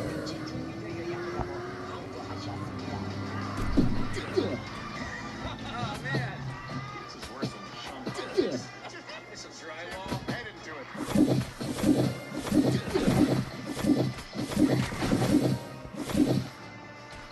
Good fuck. I think they're their ponytails. They cut them off. Whoa! Yeah, you don't see the SEALs doing this. No.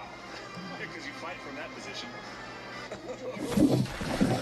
Don't you love how they cradle it? They slow down the throw. Here we go. Here we go, Colonel P.T. Barnum. Dabs of iron. Oh, you know it's great training when the training partner has to slow down his blows. I think that said more about the axe than it did the guy's abs. Oh my gosh, he's going for his yellow belt. Daddy's check cleared, you're fine. This is really important. This is what they call functional training in case you have to lay on a spike exclusively on your throat. This situation came up a lot in Afghanistan, so. You gotta do the bicycle race. Yeah, that's just. Oh my god,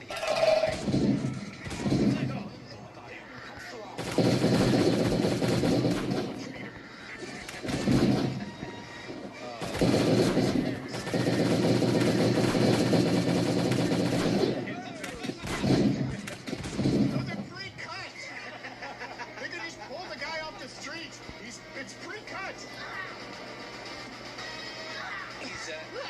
He's conquering his alcoholism. Yeah, he is. Hell yeah. Oh, the kick!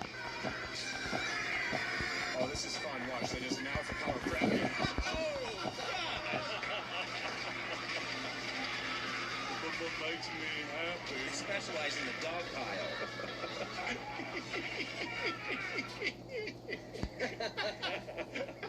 One of those guys went home. The guy that jumped in with his head is never going to be the same. They bring in as a consultant, the guy who keeps the Guinness Book of World Records. No. More break. He's like, oh, this will be awesome. Johnny Knoxville. Yeah, exactly. Seagal. am a Special Forces, and this is North Korea. It's a code that's entirely based on the bakery. Oh, great, you can do all that. Now try turn signals. Come on, I thought it was awesome. Yeah, it was your people. It's a carnival trick. It really is. It really is a carnival trick, and this is why the rest of the world doesn't take you seriously. Also, you know, on average, like 6 inches shorter than all of the South Koreans. Now, Kim Jong-un was actually watching, if you watch the full, and actually we watched this clip originally, and we didn't realize that YouTube had its AI translator. Its own translation. And this is true, and it was doing this Korean song, it was like, and then the translation was just going, I walked into, you were in the office with Lady and I said, this is real, right? This is a real thing? Tell me it's real, guys. Kim Jong-un was watching, as he always does, you know, with either great admiration or displeasure, in which case you're going to disappear. And they actually had a lapel mic on him. We exclusively got the file.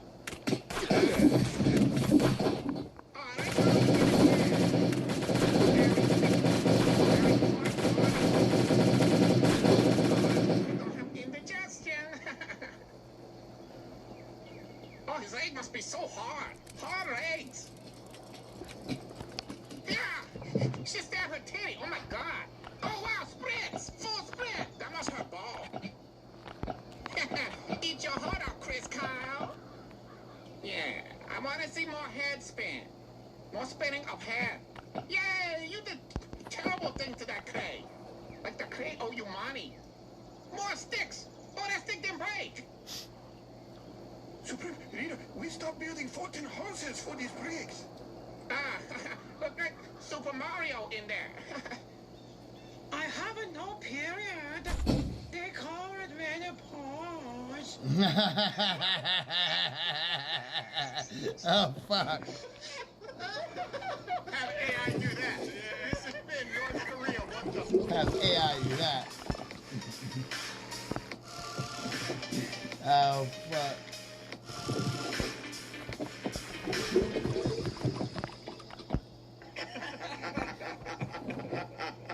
Fuck.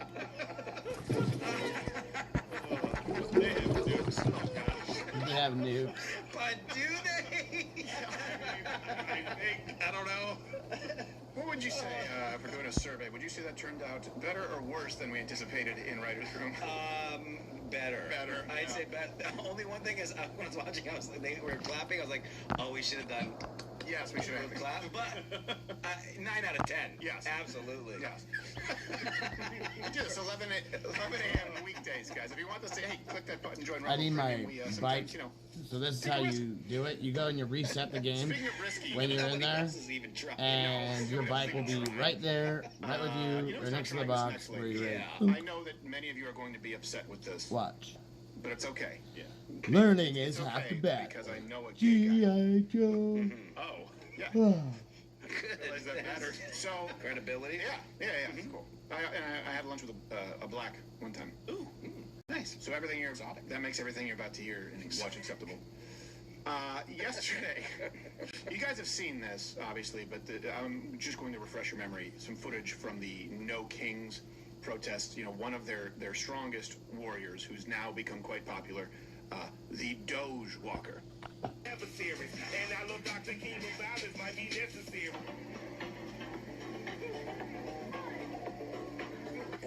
Now, I know you thought the story just, roller kind of started and stopped there. No, there's more to it.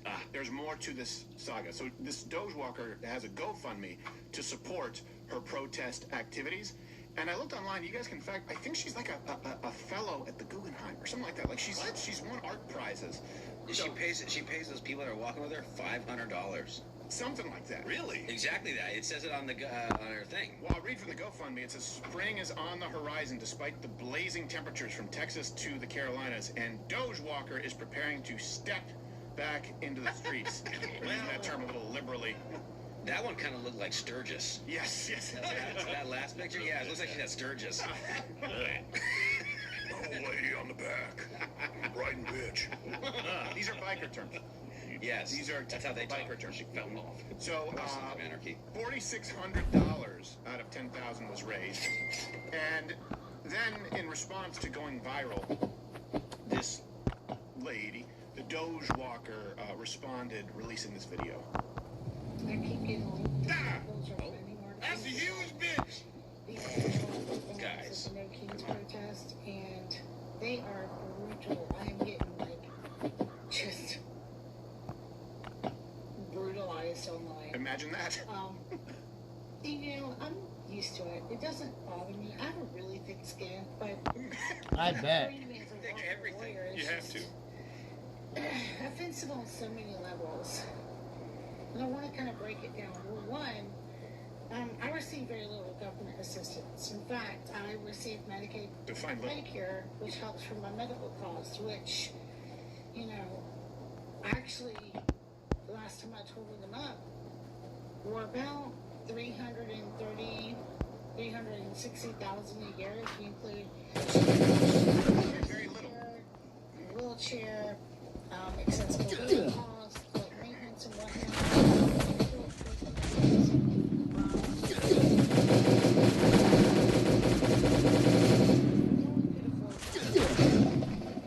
Unless you were a billionaire or a millionaire. Many of us work and we want to work more. We want to be active members of society.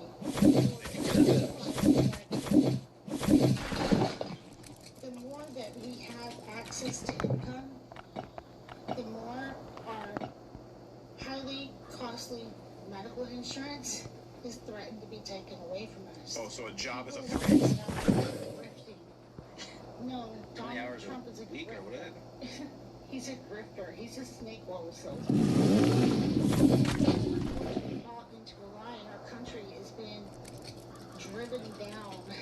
It's basically insolvent right now, and we're on the verge of nuclear war. So calling me a grifter is preposterous.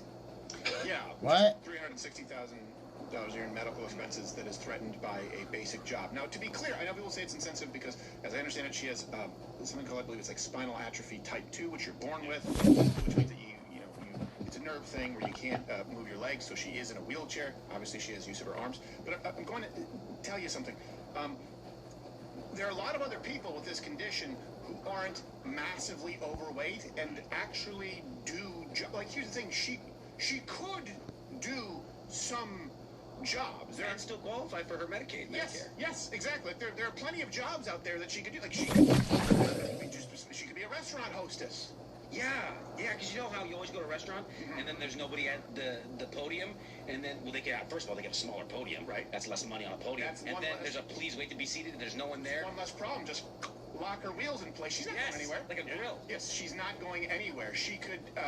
She could be a lawyer. She could be a like a manager or a shift manager of anything. Governor of Texas. She could do so many things. Here's the thing. She could pretty much do any job that doesn't exclusively require use of your legs. So pretty much any office job, any desk job, anything that doesn't require, large amounts of running or walking. She could literally be a nuclear physicist. There's nothing stopping her. Like, there's no reason that she couldn't do exactly what Oppenheimer did. Well, I mean, there's nothing that's like, I There's guarantee. something. What's that IQ look like? I mean, well, sure, but I'm just saying. Mine isn't too high. I'm just saying he wasn't learning, to split the atom with his.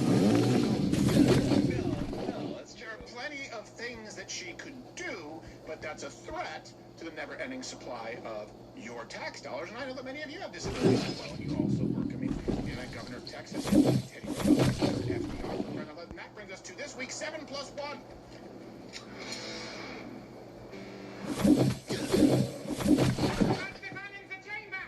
Seven plus 1 potential jobs. Number 7. Great name, by the way. She could literally be A dog. Stephen Hawking. Yeah, whatever She could be Stephen Hawking. Whatever he does. I am overjoyed. Number 6, Josh. These are real jobs she could do. This is a real job that exists. We've seen it happen before. Shrimp boat captain. There you go. Lieutenant Doge. I know, like, Lieutenant Dang. She still has her, like, see? she's got it. She's one up. Yeah. There you go. Yes. Shrimp soup. Number 5. She could be seen out of water. What? Matter of fact, that was good. she could literally do pretty much.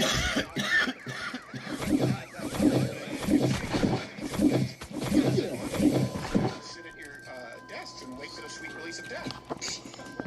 Number 4, Gerald. Some of those want Doge Walker potential jobs. She could be a world champion cornholer. That's true. You're gonna tell me it's harder for the guy with no hands? If he can do it, she can do it. She has whole arms. Yeah. There's a lot. There's arms, too. The point is, you just gotta be creative. Number 3, she could be a very good hungry hippo. Because we already have That's the live action. 2 hungries. Epic. Number 2, Hey, Josh. come on now. They're vicious animals. Number 2, a snowplow.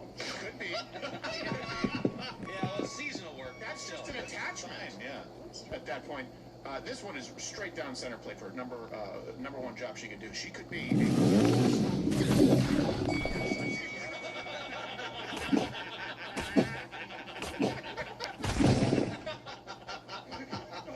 That's definitely turned out better. She's wearing protection. She's wearing protection. She's wearing her umpire's mask. That's not fair. And she's got She can more be an umpire. give. She's got more give in her chair. And,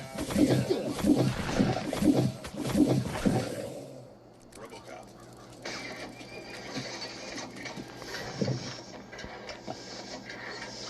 Oh, fuck.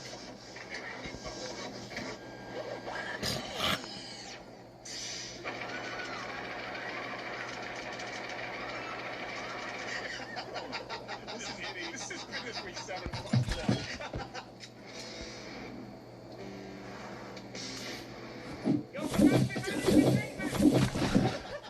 I miss 80s movies.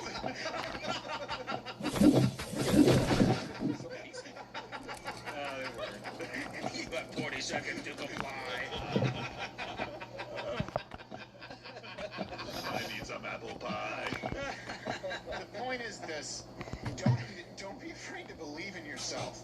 That's the message today. I have to say a prayer now. I have to ask forgiveness. Walking is a microphone. Just a little. You know, baby steps. Measurable progress. There are many shots. Well, there are many shots. That's definitely worse than we pictured it in Run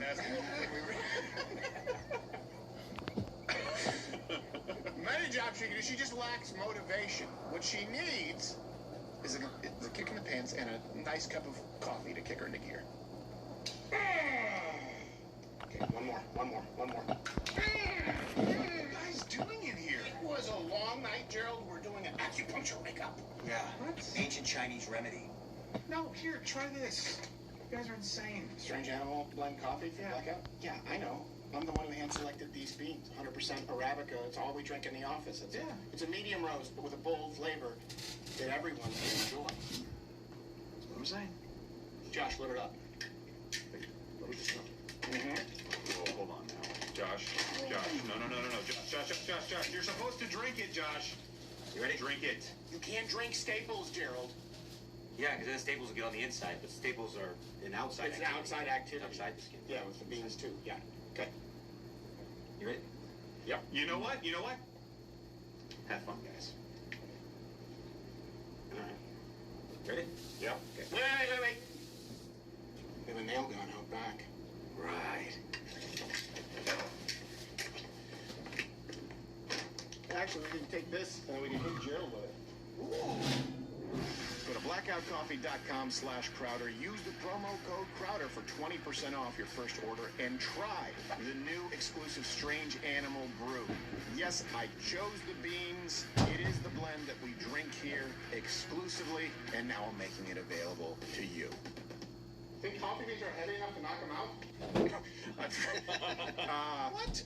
Sure, that's what I actually probably could use a little more coffee this morning. So use the promo code Crowder for 20% off. It is what we drink here, and send us your feedback. It took a while to do it. It's very hard. Coffee is one of those things that you have to, because it's seasonal, just like with wine.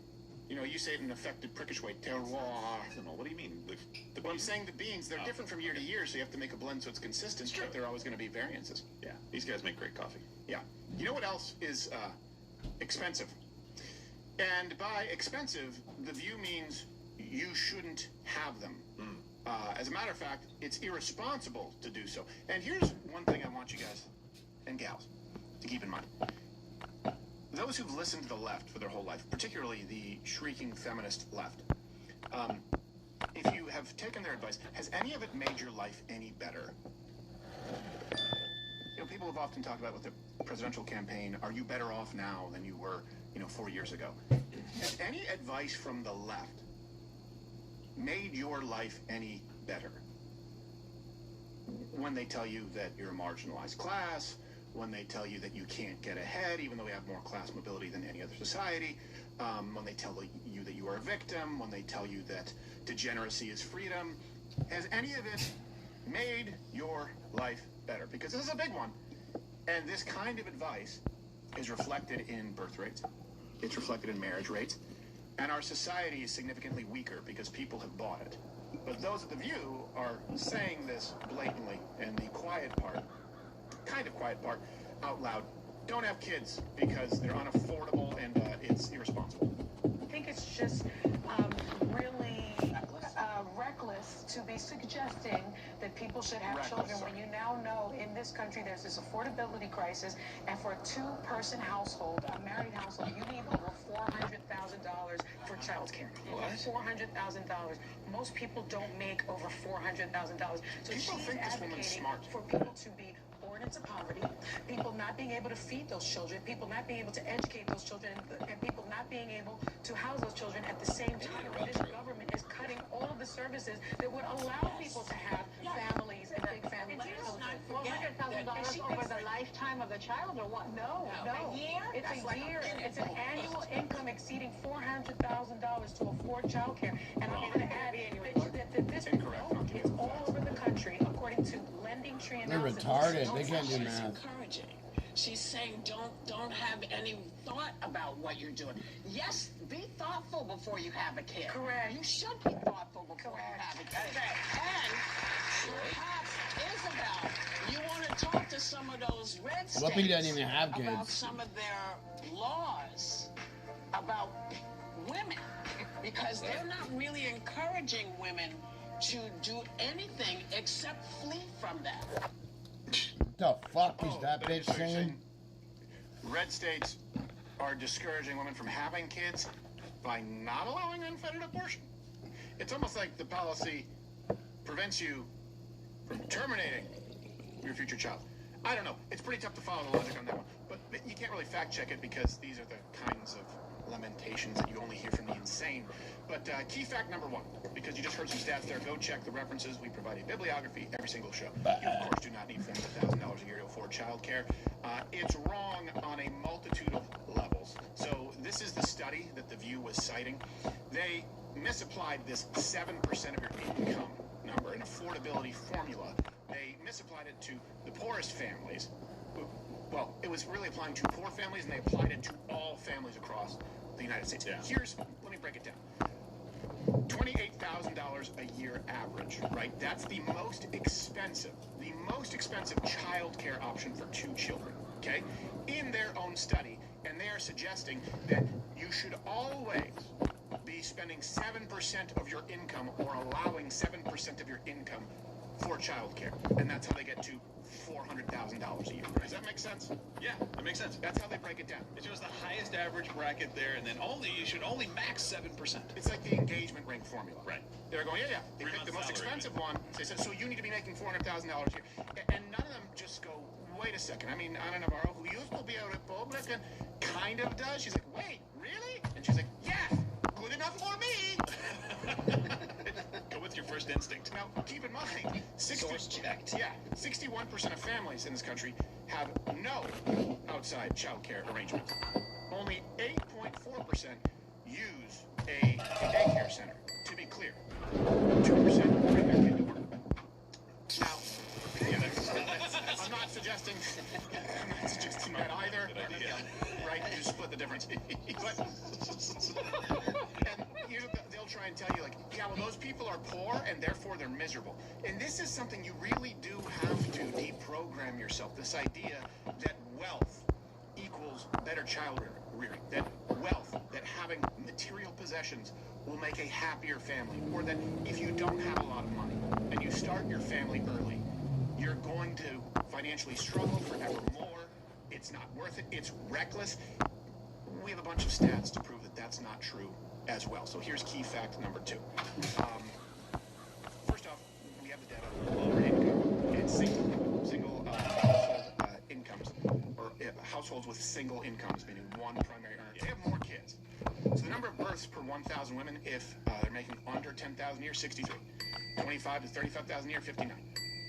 200,000 a year or more, 48. And I know a lot of people are going to say, well, see, that's why we need abortion, and if you want to support eugenics, okay, fine. But we're not just talking about folks on welfare. We're also talking about people who may live out in the country, people who may be homesteaders. The only American families, as a matter of fact, who are above replacement rates. And to be clear, that's a much bigger threat than climate change. Yeah. Everyone is acknowledging that now. The only people above replacement rates are single earner households. So let me give you the birth rates of working married women. Full-time working married women, 1.9. Part-time, 2.3. Not working, meaning they stay at home and don't use a daycare center, 2.4. It goes up when you have someone at home with the children. And I want you to just think of this. Let's take a daycare. Let's use their number, $28,000 a year. Okay? You stay home. You save that money. Not only that, you have more control, more time with the most important people in your life, your children, and you actually get to raise them. Also, if you're home, you're able to support the primary earner who can actually dial in his focus and typically earn more income. That's how it used to work, since the beginning of time. It's okay if you want to work instead of have kids. It's okay if you juggle both. But this idea that you need to do that in order for your children to have financial stability is just not true. And a lot of people have bought this. Let's go to key fact number 3. Beyond daycare, homeschooling is incredibly affordable. And we've seen it explode in popularity since COVID. Why? Because a lot of people were deprogrammed from that previous lie. Well, you got to go to school. People won't be socialized properly if they're homeschooled. Then we found out that actually it turns out homeschooled kids, if done correctly, and they have a good social circle of friends, and you take them out to activities, they're not identifying as a cat with green hair and a nose ring. True, yeah. And you get to spend more time with your children. The average cost of homeschooling, about $700 to $1,800 a year. Now, a lot of people go, well, that's nice if you have a ton of money. Half of the households that homeschool earn less than $100,000 a year. And they have 3 or more children, on average in most cases. Again, the data can be different depending on the year that you take. Here's the other thing. Okay, so, all right, we just wiped out the daycare costs. We just wiped out the private school costs. Homeschooling has very similar outcomes, if not better. They're better. Certainly better than public schools. Okay, so it's a wash. Public school, homeschool, and it's still cheap because public school is anything but free when you add up all the costs and you add up the books and you add up the field trips and you add up having to go there often, eat at the cafeteria, uniforms, right? You end up saving money homeschooling. And the academic metrics obviously are better. But here's something that's even more important. Homeschooled children, they have significantly fewer behavioral issues. And by the way, it's true for all income levels, all socioeconomic backgrounds. They're less likely to have behavioral issues. They're less likely to have mental health issues. They're less likely to get an STD. They're less likely to be sexually active very young. Over the span of their life, they have fewer sexual partners. They're less likely to be a criminal. They are more likely to have successful relationships of their own. They're more likely to have long-term, healthy, close relationships with their parents. So these are all the things that aren't just quantified as far as income and if you have one earner or two earners. So it is better for the children. Okay? Here's much better. Here's the other thing. It's better. It's better for you. People with children are happier than people without. And by the way, this applies to often people who are, step parents, adopt. Yeah. Just to be clear, I know that not everyone can have children. It's about purpose. It's about something other than yourself. think of it this way. When you go and do charity work, or you do a good deed expecting nothing in return, right? You feel better, selfishly. Kids force you to do that all the time. The first step towards being more selfless is a spouse, a wife, or a husband. Now take that and add complete helplessness. Children, when they're little, are surprisingly easy to kill. That's not that surprising. Yeah. I could have called it. So you have to take care of everything and think of someone other than yourself. Parents, those who have children, have better relationships with their family. They have better mental health outcomes. They have higher happiness rates, fulfillment, satisfaction. They have better physical health compared to those in the same age bracket. Now, I know it's not really fair to compare a 21-year-old who's single to a 45-year-old with kids, but those who are parents take two 35-year-olds off the street. One is still single. One has kids. Guess what? He's going to be healthier. She's going to be healthier. They're going to have a better mental state. They're going to be happier. And they're going to have closer, more meaningful relationships. And your kids are going to be better off. It's all predicated on this idea. You look at New York, Bumdani saying, we are giving free child care, free daycare to all municipal employees. The starting off point is, you should give your kids to the state. Right. Look how benevolent we are. The state will take your children for 8 hours a day. And people at The View, really any female commentator that you see has to parrot that, including...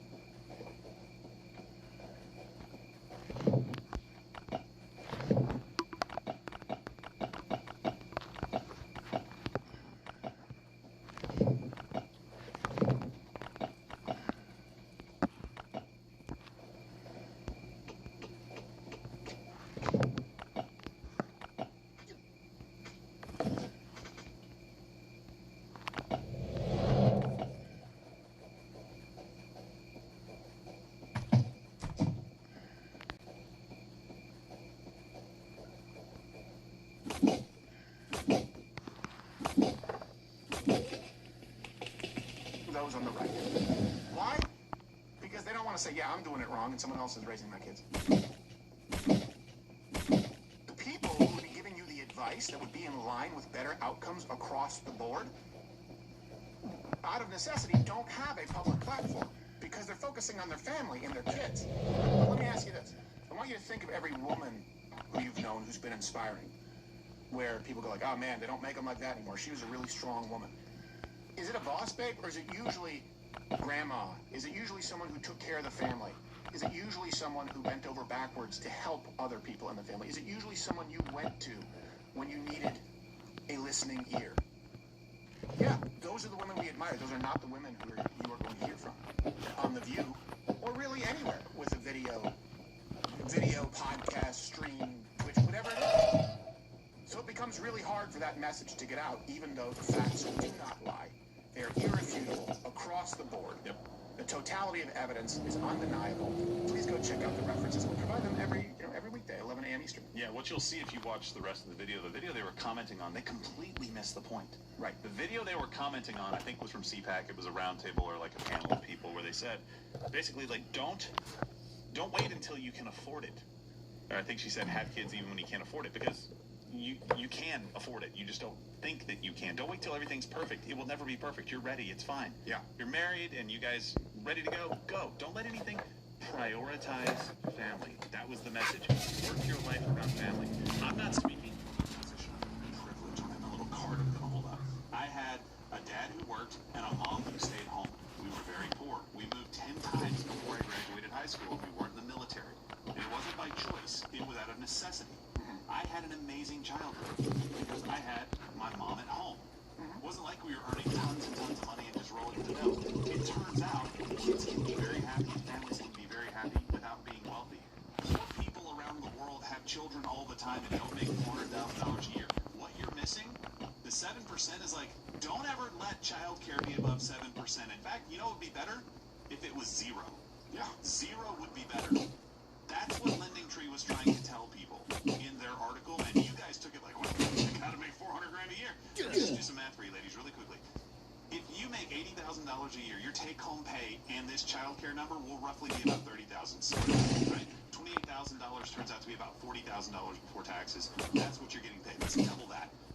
You're trading getting your child up before they're ready to get up. Which, you know, when they're early on in life, they don't want to get up by 9 o'clock. They want to get up at like 10. They want to get up at 9:30. They don't want to get up at 5 so that you can take them and drop them off at a straight farm. They go to work, come back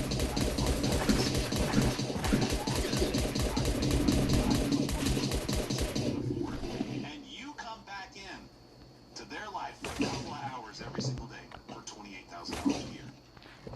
No kid signs up for that. Why the hell are we doing it? And that's at 80,000. Yeah, that's not doing poorly. That's doing very well. Why are we not encouraging women to do the most fulfilling thing that you could possibly ever do? You've been given the gift of producing life. Yeah. Cherish it. It really is. It's and I'll tell you, I bought the lie. I thought I had to wait because I was in media. I people were saying, I was like, oh well, yeah, you have to have that. I don't want to do a disservice to these kids. And you know what else too? It's important because if men heard this messaging, if they felt like they had teammates, they'd probably be less scared to have kids earlier as well. Because a lot of men out there, for young men, their fear is being Mr. Mom right away, working all day, coming home, and then it's you're home, here you go, I'm off duty. You both have jobs. If you have one earner and one person staying home, those are both of your jobs. And I know people say, well, yeah, I don't get to check out. I hear that a lot. We don't get to check. We don't get a day off. Nobody gets breaks when the kids go play a soccer game. They can take a nap when they're young.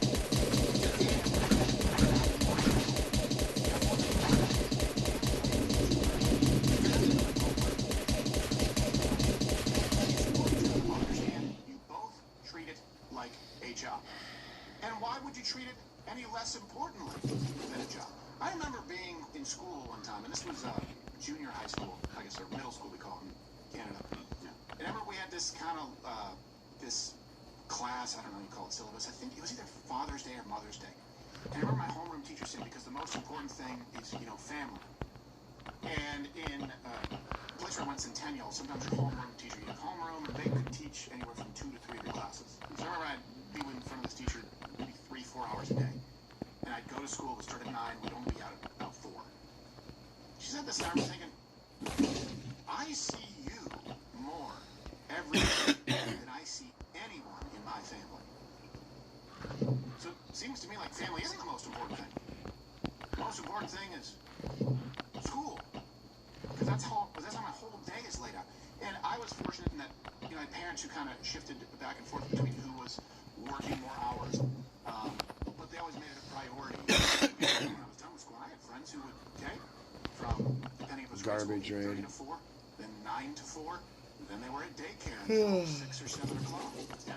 I did it once or twice when there were some emergencies and I stayed at daycare. It was kind of fun. It was kind of an event. It was a novelty. But I was thinking, hey, they're never home. Yeah. They're They get a half hour with their parents. Eat, do homework real fast, hour, go to bed. That has never been the case throughout all of human civilization until really the 1960s. And that is the problem. Right. The solution isn't make it free so everybody can do this. The solution is burn it down. Yeah, make sure. This is why I'm an accelerationist. 100%. Burn it down. I'm sorry, it's unaffordable. Think about people that are making $50K a year. A woman making $50,000 a year going, okay, because I'm making that $50,000, I now have to spend $28,000 of my take-home pay after taxes on child care. They're making like less than $1,000 a month in take-home pay. Not 28,000 though. No, I'm saying just by That was a number. It's like, you know, it can vary from. Yeah, but it's still a difference between. I looked it up. It's used for an infant and a 4-year-old, and that's the metric they used. Because infants are more money because they take more to take care of. It's between $10,000 and $20,000 is the national average for that. Well, and you know what else? Still a lot of money. Yeah, it is. Yeah, it's a significant amount of money. You know what else? If you are homeschooling your kids, and if one of you is staying home, that means you probably come from a familial culture where the grandparents did that, and you probably have grandparents who would love to spend time with the kids. You probably have relatives. Think about every movie that we watch. It's just like, I just want to get out of this town. I just want to get out of this small town, spread my wings. Let me get away from my family. Let me get away from stability. Let me get away from the support structure. Why? That's the exact opposite. I mean, I'm not saying that you have to be like a Bangladeshi where you have 16 generations living in a bungalow. But No, even one is bad enough. But it depends, yeah. I would push back on that a little bit because, like, my parents both work. They'll be my kids' grandparents. Both in their 60s, both work, both have to work. My wife's parents, both at around 60, both have to work. Sure. But the question is why? And there's a lot of reasons that are very legitimate. Pay their bills. No, but why? Why do we have the bills that we have? Why do we have the lifestyle that we have? That's the question that a lot of... And listen, I get it. Like, trust me. I came from a family where we just did without a whole lot to be able to make that work. But my parents prioritized family to me. And I'm not saying you're not if you're doing it because, you know, my sister works and her husband works. I get it. They both work. My mom and my dad worked for a very long time after we were in school and after we were more out of the house. We went to public school. Like, I totally understand that. I mean, I have a lot of compassion for that. You can't fix this if you don't prioritize from a very early position. Prioritize families, make all of your life decisions based on wanting to have a family and being able to stay home if you can. And there are situations where maybe you can't. That's the thing. And I agree, Josh. I'm just saying, like, I will say both my parents and my wife's parents were divorced. So they got divorced, you know, different time. But yeah. But they are all single. Well, yes, my dad, they're all single. Yeah. So that makes sense. So yeah, they have to provide for themselves, and that does make it more difficult. Yeah. And situations are, you know, whatever. That's not important. But well, it's sort of, think about anytime you sit in a board meeting, in a company retreat, or probably sitting in the military, right? You go, okay, what are the priorities? You have a chart, you have a triangle, and you have primary objectives, and you have secondary objectives, right? You start off with what is most important, okay? You're starting a family. What is most important? Go on. How to support it financially? Most important should be the family. You want to be a family. You want to remain a family. You want to prioritize family. Time in a relationship is most important, and everything else supports that. Instead, we go, okay, well, this is my life. How do I fit family into it? Right. And then wonder why it doesn't work. Because it does require work, but it's also incredibly rewarding. It'll always be more rewarding than anything else you do, by the way. Literally more rewarding for the vast majority of people than being a billionaire. It wouldn't be rewarding if it was no work. Right. You were just sitting around all day, you know, trust fund baby or whatever. Yeah. Do anything all day. I mean, you get bored. Yeah. Yep. You gotta do something. Yeah. And if you have a family, even if you're poor, you're gonna be happier, healthier, and have longer relationships that are more meaningful. Those are the stats. Go check the references. And speaking of being healthier, hey, the only other company that I've ever created, Foundation, it's a daily multivitamin.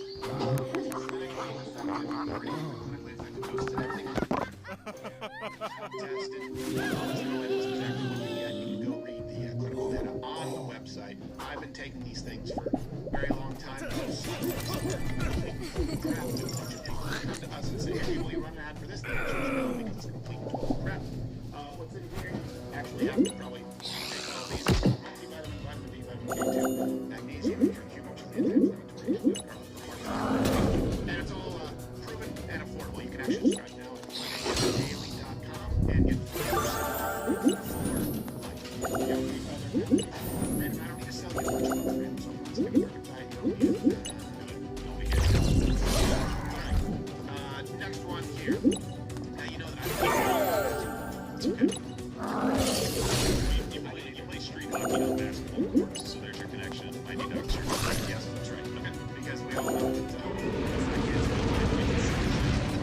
free coffee.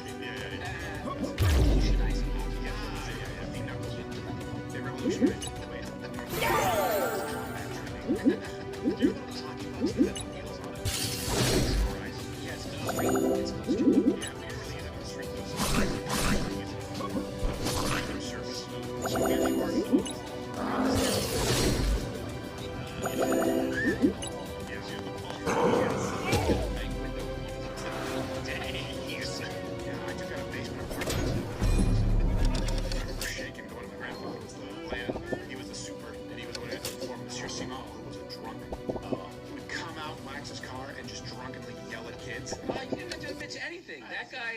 He's clueless. He might have thought he did that. Yeah. I was drunk. Oh, this. Yeah.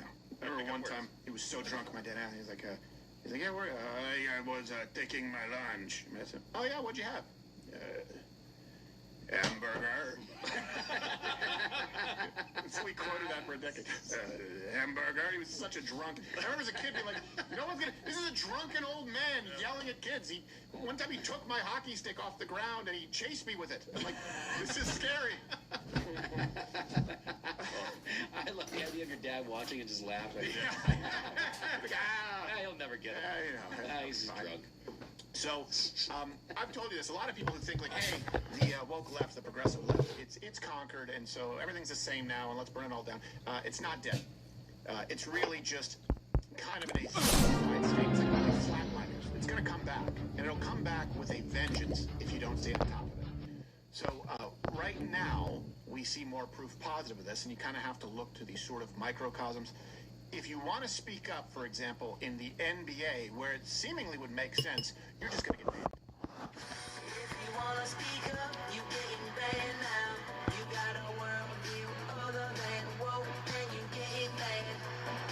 My birth as a mortal was a mistake, for I was destined to walk among gods. But they rejected me, deprived me of what is mine. If I'm denied a seat at the table, I will take theirs. I am the God Slayer, and I'm coming for you.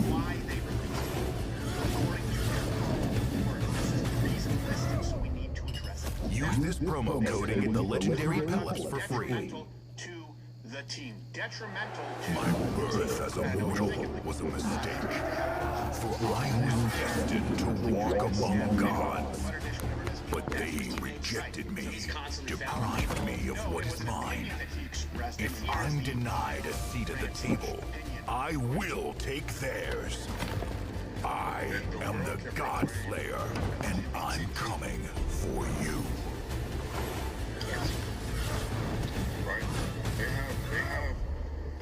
Use this promo code and get the legendary pellets for free. They proclaim it. My birth as a mortal was a mistake, for I was destined to walk among gods. But they rejected me, deprived me of what is mine. If I'm denied a seat at the table, I will take theirs. I am the God Slayer, and I'm coming for you. They proclaim it in the streets. Righteousness.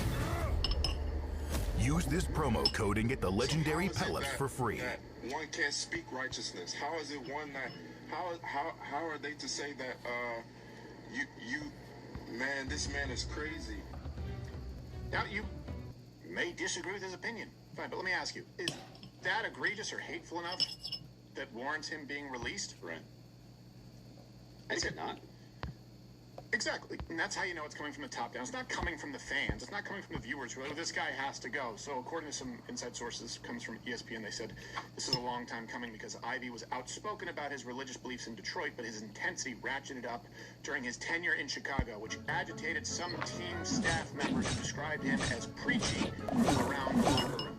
His social media rants often lasted nearly an hour, and ventured into a variety of topics, depression, and how he also used to be wicked, and how he's been redeemed as a Christian, and of course, he discussed abortion, and in this case, the straw, again, back is, he's against Pride Month, which, this is how you know the left will never stop pushing. If you were to just in the 90s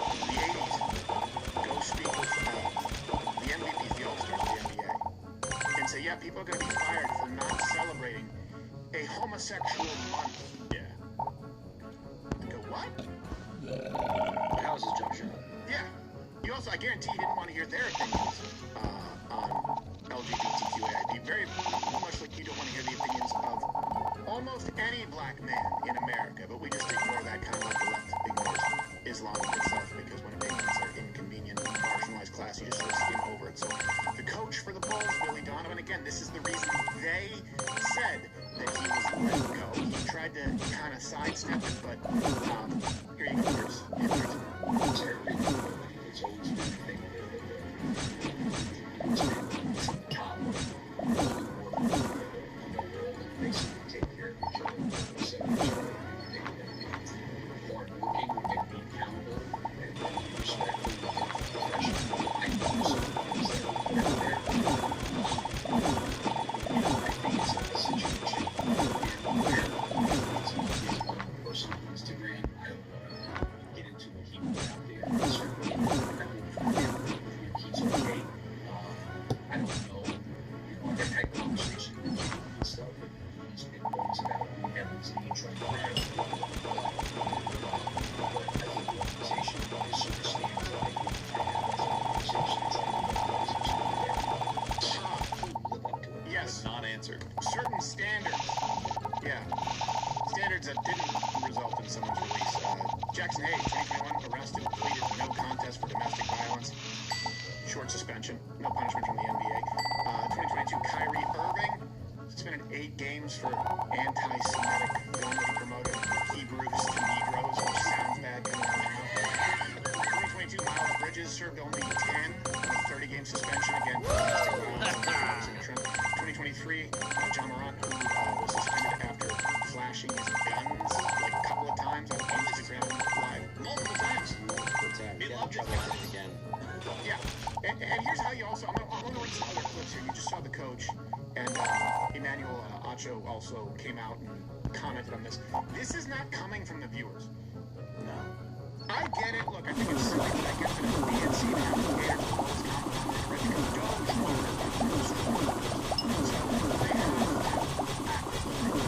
this is not coming from the NBA viewers just because this is coming from the NFL viewers. Viewership in the NBA is 60%. Males in this country is very, very, very low. 26% of viewers are black. That's more than the general population. 2/3 of black Americans believe that homosexuality is always wrong. And what's funny is I know the older pretty much unchanged over the course of 2 or 3 decades. You can check out that reference. So this idea that what he's saying is such an affront to the viewer, the people who buy tickets, the people who tune in, no. This is how you look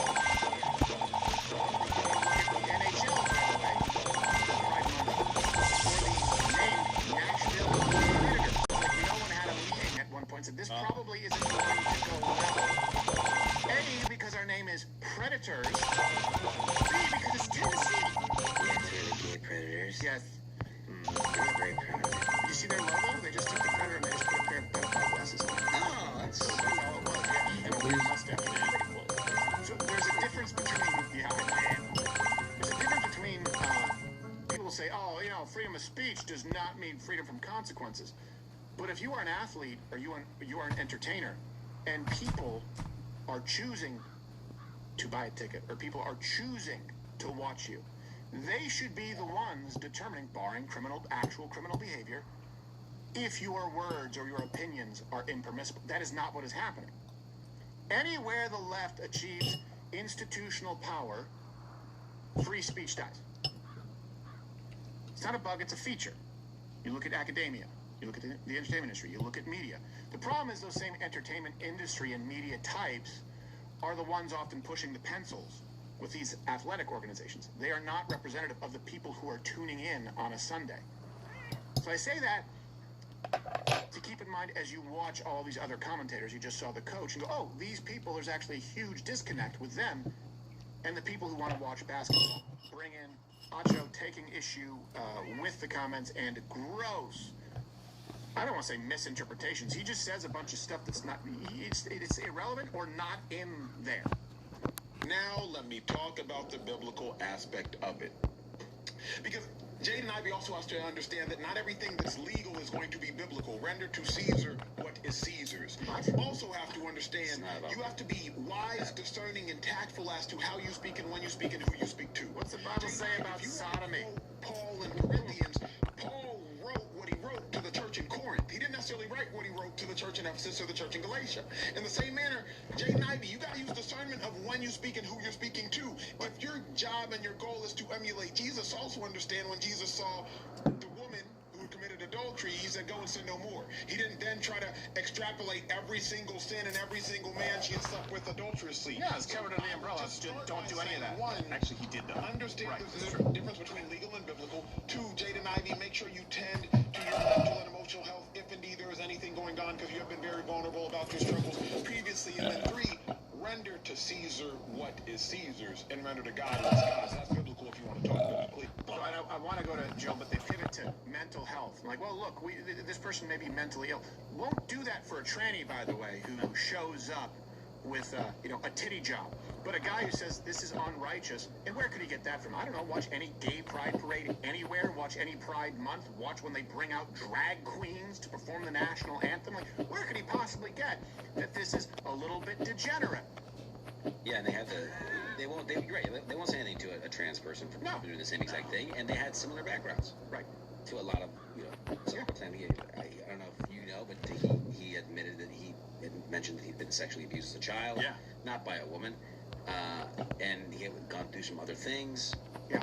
Yeah, he's had a He gets released, and the ones who celebrate degeneracy, they get a parade. Yeah.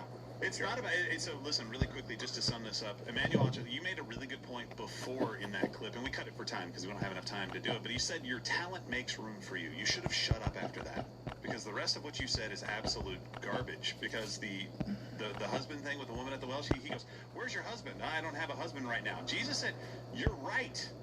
You had 5 husbands, and the guy you're sleeping with right now isn't your husband." So it looks like he brought up all of her indiscretions in the past to say, don't do this anymore. He called her out on all of her sins. So you're factually incorrect there. And to say that the letter to the Corinthians written by Paul does not apply to the other churches means that Timothy needs to have a word with you, because he said all scripture is God-breathed and useful for reproof and correction. It goes on and on and on. That is completely anti-biblical to say, oh, well, that was just for the Corinthians, man. That doesn't apply to any of the other churches, much less us today. You cannot believe in the Bible being applicable to anybody under those circumstances. You can just make up your own rules then, I guess. Jesus didn't say it to me. He said it to Paul. Or, sorry, he didn't drink. He said it to Mark, Matthew, anybody else. It's not to me. That's the worst. He's a pastor's kid. Yeah. I wonder what kind of pastor father he had. Well, the real lesson there is that when people get offended, Jesus asked about the lady's body count. He did. He really did. Like, hey, how many do you have? That's right. Yeah. You not only don't have one, it's a 5. It's 5. Which in Jesus' time, my time, is quite a few. He called her out. Yeah. Yeah. So anyway, I'm sorry. That's just on the. If y'all want to talk about biblical stuff, we can get into biblical stuff. That's what he said. His religion is leftism. His religion is liberalism. And here's the thing. Here's a job.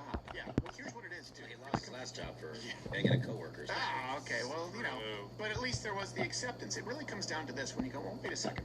Why celebrate the trans thing? Wait a second. Why jail people, for example, in Canada for speaking out against Islam? It really comes down to the only thing that is tolerable from the left. Their religion, their idol, is acceptance. That's all it is. It's acceptance versus sound judgment. It's acceptance versus correction.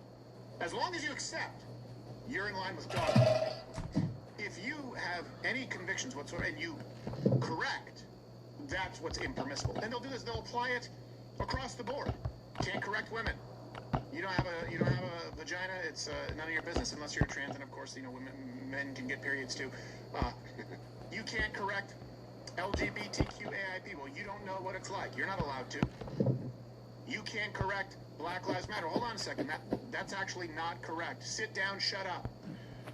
All right, then I guess I'll just have to. Silence is violence. It's a religion where the virtue to trump all other virtues is acceptance. That's why this country and the Western world has accepted the absurd.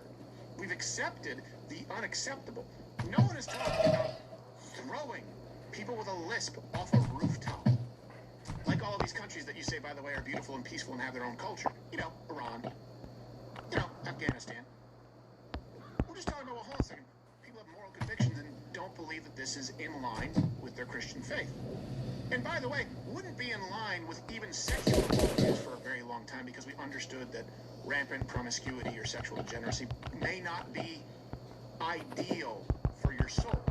Acceptance is the only acceptable, ironically, outcome for the left. Any type of judgment, any type of criticism, how do you know? They say so. Tolerance. It means acceptance. Tolerance doesn't mean, okay, you live and I live. It means you will be forced to care. You will bake the gay wedding cakes.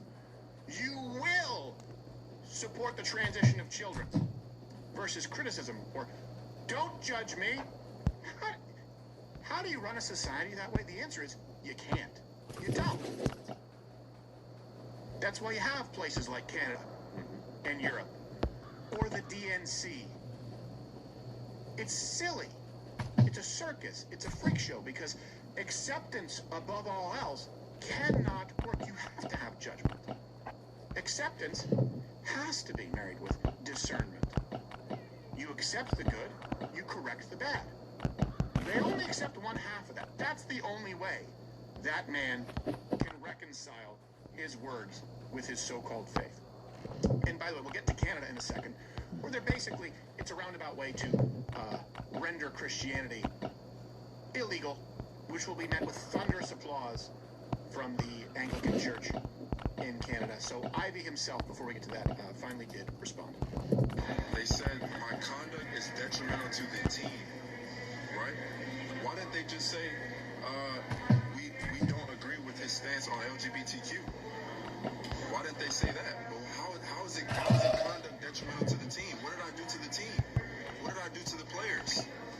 I did nothing but practice with them, play with them, pass the ball to them, good teammate to them. Said good job, good shot. I said,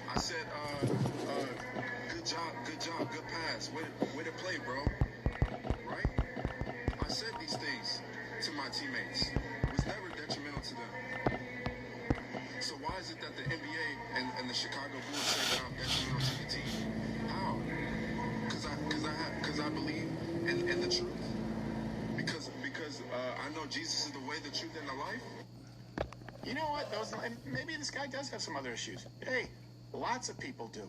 It's professional sports. Yeah, why wouldn't they say that? Just, you know what? Just chalk it up to being his truth. Live and let live, right? Even if you don't accept it as the truth. Just say it's his truth. But you got to play the rules evenly, and I know we need to move on, but if Steve Kerr can go out there and go on tirades like he does and talk politically like he does, then somebody on the right should be able to say, why are we, doing this unrighteousness? Why are we doing a month of this? I don't get it. I mean, Emmanuel Acho, he's one of these guys that he's been a Colin Kaepernick simp in the past. Right. And it's like, well, you can't be outraged that Colin Kaepernick can get a job in the NFL while simultaneously being like, yeah, well, that's what you get. Right. When it's something that you don't agree with. Yeah, and one is opinion, which by the way is in line with the Christian faith and has been for a very long time, as you see with this man. And the other was literally misinformation from Colin Kaepernick about the history of slavery, about mistreatment of black athletes. The NFL saw a huge downturn with all of the protests that were happening. Like we mentioned, they'll keep forcing it through until you accept it. And where does that lead? Well, we'll get to Canada and Bill C-9, which, by the way, removes the religious exemption for hate speech, meaning quoting Bible passages. But if you are not a member, yet a member, hey, click that button right there below. It's what keeps this going, the undercover journalism, everything that we do when we do our Big Streams election night, when we go on location, even the debates that you're going to see April 10th at UPenn, Teaching for Mine Professor Edition. None of it happens without your support.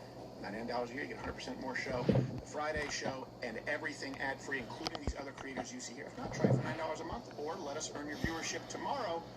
Otherwise, you'll just go on. You don't need to touch any button or turn any dial if you still have dials. I don't know how you have a dial on your computer, but, maybe a volume button. I don't know. You're going to go on to watch the lovely Haley Coronia. Let's get to Canada banning.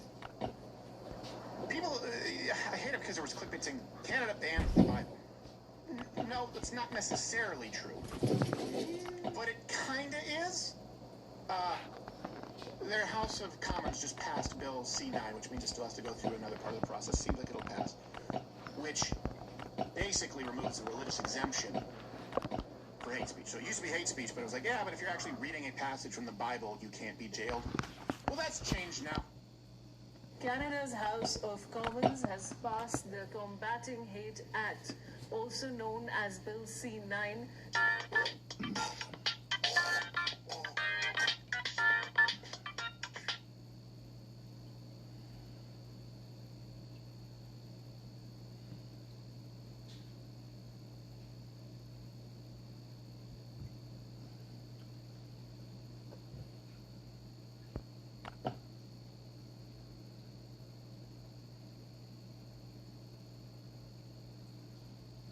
The cologne industry tried to kill us with $5 fakes, so we built something those fuckers can never copy. It's me. I'm back, your Gen X auntie. Air travel and No Kings protests dominated the headlines this weekend, and I experienced them both firsthand. I went out to do some real investigative reporting. Just kidding, I went to a baby shower. But I did experience it all firsthand. I ended up doing some on-the-ground reporting of olds falling on the ground. Ba-dum-bum.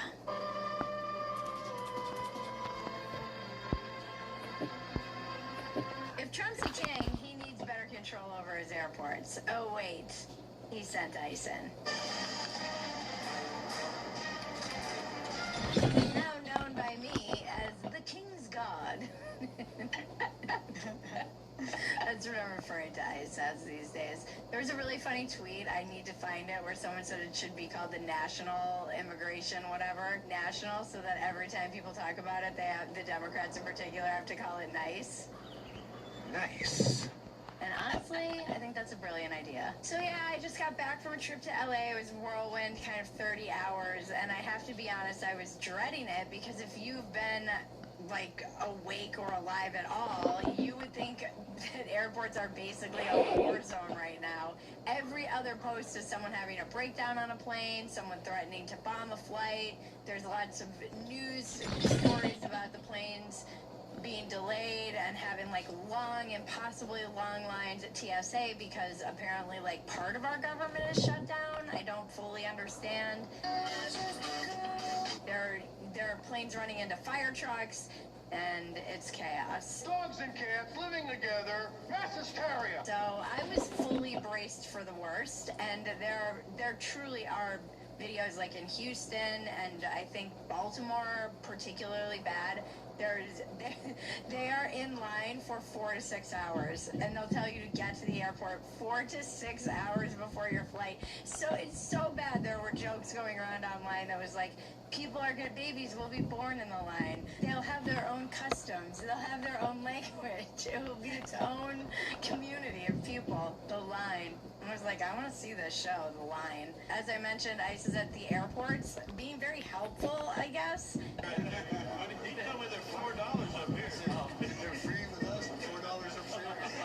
Nice. I flew from Austin to LA, got to the Austin airport at 6 in the morning. There was a line, but it was moving quickly, like normal, no drama. And then coming back from LA, there was no one in line. I'm not kidding. 0 people in line before me. They were like looking for things to do. Roz, my producer, and she went back this week, and it was the same for you. Same. Breeze. Both places. Not even ice there. Not even ice there, Wow. yeah. Nice. I got out of my Uber and was in the Sky Club, which is really just a very expensive buffet that I pay for, in 2 minutes. That's really all it is. 2 minutes. No joke. Flying now is such a crapshoot. Every flight is like a coin flip between a nightmare third world experience or just a regular flight. So lots of people are bitching online about air travel. Matt Walsh, the conservative commentator for Daily Wire, who can't do anything without tweeting about it, was going off about air travel this week. He was furious his flight got canceled, and then he had to rent a car, and then he was ranting about how bad air travel has gotten. I'm like, okay, sure.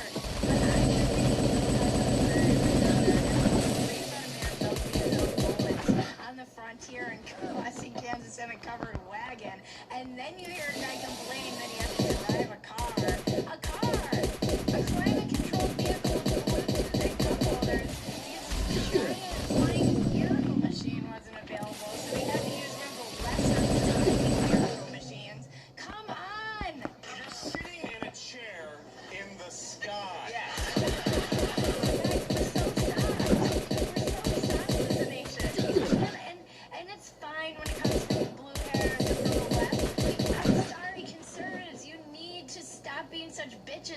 we're gonna conserve something in America, it's the rugged, griffin takes in this country. And he says if you travel a lot, you see it. Well, I've traveled a lot.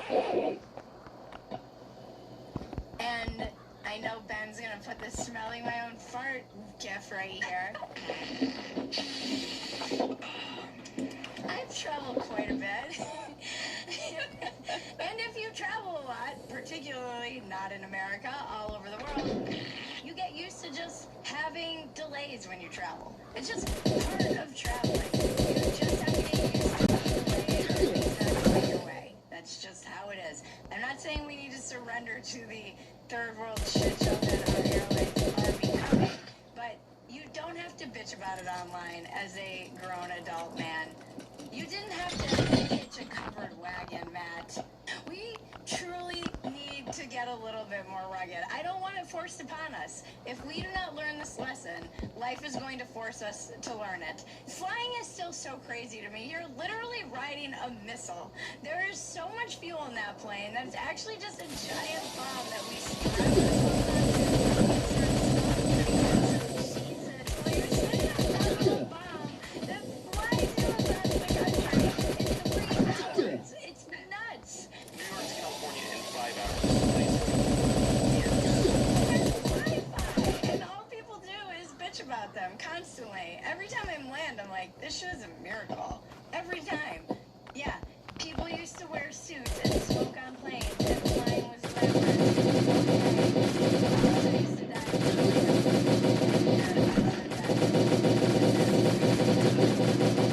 We're gonna have to learn lessons the hard way, America. Okay, thank you. Please toughen up, America. This is like the pull yourself up by the bootstraps party, and then you're like, wait, 5 hours. My wife's medical advice is that they go to a gynecologist. I'm Bridget Pedicy, and this is your dumpster fire. Welcome to Dumpster Fire, where we make burgers out of your sacred cows. New episodes drop every Tuesday and Thursday at 9 p.m. Eastern, 8 p.m. Central. Get in the chat. That's not a suggestion. That's an order from your queen. The chat is half the show. If you're watching the replay and you've never been in a live chat with us, you are missing something. These people are not normal, and I mean that as a compliment. Also, go subscribe to our Walk-ins Welcome channel at More Bridget Pedicy. It's where I can be a little more contemplative, and I need you to be a part of that too. And look, if you found this show, you have amazing taste, and I don't want you to miss anything. So go over to Pedicy.com. That's our home base. There are essays, episodes, a podcast I do with my husband, factory settings, bonus content, all of it in one place. Bookmark it, make it your homepage. Tell your secret group chat about it. They'll get us. I know, too many notes. Hey, it's Ashley with 4 Patriots. We're in a bit of trouble. To put it plainly, we need to clear out some space in our way. They'll get us. I know, too many notes. Too many notes. Which ones did you want me to remove, Your Majesty? There are just as many notes, Majesty, as I require. Before we get into it, a quick word from our sponsor. What does comfort that carries you from morning to night feel like? Cozy Earth crafts every piece with care, from soft supportive socks for your steps throughout the day to breathable comforters that help you rest deeply at night. Finding the right comforter can actually be really hard. Calling it Woodstock 4, the return of the original Woodstockers.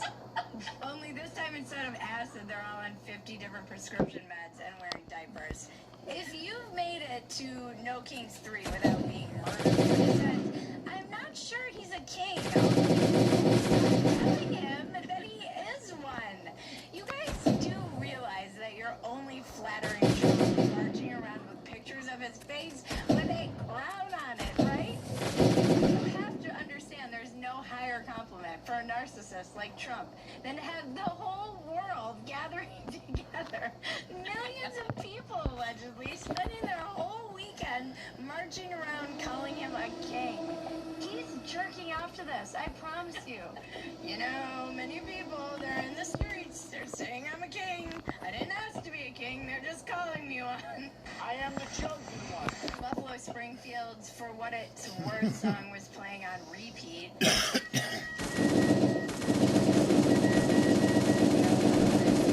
Never been more accurate. There's something happening here. What it is ain't exactly clear.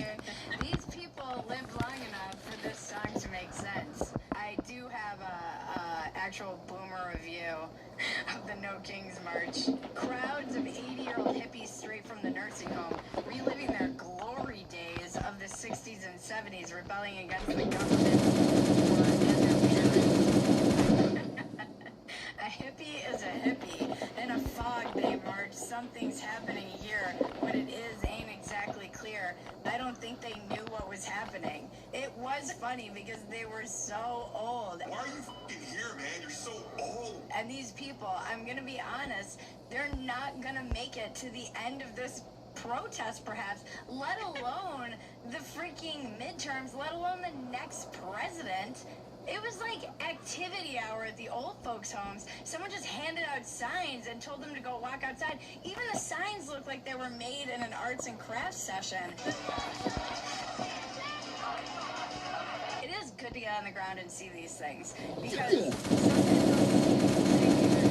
I'm like, oh, they must be cherry picking these videos. But then you go and you're like, oh no, they're not cherry picking these videos at all. The average age was probably 85 years old, and it was so white. Maybe the average age was 70. I'm 37, I'm not old.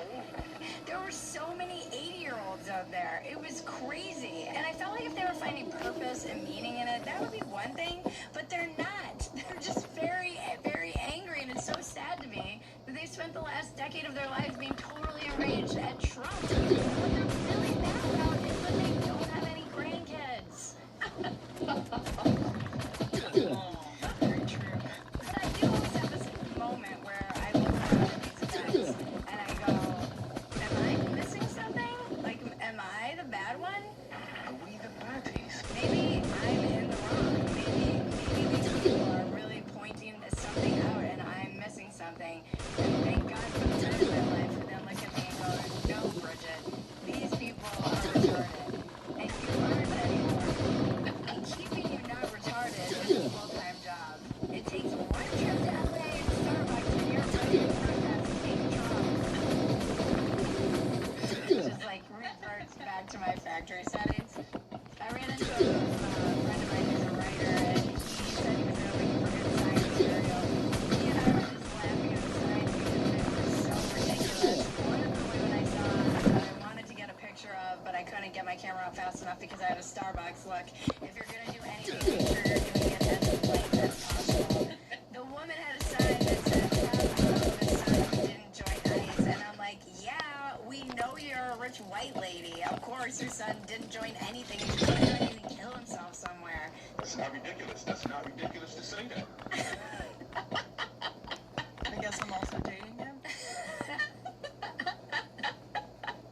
Nice throws.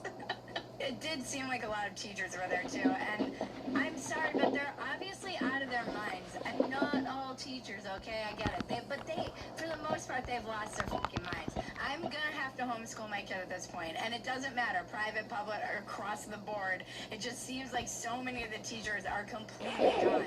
We've lost them to Trump derangement syndrome. I don't know why it hit the teachers so hard.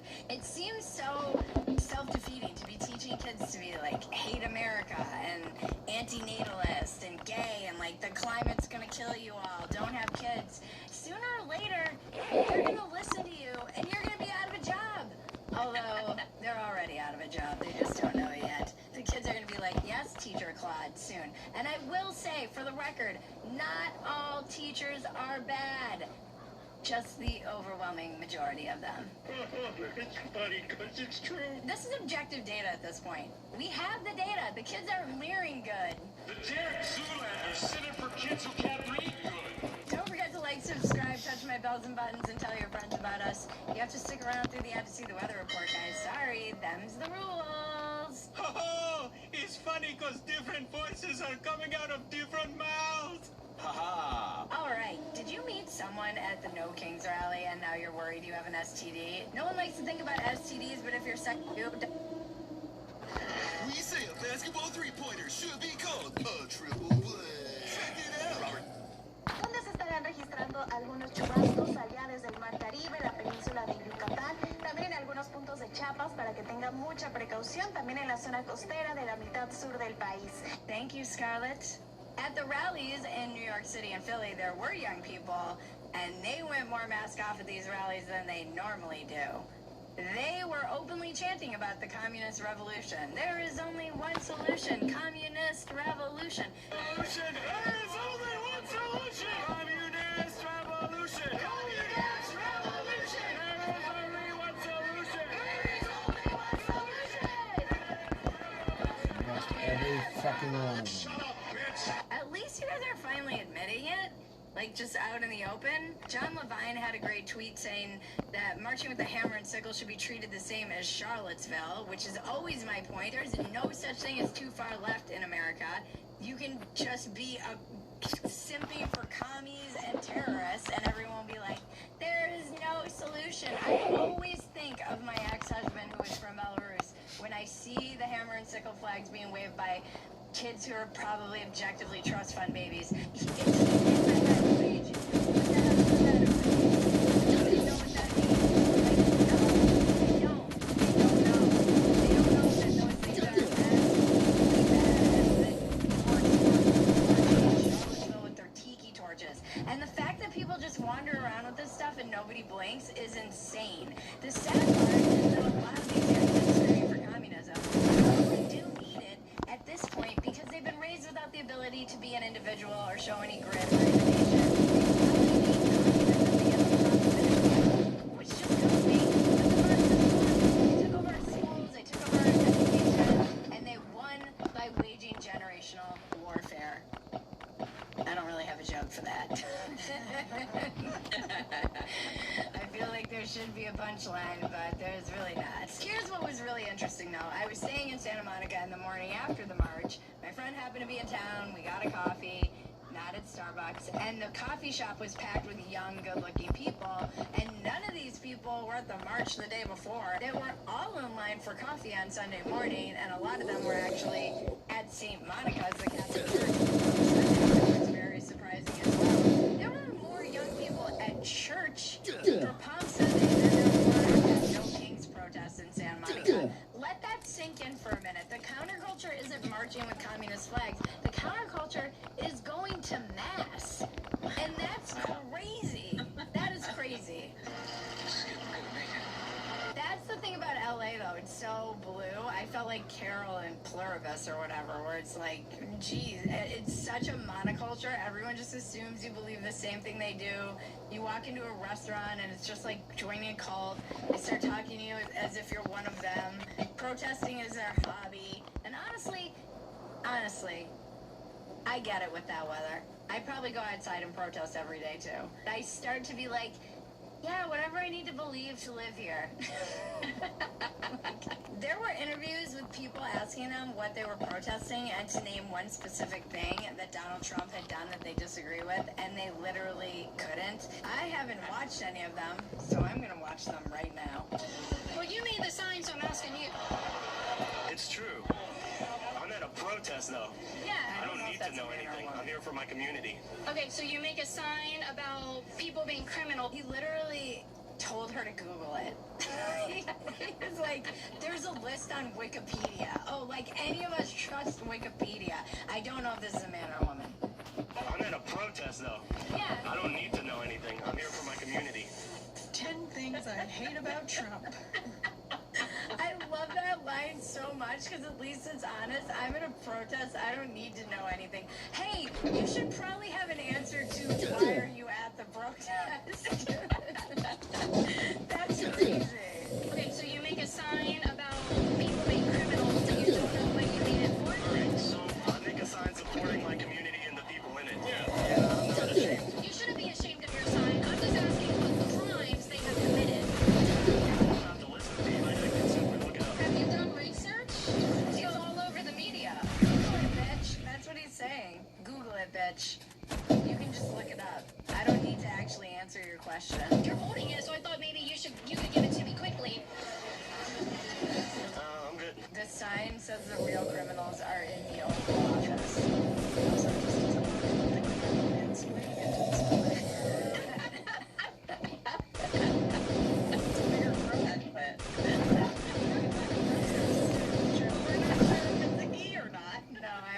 How dare you say that on Trans Visibility Day, Megan?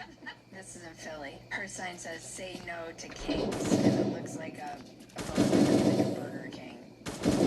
What does it take? It takes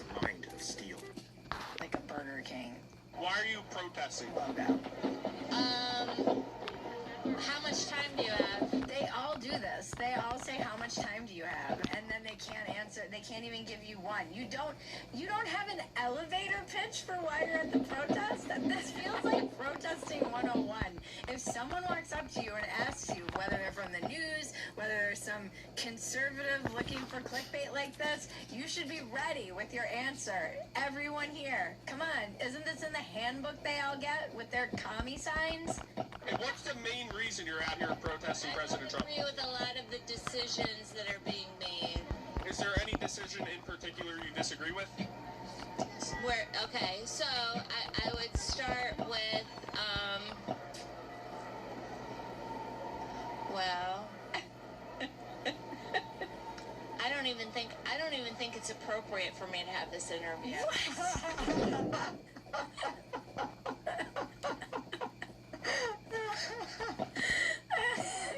I don't think it's appropriate for me to have this interview. Oh man. Oh wow. Okay, this one is No King's protester dressed up like Trump. Once again, you're only flattering him when you do this, guys. The ultimate form of flattery is calling this guy a king. Does anyone know why they decided to go with No Kings? And not like no dictators, no authoritarian leaders.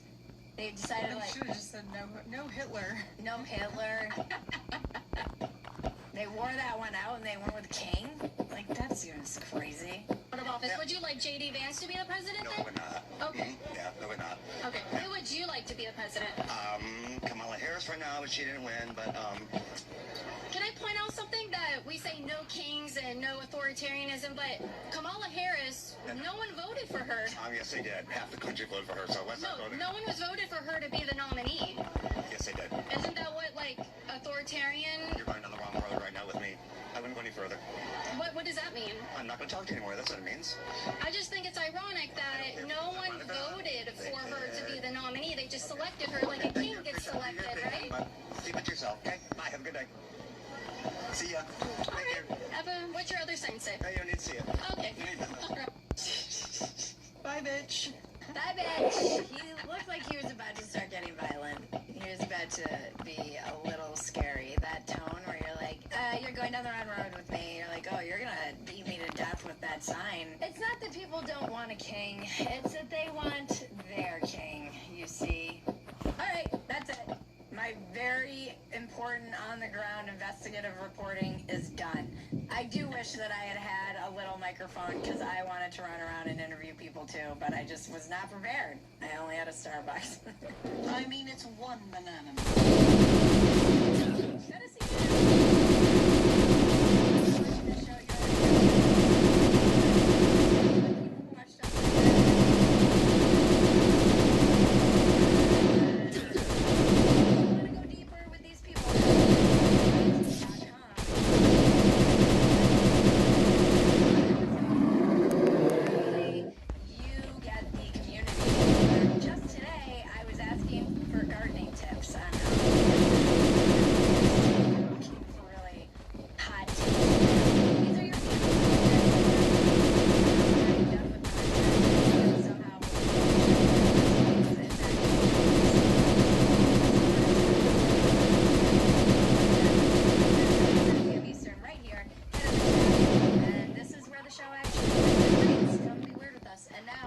Cleanse your palate. Internet is glorious.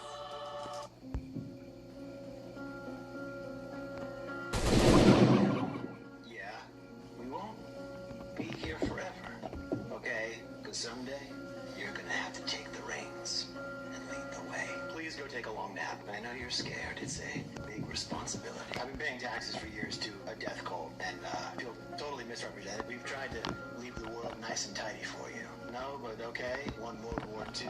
That wasn't you. Invented fire. When you see a beautiful coral reef teeming with life, you don't think of me. Yeah.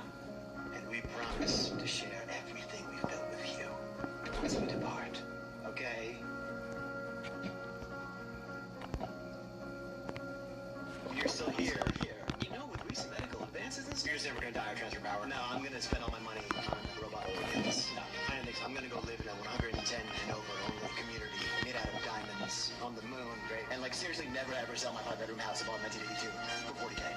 I'm gonna live forever store with your resume, firm handshake, wearing a bow tie, of course. It's like that doesn't work. It's your fault. You're fucking lazy. Remember, life is absurd. Don't take yourself so seriously. Take the work seriously. Don't take yourself seriously. This has been your dumpster fire. I'm Bridget Fetisi. Now make me rich so I can live like a queen. Woohoo! And the unicorns dance while the world burns. World burns.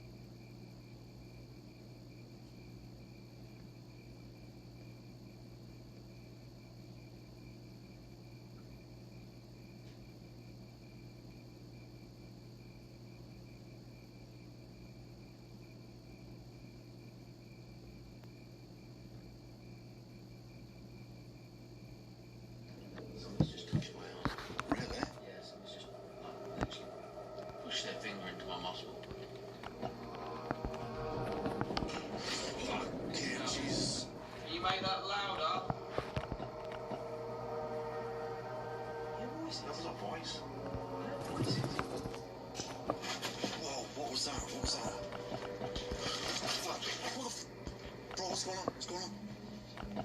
Shit. Mate, that bird just died mid-air. Died? Whoa! Mate, this is fucking weird. No, bro. It's in the fucking trees. Mate, it's coming.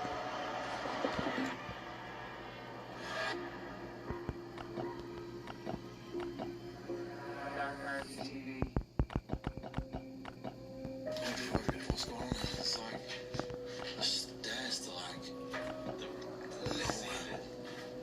Mate, what's this? They live, they dead. Big Brother is watching you. And it just goes nowhere. It used to be a staircase going somewhere. Find out what's on there. We're on the planet. Well, see what it is. Yeah. But does it go to anywhere? So what's going dark side? Welcome back to another crazy adventure. Tonight we're actually into another hospital in the middle of nowhere in France. Now, we've been here for about 10-15 minutes and we're already hearing weird stuff. Just discovered some random stairs to nowhere. A lot of good stairs to nowhere. It's been featured a few times on the channel. Places, he's like, why have they done that? But yeah, I'm not too sure what the crack is with this location. All we know is a hospital. It's quite big. We're in a small section now. We've still got more to check out, but we're hearing weird stuff in here. And still, I can't shake this chest pain. It's just like on me. And it's just like whining. Yeah. It could be a sign of attachment. It could be a sign of attachment, who knows? Bit weird, don't it? One was the other day. Yeah. Solid.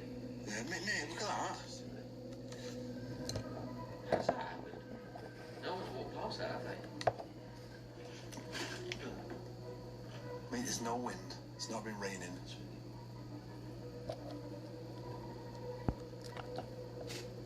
Why is that happening? Bloody hell. Shit, shit, careful. See, look, I don't know what's going on, but shit's already happening. Okay, so something weird happened the other night on the second location we went to. We actually investigated a psychiatric hospital. Now, it seemed that we contacted a demon named Sully, no joke. Like, what's really weird is we went to Walt Disney Studios the day before, no, on that day, sorry, and we went to the Monsters Inc. thing. Obviously, Sully's in there. Pretend to walk through the door and all that carry on. Anyway, we went to the sanatorium that night, this psychiatric hospital, should I say. And this demon was coming through saying Sully. And there was Sully written on the wall. There's another knock happening right now. Anyway, on the way here, today seems a little bit weird because a lot of things are pointing out saying Sully and random things. Yeah. Where you saw a signpost saying Sully. We're just headed towards this direction, a place called Sully as well in France. It's a little bit weird. It was just random coincidences, who knows. And then also they said they were going to follow us. They did say they're going to follow us as well. Also, the orphanage says, I'm going to follow you as well. Yeah. Back in the Sully still following you. They're giving you signs, aren't they? Telling you that they're following you. It's a little bit weird. That is a bit weird. A little bit weird. I still can't shake this chest pain, man. Seriously. It's like crushing. Well, it's like what I have. I've not had an attack. I've got no pains down my arm, so I'm all good for that. It's like crushing. Well, I've learned CPR, and he knows CPR, so you're good, man. Yeah, let's just stop for you. Yeah. You keep your heart going, man. It just depends how fast the French EMS get here. Well, yeah. And they're in the middle of nowhere right now. It's a dangerous game we're playing right now. It's a dangerous game. It really is. But do you reckon the closest AED was? I have no idea, man. No idea. A long way away. And they say, Yeah. they all hooked up. Yeah. So, they were already hearing stuff in here. Yeah, and that stopped, man. Yeah. That's just stopped. I was filming doing my SD card, but yeah, we came in and that was moving. Someone's just touched my arm. Really? Yeah, someone's just like literally pushed their finger into my muscle. So, if you've been with us for a long time, you'll know that when we come to foreign places, the spirits still communicate with us, they understand, because it does say that, well, the theory is, obviously, when you die, you know, language is universal, everything's one, infinite. Now, the other night we actually used Translate for the first time, and we was getting interaction, and we basically said, do you understand English, and it was interacting with us and shit like that. So, we're about to use the Translate and just start off with us, just to see what actually happens. That was a little bit weird, that moving.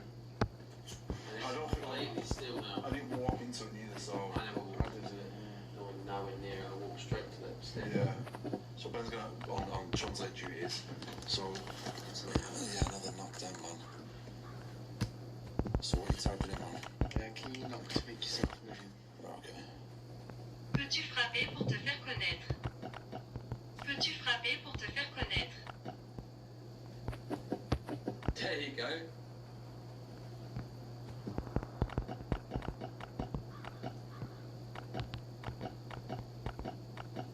Not twice. Is that a bug? Faster. Okay, can you not twice make yourself known? Peux-tu frapper 2 fois pour te faire connaître? Peux-tu frapper 2 fois pour te faire connaître? There. Two. What the hell? What's the three letters that are fucking... Dude, fuck off. Hey, Thomas, if you're here, can you ban that guy? Yeah, Please. it seemed like starting off with it just seems to get interactions for weird reason. What are you saying?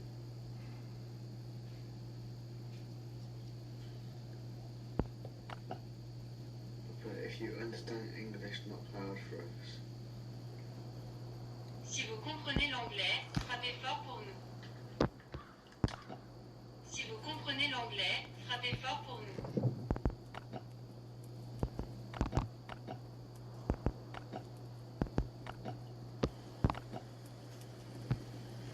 That's one.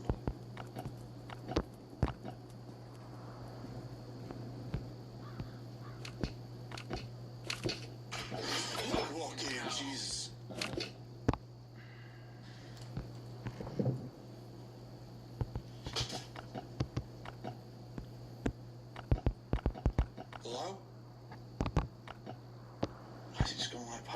off some. That's what I was thinking. Yeah. What the mate, what just happened? It just went really quiet. That was scary. Mate, something's just happened really weird. Yeah, I felt that as well. I could hear everything outside and it just went, ooh. I just saw something move across there. Something white.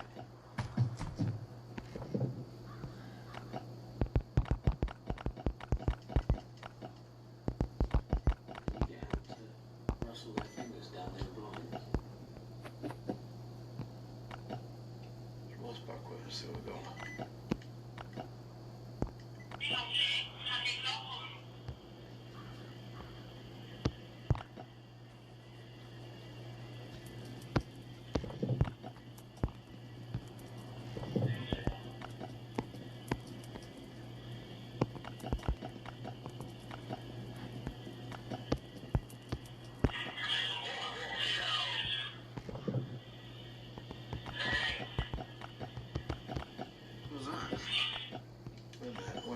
Was that one of us? It's not okay. The name. We didn't ask about a name. They said no names. No names, yeah. But we didn't ask that. You didn't say that. What was that? That's a loud voice. No names. What? No one said What was that? anything. Whoa. Shit. What was that? Said anything. What was that? What the hell was I that? don't know. No one said anything about names. Their fingers down there. L'anglais, frappez fort pour nous. Si vous comprenez l'anglais, frappez fort pour nous.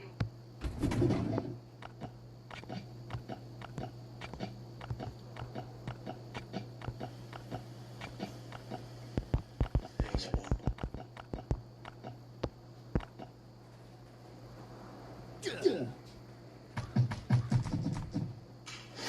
What game, Jesus?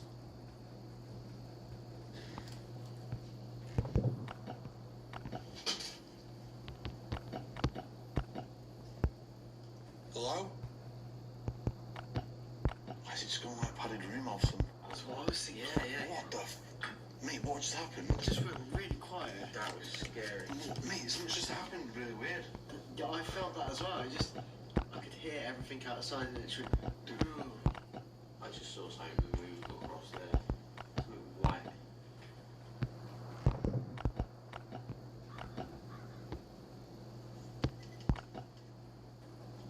Can you get out to rustle their fingers down their blinds?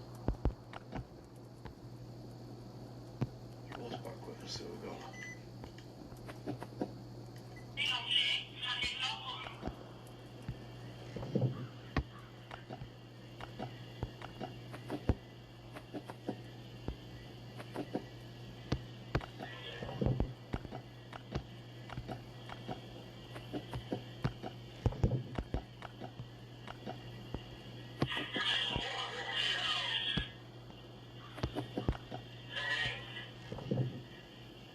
What was that?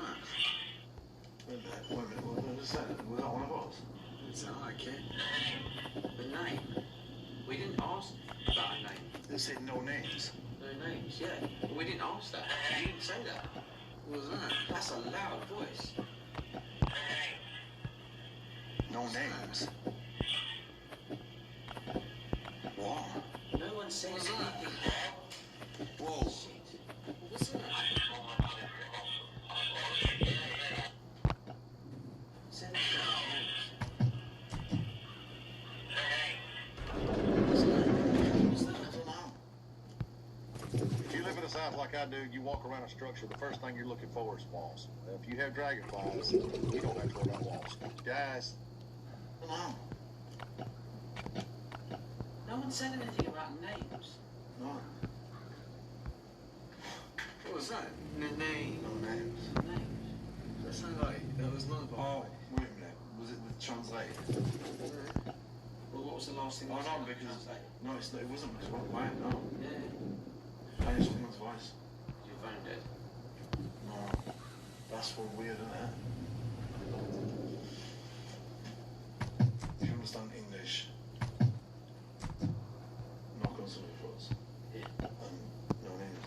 Okay, so what are you putting? So I'm asking if it knocked for us, and if so, touch the lines next to us. Right, okay, I'll run EVP if you're doing it as well. Ready? Yep. As-tu frappé pour nous? Si c'est le cas, touchez les stores à côté de nous. As-tu frappé pour nous? Si c'est le cas, touchez les stores à côté de nous.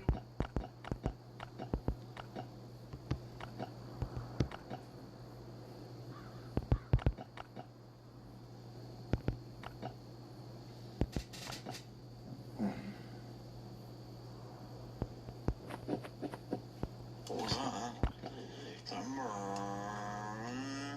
What was that? Another knock then.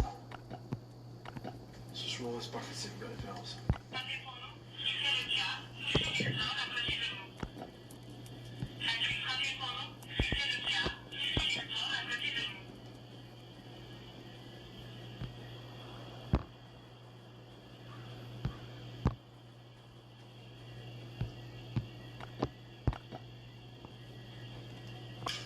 Whoa. Where was you going with it?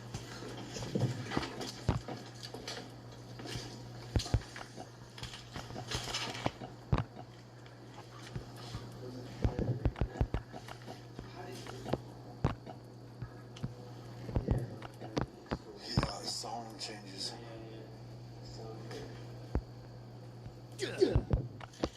It's so weird. Where's the sound coming from? What's down there?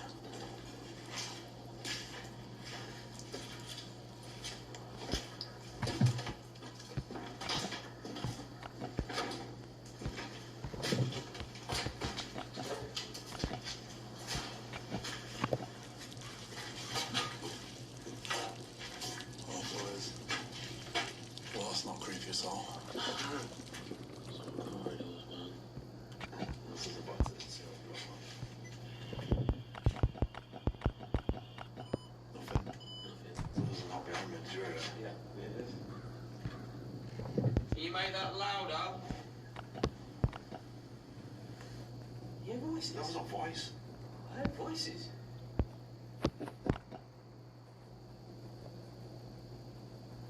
We are on our own, aren't we? Yeah. What? Is someone trying to break into my car right now? Well, that was definitely voices. That was someone talking.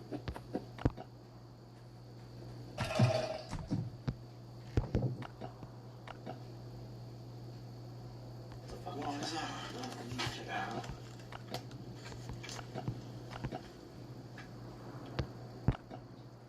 Whoa, whoa, whoa.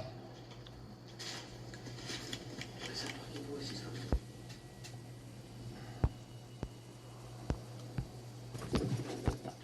What is that? That's fucking whirlwind. Oh, that movement's again. There's a screech from the side.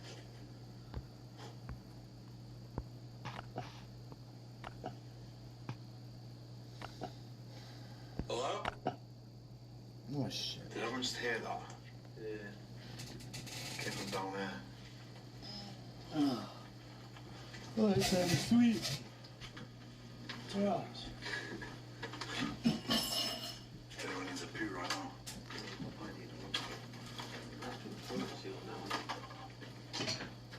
Hello? It's on that padded rooms sound again. Yeah, it's the confined, isn't it? Yeah.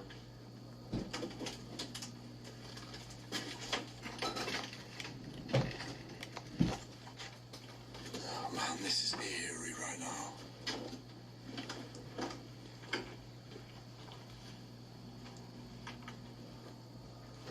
This looks like a scene out of hell.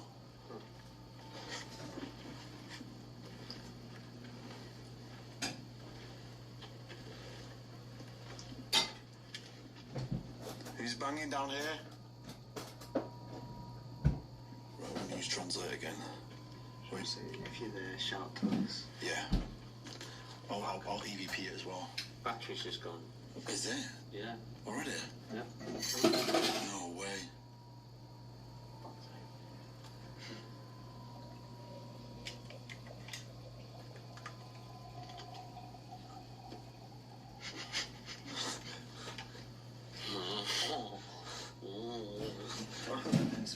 I charge my battery now. Right, okay, I'm gonna run the EVP as we play this translator, ready? Yeah. Si tu es là, crie-nous. Si tu es là, crie-nous.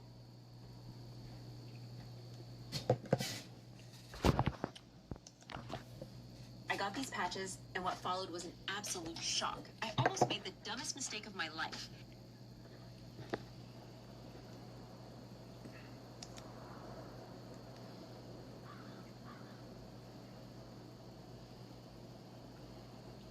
What's that? What did you hit?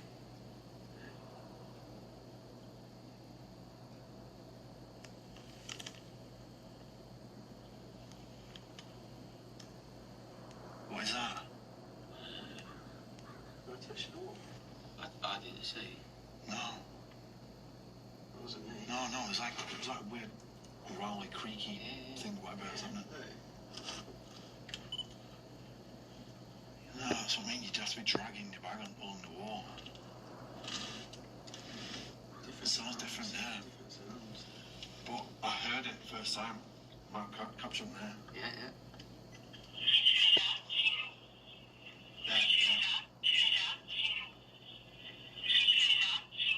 Yeah, hear that.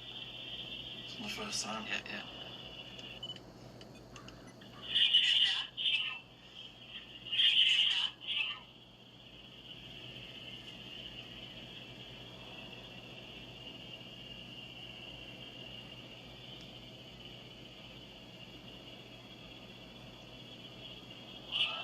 It's weird, isn't it?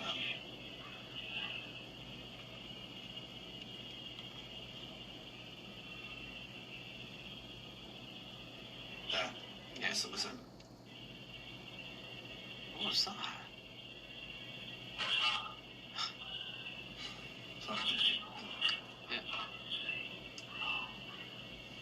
What? What was that? It's like did. It sounds like a voice in did. Listen. Did.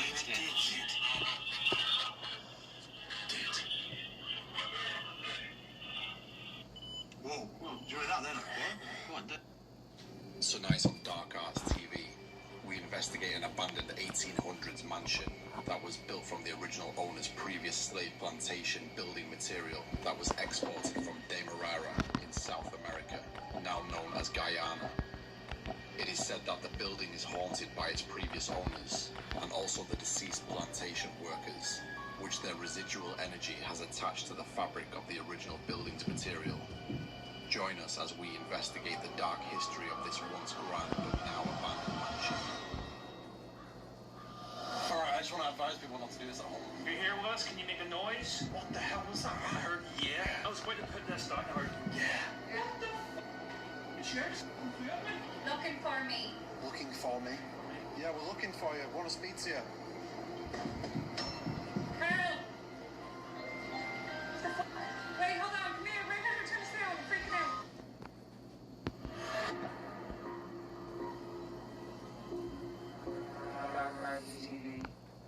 This is the last time I'm saying it, so y'all better pay attention. There's a simple way to start bringing in cash.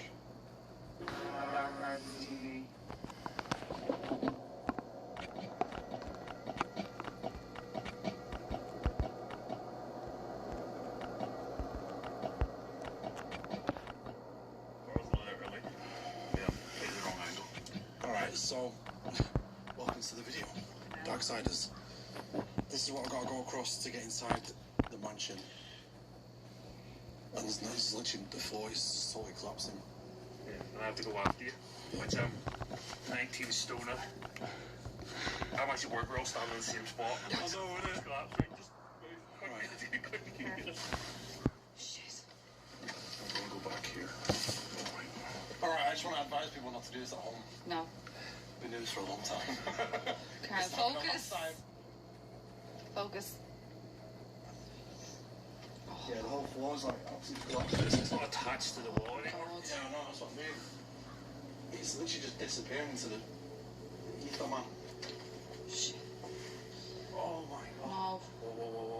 No. No, stay close to the wall. It's He's literally getting ready to collapse this. No, Carl, get off it.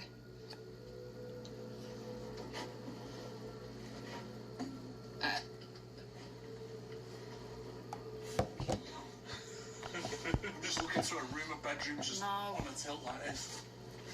Not good. Made it. What do you mean? You have to stop it. That wasn't even attached. Right, I've got it. Oh my god. Fucking hell. This is nuts. Right, let me. Do you want to go across? Yeah, let me.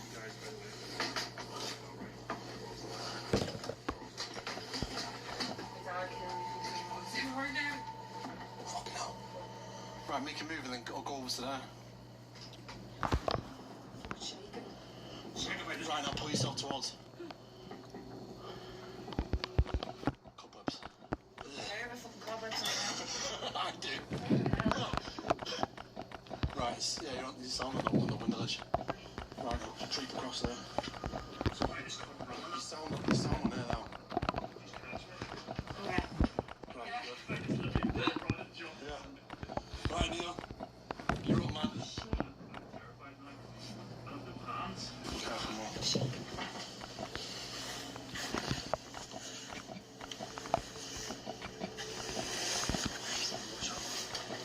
Fuck that shit. Yeah. That's some teamwork right there. Oh, Jesus. Yeah, man. Wow, man. Yeah, it's been a while for some dodgy business like that. Yeah. That was sketchy as fuck. Jesus. Yeah, that's the sketchy one, that. It's the fact that the floor is literally... Look at the state of it. Well, let me try to balance the camera up. The camera's like balanced up there. You can see like how gone the floor is. It's collapsing down to the next level. Guys, you can see the wardrobe just sinking into the sinkhole. That was the scariest thing I've done. Alright, so we've made it across the floor of doom into the house. We're gonna walk around and just see what the crack is, but I'm gonna give you some history. Once we get a little further in here, still need to wash off the floors and stuff. I don't think it's gonna be as bad as the last building we just had to cross over to, but yeah, we're in the building. Oh, I've just noticed this because of the map on the wall. Yeah. That was huge. What's that about? It's all Northern Ireland, so it's in Belfast, basically. Yeah. Yeah. Yeah, it is. It's massive. It's crazy, isn't it? Alright, so what is going on, Darksiders? Welcome back to another crazy spooky adventure. Tonight we've come to this mansion that's got a lot of history. Now, a little bit strange actually, the owner of this house itself used to be a slave master. Now, the house itself is built from building materials from South America, from an original plantation. Now, the owner who owned this owned several plantations, and it said that it had loads of staff members. There's actually a staff member quarter on the back of the building somewhere. This is all dilapidated now, but that's all we really know about this location itself. Later on, there was another owner who was serving in the army, I think, in the British Army, and was in the RAF and things like that. And yeah, it's not been lived in, I don't think, since World War I after the passing of the last owner. I don't know how long it's been abandoned for, but I'm guessing it's been abandoned for quite some time because the state we just had to cross into this part of the building. But yeah, I'm guessing if it's going to be haunted, it's going to relate to some like kind of plantation stuff, maybe like, you know, Some water type related. maybe water type related, mixed with obviously the plantation stuff going on. I mean, building materials from a slave camp in America. That's pretty damn crazy shit right there. You know, I don't think we've done any kind of like plantations or anything. Slave camp in America? Are you kidding me? So it's quite interesting. But it's interesting that people have said when they come here, they've not felt anything as such. I don't think it's like haunted, but I mean, that's just explorers. No one's probably tapped into, you know, the underworld, the paranormal, the dark side, the dark side of it all. So who knows? I don't know how you're feeling, Neil. Weird, sketched out. Yeah. Because it's definitely a weird place. Because then half it's in such bad condition, then the other half's sitting mint, which is fucking really random how you let one side go to shit. Yeah. And that bang also, like we were only in what 5 minutes, and we were setting up the cameras. There was a big boom, so there was. So that maybe might start something. Yeah, I said So we're talking about the history. Then, so we were setting the cameras up. Yeah, so just before I showed you the Irish map on the wall, we heard a bang. Me and Sarah heard a voice as well, like distant talking. And I also forgot to say this house was actually built in 1820. So quite a bit of history. But I'm more interested, obviously, the owner being like a slave master. It's pretty some dark business right here. And you know, obviously know about plantations like all around the world, like supposedly McCoy. So who knows? You don't know. Back in the days, there could be some like plantation slaves here. So we're going right back, like we're going right back to like recent. We're there, go right back. Yeah, you never know. It's gonna be interesting. Yeah. I know. It's just. Check the ceiling. It's crazy. If it's invalid, we promise a 10-fold refund. This denture can be successfully worn in just 1 second. Yeah. Right, okay, let's walk around this place. Check the ceiling. That's crazy. It's got a really freaky vibe, to be fair. Especially with these stairs. Let's walk down the hallway.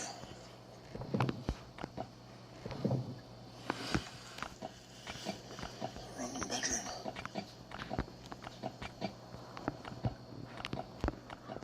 Don't know why, but I find that really creepy. Two chairs just like looking out the window. Blind shot.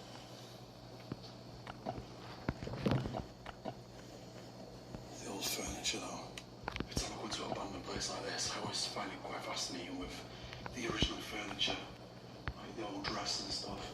Just the fact that it's just left there and you know, people are coming in and wrecking buildings like this, a historical location. This building is actually graded as well. A listed building. And you get, you know, the local shops coming in, wrecking the place and looting it and going as well.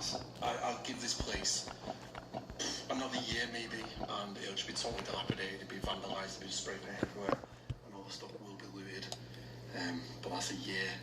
It's probably going to be wrecked a lot sooner than that, to be honest with you. It's a damn shame that, you know, places like this just fall into complete dilapidation, and the councils don't want nothing to do with it. People who purchase buildings like this have to follow suit with obviously the guidelines of a graded listed restoration projects and things, and the councils just make it virtually impossible for any owner to even come in and fix things. So yeah, unfortunately this will be another building on the dilapidated statistic list of, you know, that used to be there once and now it's just completely destroyed. Unfortunately, just the way things are. But it is quite good, you know, that we come to buildings like this and we just document it, as well as the paranormal stuff, you know, in the next like 10, 20 years, if YouTube's still about, which I highly doubt it for some weird reason. You know, you can look back on footage like this and show people, possibly educate people as well. Obviously the history of locations, you know, that's a bonus of obviously doing what I do, is going and seeing places like this and showing you guys all over the world, you know, that some people will never be able to get to see. So I do enjoy showing you guys, you know, the buildings and stuff. But I think that's just like one of the major perks about doing YouTube. It's just obviously showing you all the interiors, the original stuff, the antiques, the artifacts, everything. And obviously the paranormal findings, you know. I didn't come here just to explore it, but to find about the ghosties.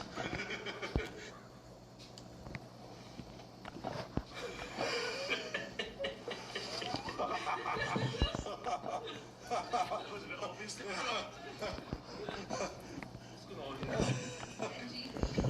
You know, I actually walked in and I just seen the bear like eye level to me and I shit myself. That's terrifying. That is terrifying. I just walked in, these guys trying to scare me. This big brown bear. So cute. He's mad. Yeah, That's a good neck too. It's so cute. I won't be saying that when it comes to live and starts trying to hack you up. Right, okay, so Neil's just started doing some weird sounds. I don't know if it's outside or inside.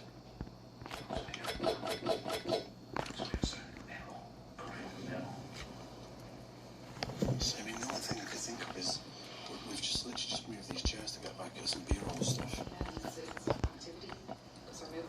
Well, I was going to say the sound, but I don't know.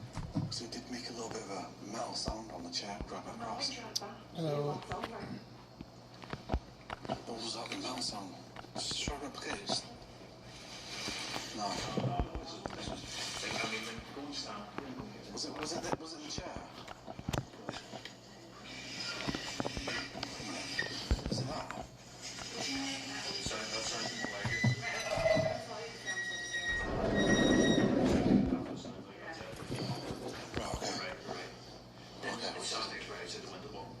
Yeah, it's probably the sound travelling in it. Right, okay. Start getting a bit nervous in there. Just what would you want it in it?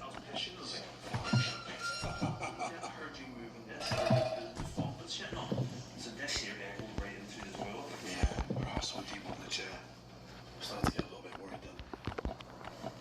In these other rooms. Which room have you gone to, Sarah? Some random bits. Upstairs. Maybe we should head downstairs and just see what we find out. Okay. No way. Kind of reminds me of the Resident Evil mansion, just like scale down on these stairs. This is freaky. Wow. What's the bed there? Oh, that is eerie. All the vegetation as you can run through from outside into this room. If you're here with us, can you make a noise?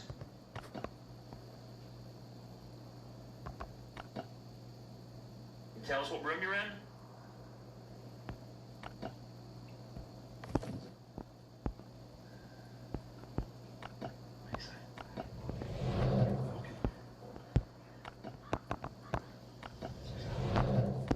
Is that you walking?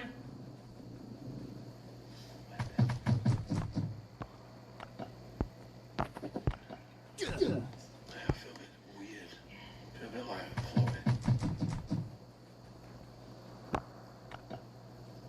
That was a woman. That was speaking. We had the woman across the floor before when we were setting up cameras. There is a woman here. Yeah. Do you think she's just looking out for you or something? She could have been here. Was the owner of this house a slave master? A lot. Threat? Threat. Threat? Are you threatened by us? So you said that. There's no need to be afraid of us or threatened. Buy one 72-hour survival food kit, get 2 for free. You heard. There's no need to be afraid of us or threatened.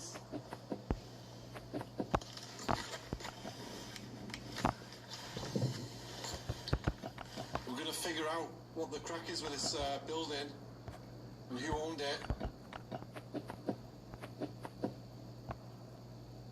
He's obviously not a nice person dealing in slaves. What do you mean?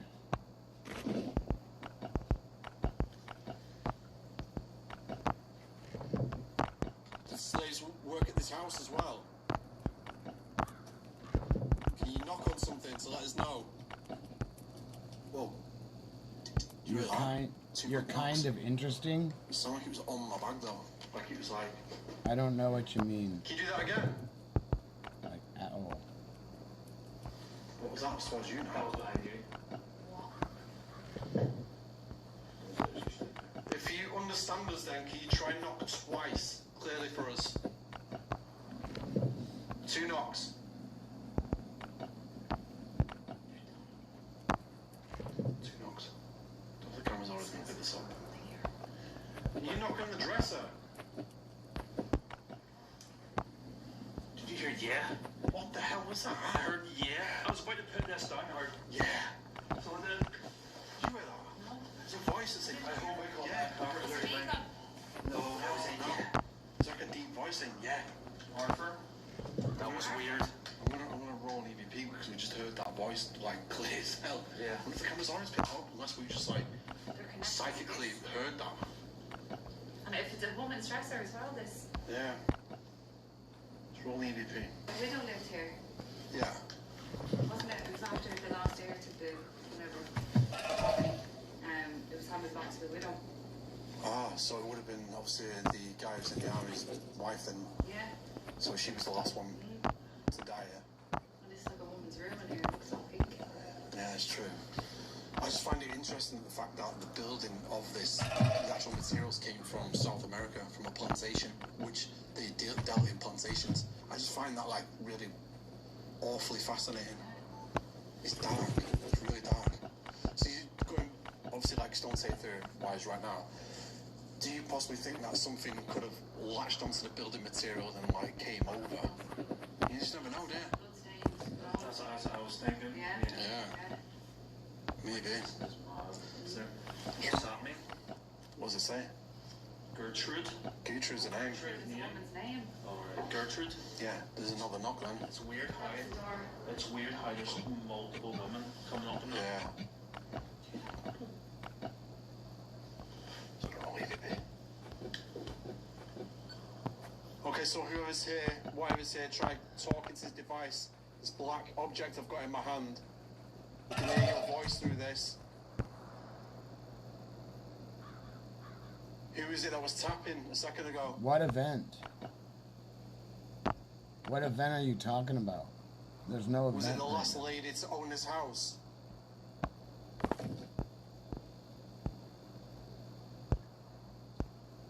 Is the plantation owner here?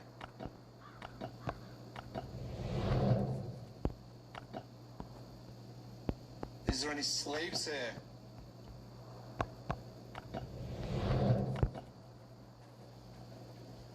Let me stop that. I just heard it. Yeah. Yeah, I just heard it. Yeah. This came up when you were talking there. It said it's scary here. Spirits walk. What? Yes. Spirits walk. So, yeah. Middle of that might be my Jack Russell ego.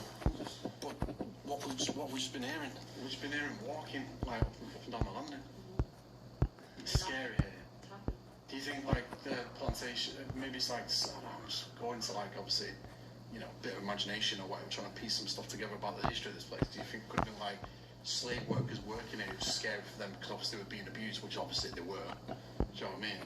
We're tied in the basement, locked in basements all the time, and then obviously the daytime they work till they drop basically. Yeah. So do you think it's something like that?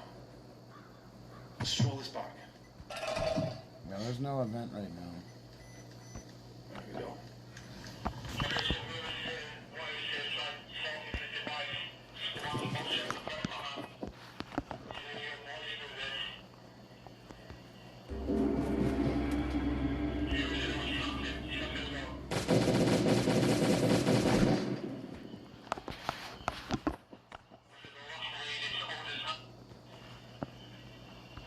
Oh my God! Did you hear that? There's a voice that goes, "Oh my God!" So the first part, the rustle was obviously that little tune moving. Yeah. The second part goes, so a woman goes, says, "Oh my God!" Listen to this. There.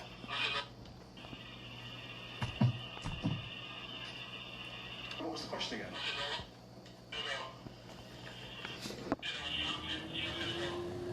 Yeah, you doing something a second ago. Was the woman? It says, "Oh my God."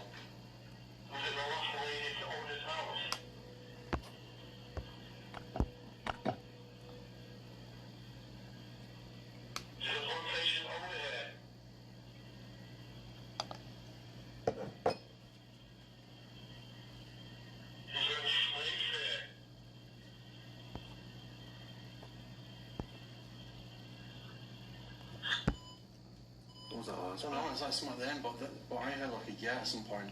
Voice not picked up on this. Who's the person that said, "Oh my God"? There's other people. I'm on 4 different platforms right now, so don't feel like you're Why are you saying, "Oh my the God"? only one here.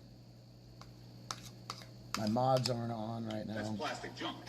Feels awful, looks worse, and it's what too many people get sold. But not here. Saying, "Oh my God." Start that shit again. Did you hear that? Yes. What was that? That was dogs. Like a dog barking, yeah. We'll stop it. This is really weird. Really, really weird. Well, that's that. So, the last few nights, we keep hearing dogs on investigations. On EVP, Audible. We actually seen a dog the other night when we was out. We got lots. I mean, dogs wherever. Dogs on the way in. Every EVP was dog barking in the back. We couldn't hear it in the building. Yeah. And he seen a dog. Yeah. And it was just weird. It was just constant weird from start to finish. I think that's a bit weird though, because remember in Moss's Wood, you saw a dog behind me. Yeah, I seen the dog behind you. Me and We just we heard dog barking. Yeah, We're always hearing dogs. We've recently been to Kineen Ghost House, which is known for like obviously this supposedly poltergeist was barking and demonic attachments was dealing with like a demonic like investigation. But ever since Kineen, all of a sudden it's like more dogs have just started to appear randomly. They've always been around though. They've always been around, but like always around here. But now it's like more prominent. Right. It's like they're the sound of the dog stuff's like sound of manifestation, isn't it? Do you know what I mean? Yeah. What do you want? Demonic stuff? See, since I come back from Coon House, I've had activity. What? Right, so Joanne's seen it too.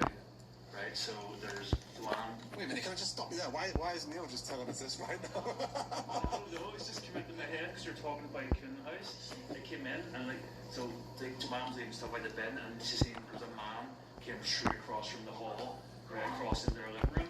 So she said she seen a man like hunched over, like run across pretty quick. And I went, right, okay, I never thought of it. I came in after an investigation the other night. The place stunk of old cigar smoke and stuff and all. And then Joanne goes to me, was it this morning? She goes, I was in thinking there's old cigar smoke coming through here, and I keep thinking I see someone like walking past the hallway into our living room. So I do.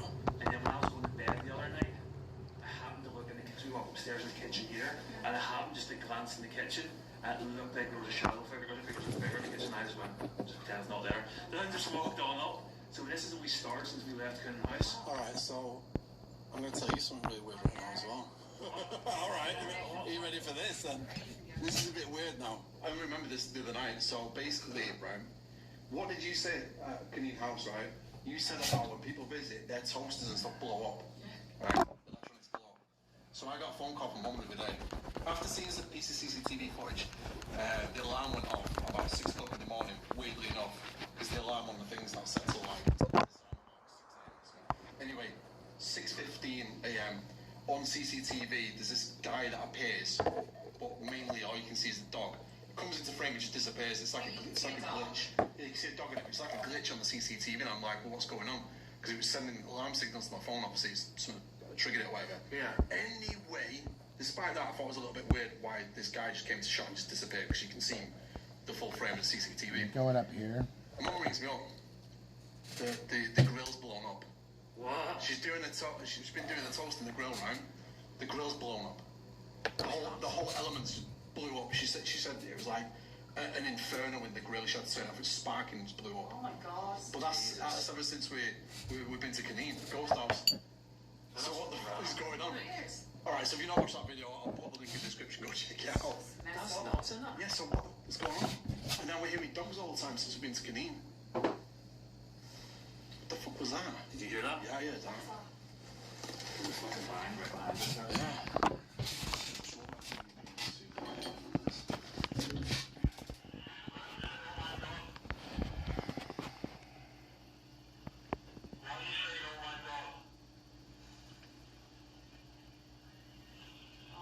What was that?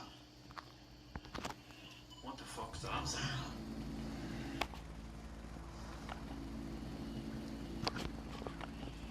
That's a full conversation.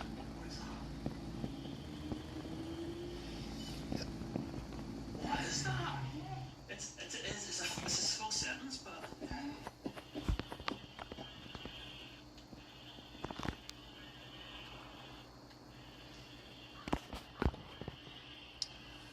It's okay, something. What I'm feeling outside, they said, let's go and get them. You're getting. It's okay. It's okay.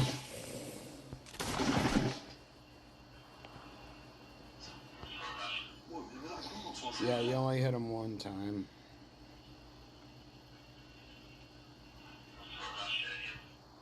So we actually heard it.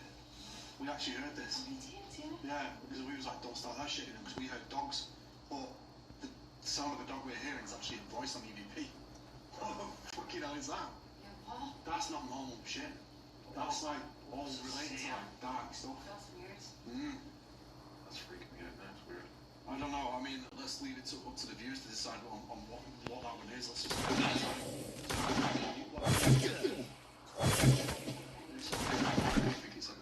Let's go and get them or something.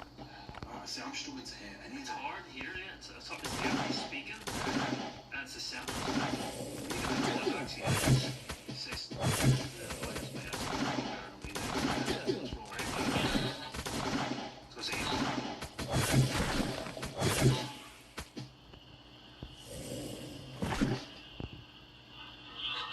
It's a random, like. Weird, isn't it?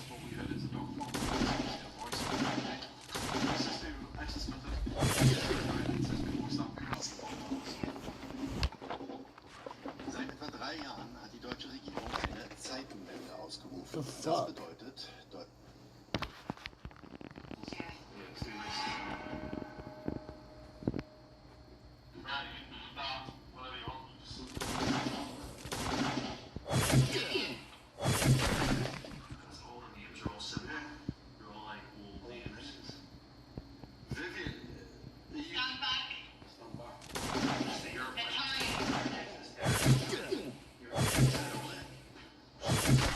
You smell that? Yeah, but it's just me. I feel like it's on top of my heel. It's the heat. What the smell the heat? Smell the heat. Oh God. Vivian, is that the woman who last lived here? The widow? No one here walking around. I'm trying. In front of us. What's in front of us? Don't fall off. Don't fall off.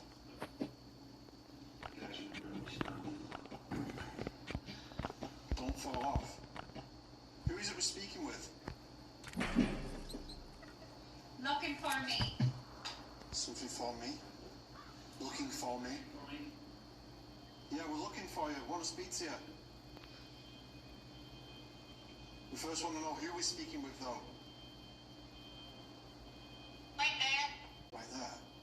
Yeah. What, here? On the stairs? I was pointing at. It's like hide or high. Hide or hide? Where? Mine's bizarre. Something like blind. I'm blind. I'm blind. Can you tell me the year you died? We became ghosts. What? We became ghosts. Dude, what the fuck was that? What was that? What is it? That torch? I think there's a torch. That window. They should have light out there.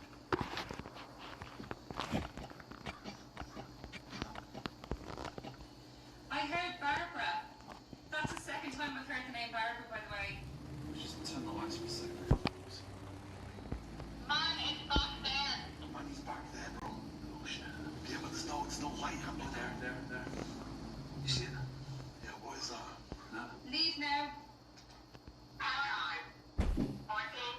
Did you just say something through the walkie-talkie?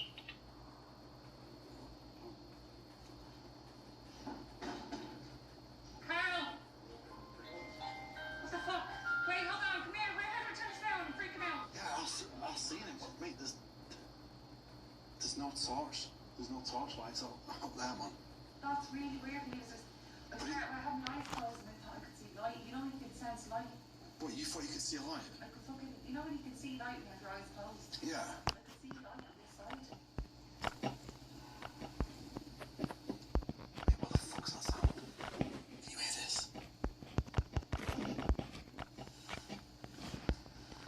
Yeah, weird sounds. You see us? You see a torch coming through the window? And then when I looked out the window, there's nothing there. But the man's voice came through and said, I'm back there. Yeah, as soon as we said it, I said, I see the torch. I said to him, there's someone there. There's a torch coming through that window. And he went, where? And he went, there's a man back there. Yeah. What the fuck, man? I should choose the walkie-talkie light right now because I want to keep the lights off. Sorry, guys, you didn't see. That's too weird, isn't it? That was a freaky moment right there. He said we became ghosts. And then the man said, I'm back there, but it's at the same time. Me and Neil started seeing the torch and stuff. Neil had seen it first, and I came across and I seen it like split second. But there's nothing out there. It's just all I can see is the orange sky from the ambient lights. It's weird, man. That's too weird, isn't it? Yeah, maybe we should move on to downstairs and just see what else we come across. That's a little freaky, that is. No. Yeah, no, have you noticed the buildings were like super cold? Yeah. Even standing on the landing now was just like unbelievably cold. Yeah. Oh, that's really freaky.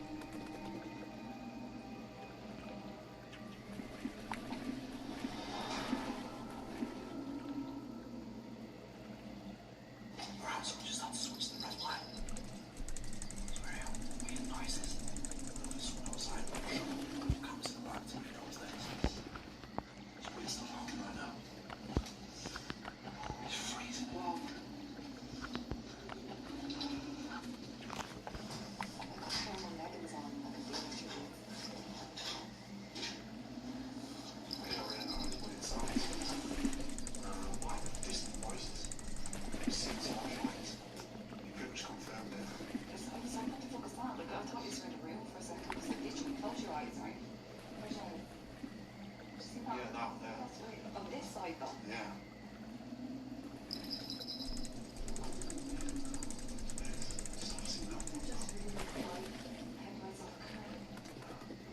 It was like this. Yeah, it was like bunching up and down and you're walking up the grass. It seemed like freak as shit. Right, I've just switched to normal. I think we're okay. I don't think there's actually on there. It's not cold. It was freezing there a minute ago.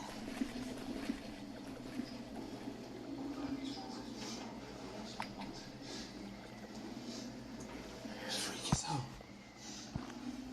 It's amazing up my ground. Man, it's really area. We're thinking so far. We shouldn't know how to talk about it. There's definitely What sounds? There's definitely people here like that in spirits. I think they're just quiet. They're not used to talking to anyone. Yeah, any responsible cause is a bit curious. I'm like watching something on another cell phone. I remember too, if they were any type of slave or anything like that there, you wouldn't want to speak to them. Like, there's so many bits. Let them tell their story, sort of thing. This is where you can fish unlimited. Does it feel edgy? Yeah. It doesn't feel edgy. Yeah, it's like a whole can't get back to this. It's like some of the rooms are just calm, it just feels nice, and some of the rooms are weird. It's a dodgy feel. We're gonna go downstairs. Do you wanna follow us? You have our permission to communicate, by the way. You can speak to us in any way you want. You can ban on things, you can come to us, you can touch us. Its cleaner is insane. It removes baked-on oven grease, black mold, and years. Come to us, you can touch us. Watching Dark Arts TV.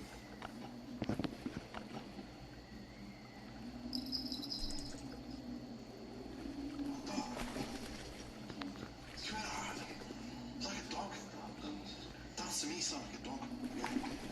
No joke.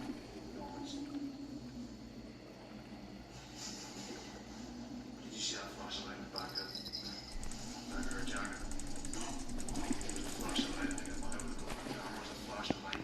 Shh. Flashlight on your back. Seen that in that room? Are they like manifesting in life form? I'm guessing so. Is that you behind me?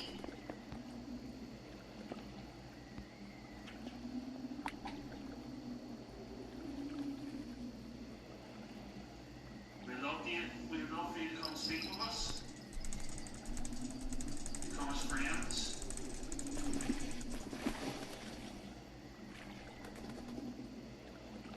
Is your name Barbara? Or is your name Barbara?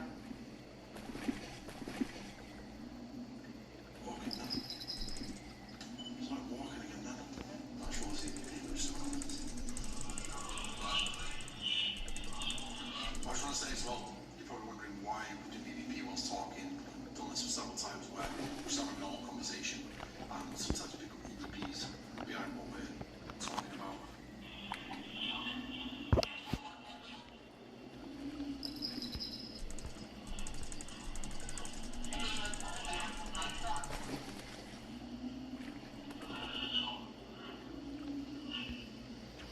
Come on, catfish. Let's go. Yeah.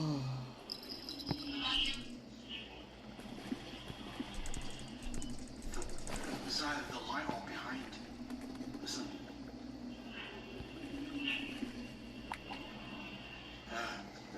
Behind. One's house. Yeah, maybe. It sounds like.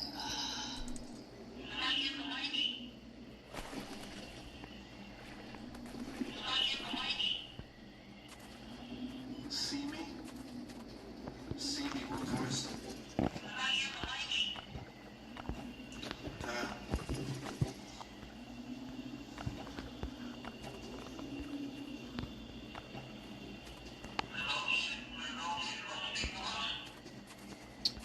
am gonna be going to sleep here soon. It's midnight here.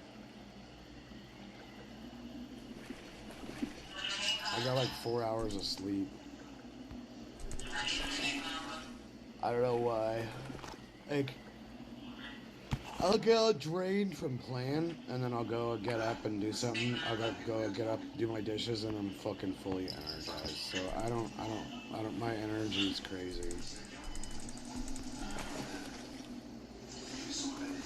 I think it's just a screen bugging my eyes.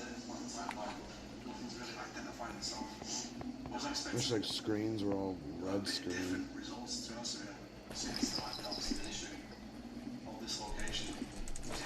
Instead of blues, instead of blue lit, it's red lit.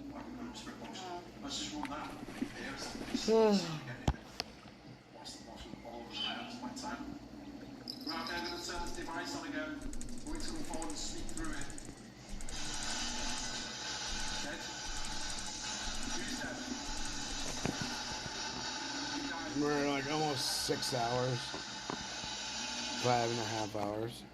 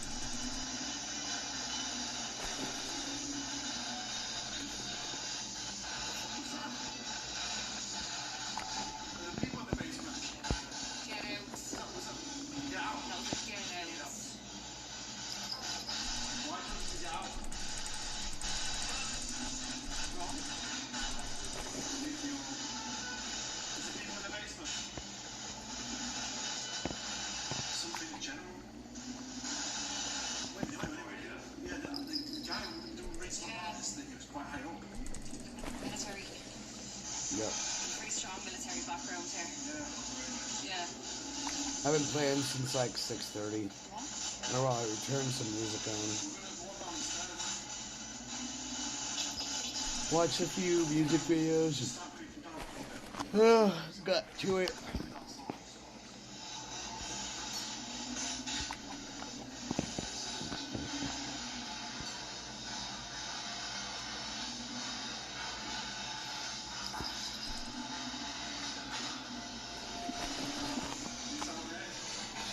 I need catfish. Oh, that was a woman crying. That was a woman crying there.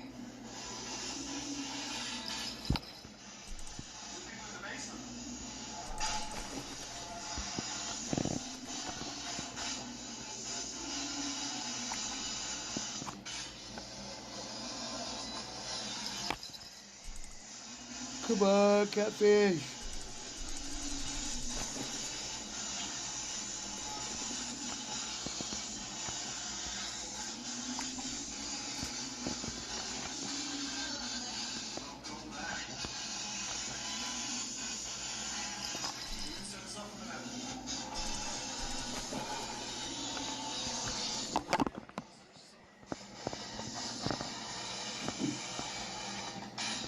Holy shit.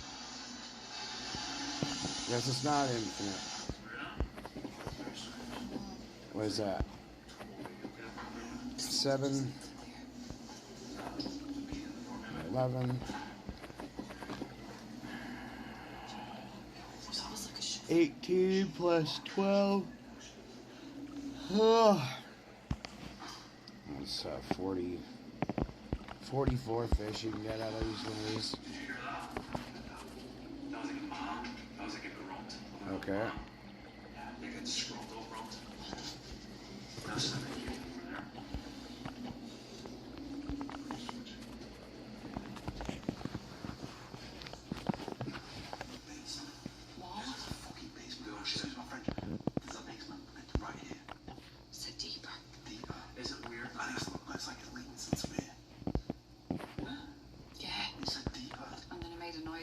Attention to in there. Yeah.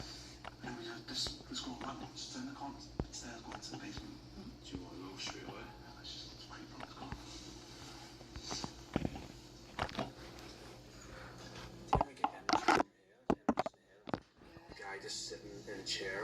pipe. Oh my god. Just sitting smoking, and he heard us coming in. He's just being like, Oh. I'm just thinking I'm gonna walk in the room. He's just sitting there. I gotta find a meat box up there in the wood in the winter zone. Wow. Jesus. Be careful, sir. You in the basement? Wow. Is the people trapped in the basement? Can you make a sound?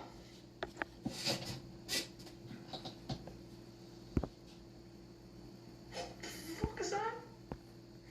That's cool. I've been playing since the game started. What is that? Look at my number. You in the basement? 1375. I've been playing since the game started. I was the 350 or 375th person to play the game. A disgruntled man.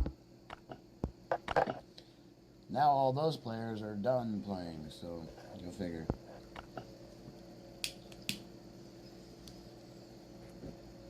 What is it you need to tell us?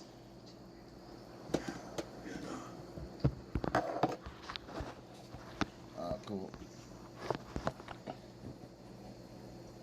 So you know you can get 44 fish.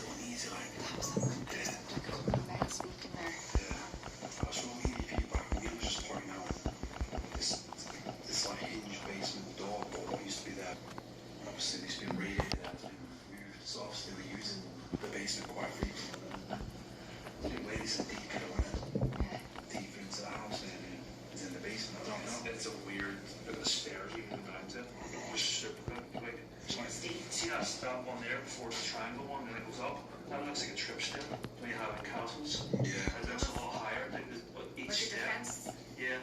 Each step's different. Yeah. So then people trip. Yeah. Weird, isn't it? But that's the stuff that came from plantations and stuff. All that old finds and stuff. Crazy. It's freaky. It's really wild.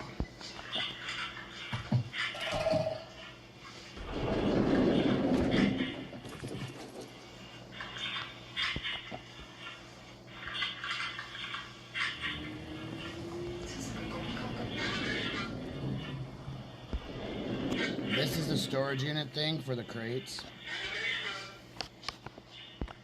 Deeper. Oh my god, it's a deeper. It's a deeper. Listen, listen. That's what it does. Deeper. You're in the basement. Deeper. Or is it keeper? Deeper. Deeper. Go. Deeper. Go.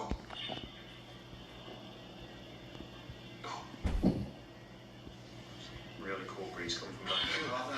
Yeah. Massive breeze behind where's it coming from.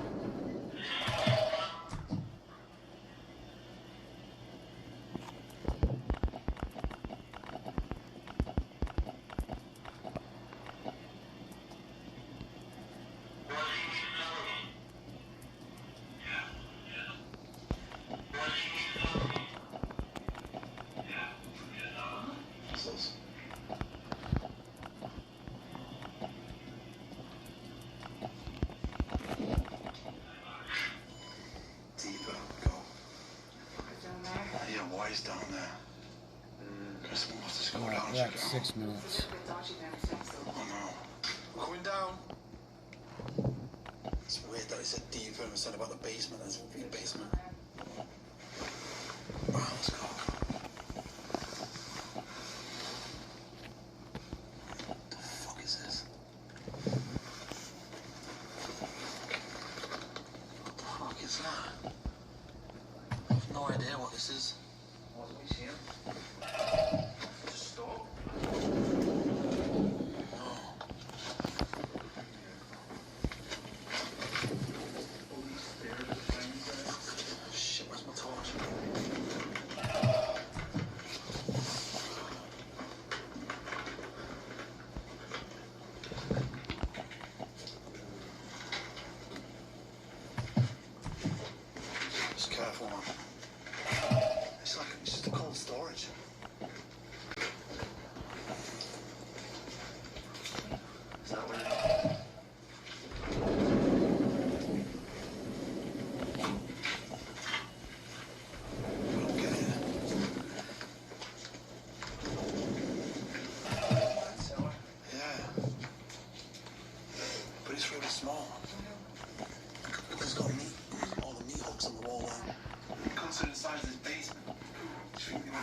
actually have people down there, because I mean, there was that other servants' quarters block.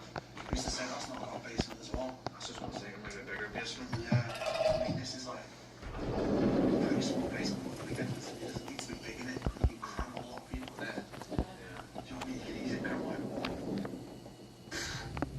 And what's faulty people? I have to say that a radiator or something was sitting right above it. You can see where the radiator used to be. Yeah. He says that, I know before these came, crammed all the people in here, put a carpet over the top, never know anyone's here. It's just the fact it's said deeper. A few times. And obviously, plantations were around putting people in basements all the time. And it's ironic. Just come downstairs, it said deep, and then turn the corner, basement right here. It's just.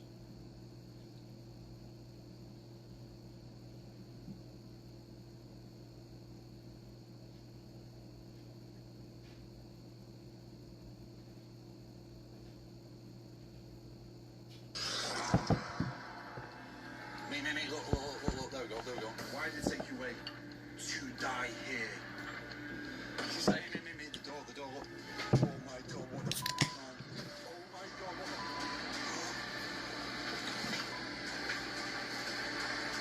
the Good water.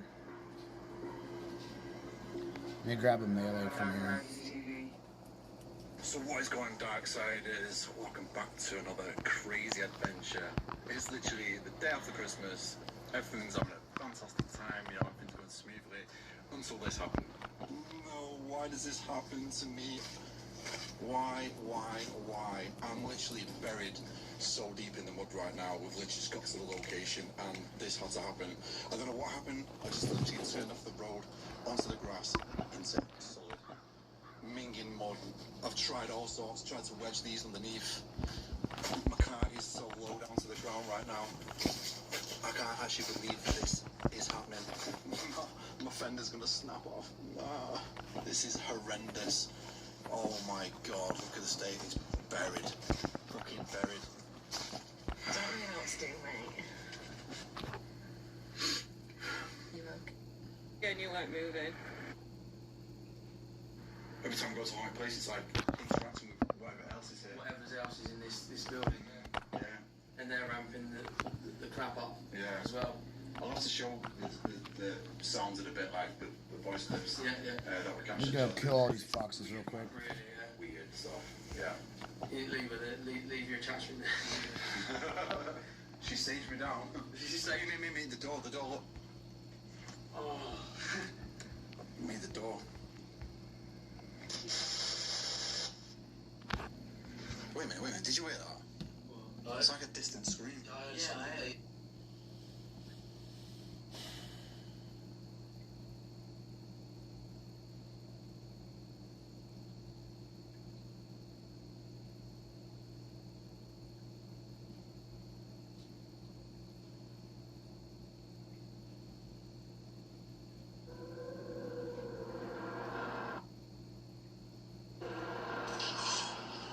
It's banging going upstairs.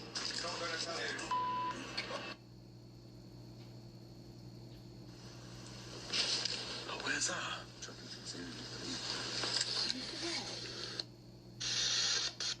So, vibes changed.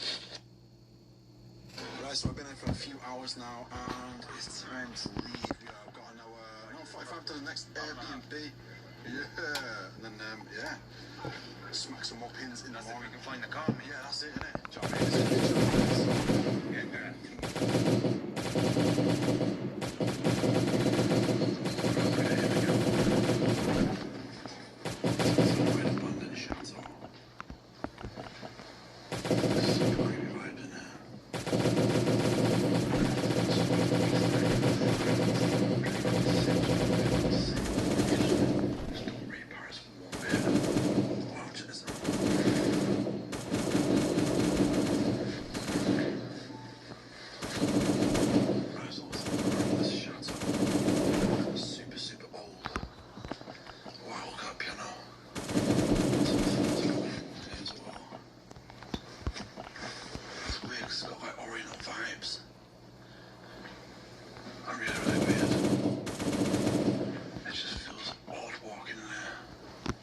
Yeah, I've been sending all this shit home.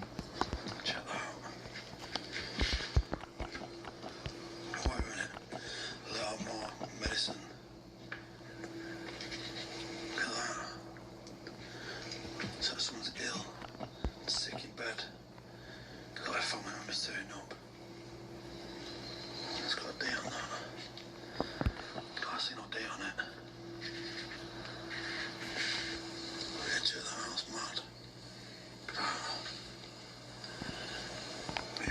This game's okay, but the developers don't care.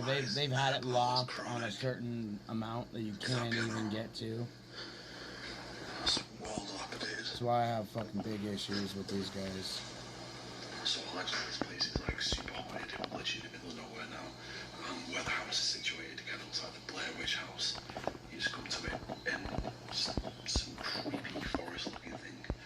And even just being on the bottom level right now into these two rooms, as soon as I walk in, it was just like, doesn't feel quite right in here. I'm just walking through it.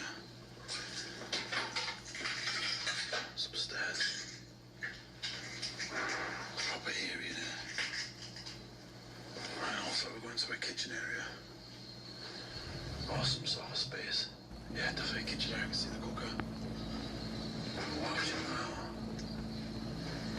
Let's go water pump.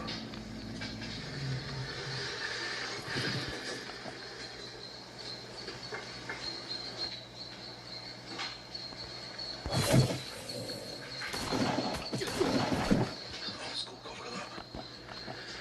Not one of the oldest I've seen, but it's pretty damn old. Let's have a look in here then.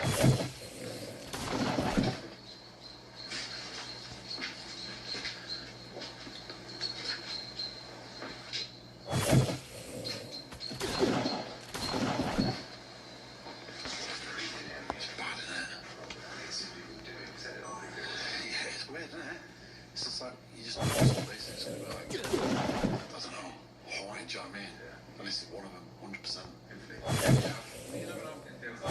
Yeah, it does, doesn't it? There's a great presence, energy going on right now. 100%. It's weird, isn't it? Just all this Oriental vibes going on. So obviously the Oriental vibes is pretty solid. But just think how they're just into it. Yeah, yeah. Yeah, that's it.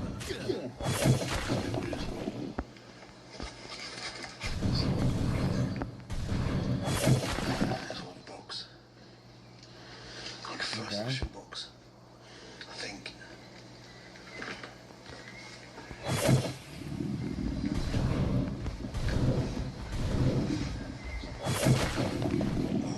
All these books are as well. It's just mad. Mad to see stuff like this. That's crazy.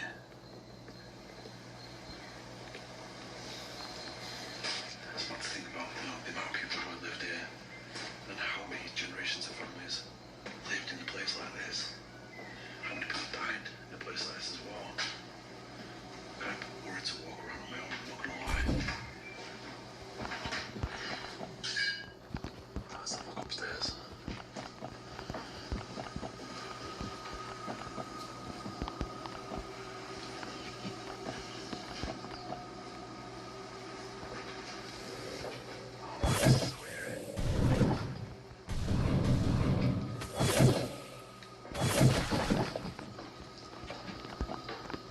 What the hell? My baby's caught.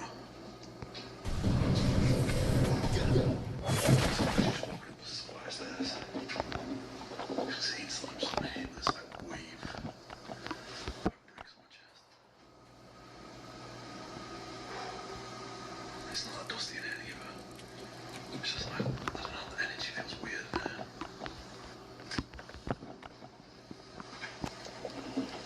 Oh wow. It smells very funny in here. That is creepy. Very, very creepy.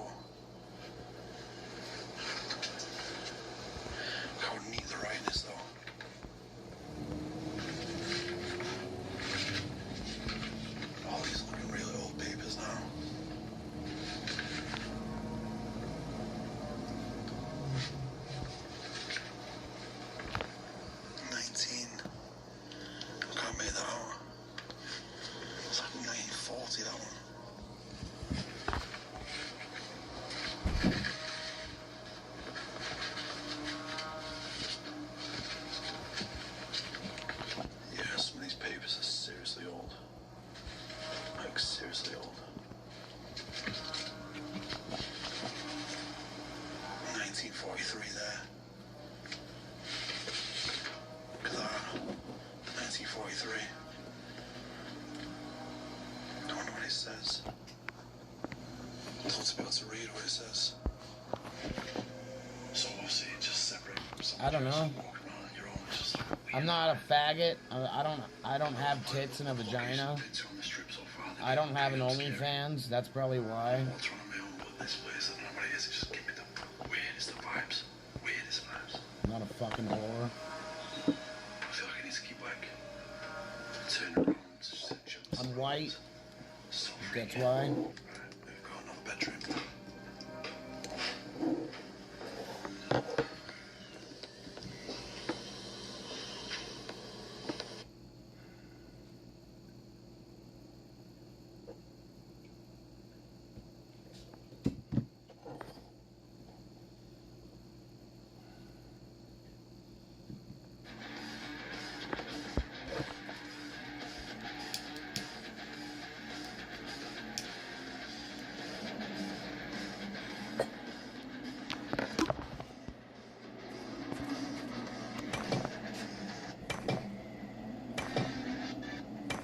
Kitty's not dead. South Park reference. He's back. Kitty Lion is back. But Aquaman, man, really, I think was, he's got more than and that's champ right now in LA is number 2 him in the world. Making no jokes there. And really shoot nasty. His money is funny.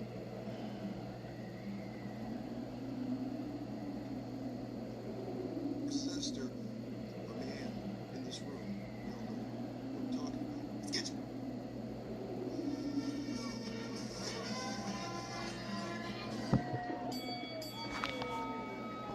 Hi.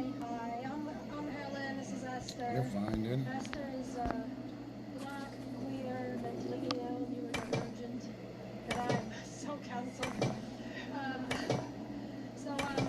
Esther is what we call a coconut. It means on the inside she's white, and on the outside covered in hair.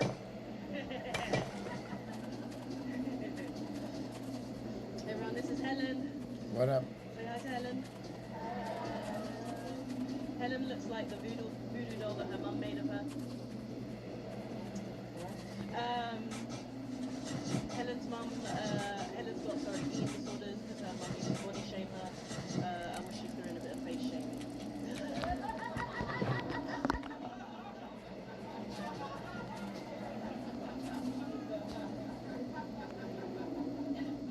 I mean, your mom should have body shamed you. Okay, so honestly though, Esther is like spiritually white, and I will prove it. She emailed me like a description of herself.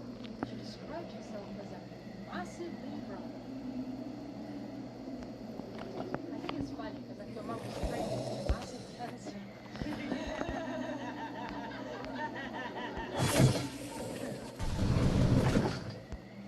I think our mums are competing there. I'm also... oh yeah, true. Everyone, bring the cunt and get out of our country. This is Helen. I will try and make this quick though. Helen's got to get back to face maxing. Okay, that one's for the incel. Helen goes to the gym and only does chin-ups.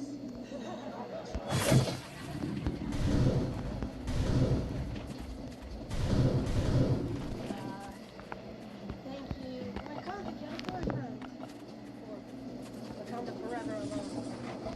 See Esther tried to kill herself 3 times. Are you sure you're doing that? Because I'm just saying, if your ancestors gave up after failure, you wouldn't have any sons.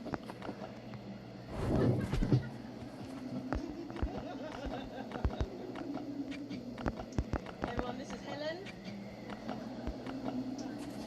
Helen's what you get when your dad comes vinegar. A lot of people don't know this, but Helen is part Jewish and part Down syndrome. That's why her face is flatter than an Iranian school.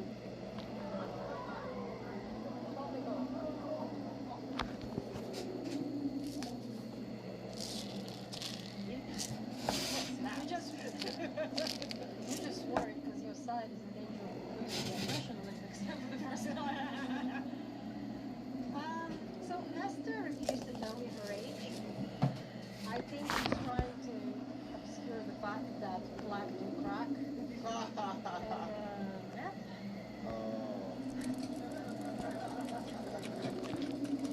You see, she's so white she doesn't get drug use. No, I leave that to you. What do you mean you? You know what I mean. Everyone, this is Helen. You might recognize her as all the ugly stepsisters.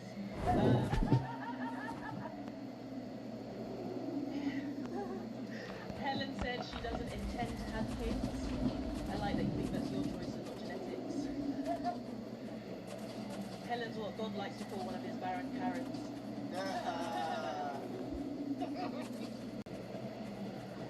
Well, you might recognize Esther as the mandatory character in every major film franchise.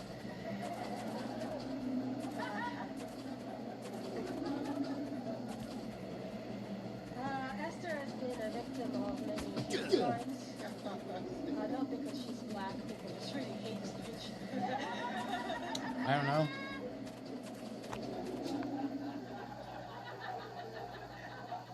I was expecting a better. That was good. Yeah, alright. Helen's just jealous because I get to celebrate Hot Girl Summer. And the last time anyone in her family did was 1945. Damn!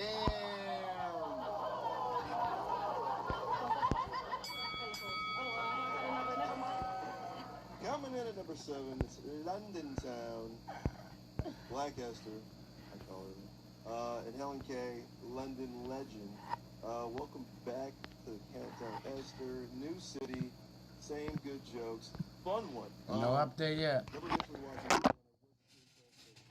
that one back. That was a lot of fun. Let's go to my final squad. Nate, Kenny, Nate. What do you think about that one?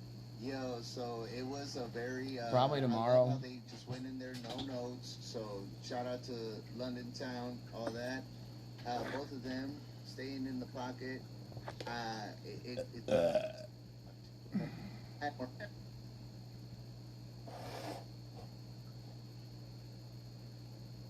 of like that because that does give this a very weekly show, variety show kind of feel to it.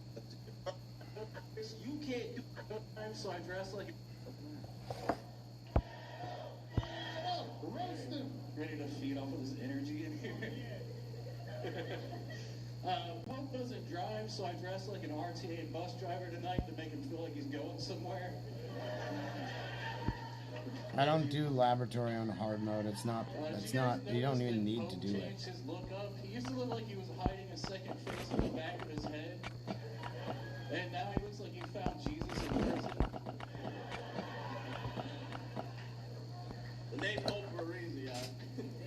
The ladies, how we doing tonight? You see that, Chris? You can't do that.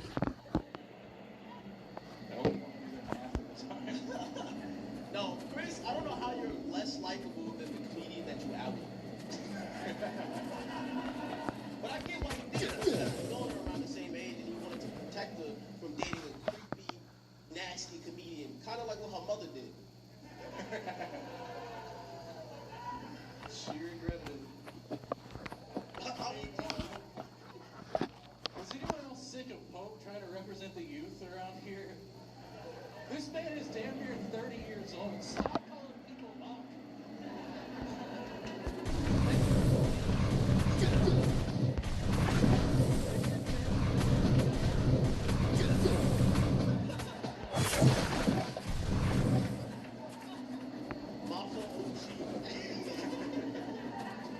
You got old nigga boots on. What you talking about? Hey, Chris, you know what you can't do this? Give it a try, old nigga.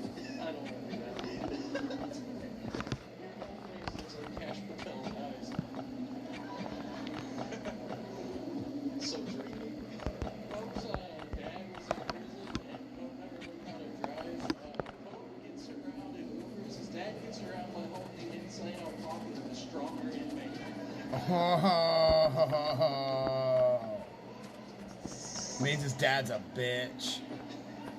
Daddy, let that nigga fucking go, Daddy. You gave him my dad's fucking dog. And then in community they go by animals, you know, like you gave him a otter, a fox. He could take his teeth out and come in. He a gummy bear. The difference between me and Paul's dad is like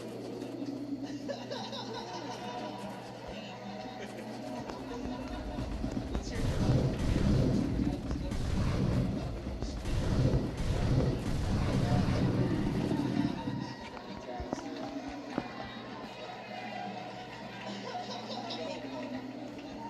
That's bad, buddy. Is that the, oh, that was it? I think that's a good one on the banger. And then fucking shit stop.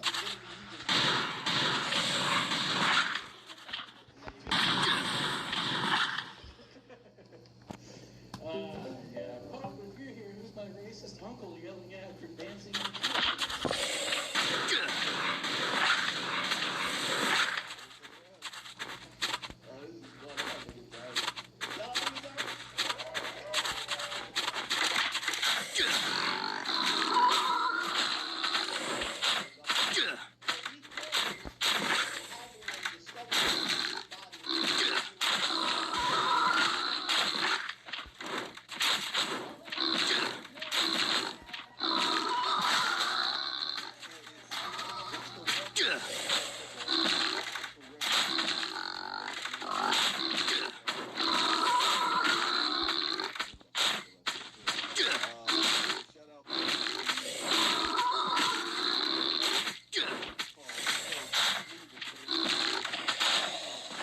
Fuck.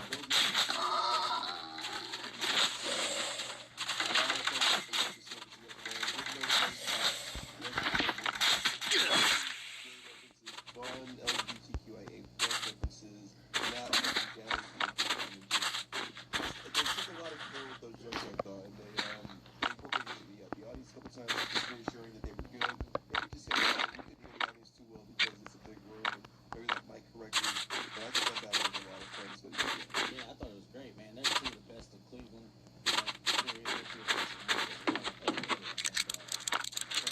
Chris has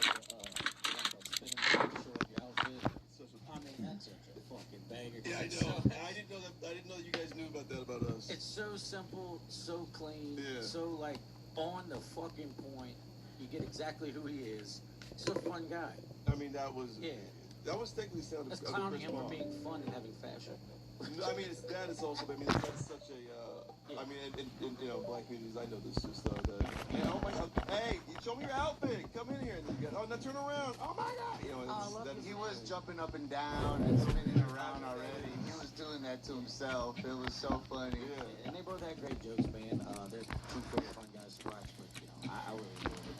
Yeah, I thought Chris Paul was really, really killing some skin back, and you know, learning about Pope's family, just Pope's essence, obviously with the he doesn't drive. thing.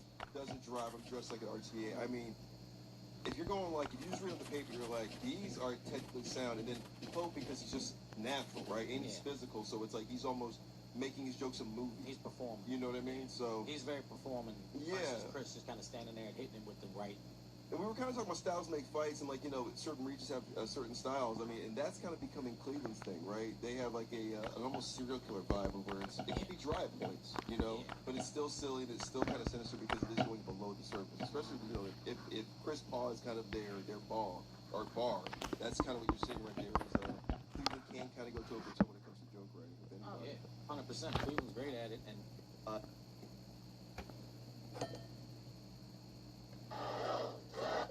What we at, number 5? This was fun. I was at this one, man. This was live at the Comedy Cellar, so this is a Comedy Mothership. This is a wild card, so they split the parents. Barcelona versus Austin, Texas. Same name for Austin. Allison, Barcelona. Number 5.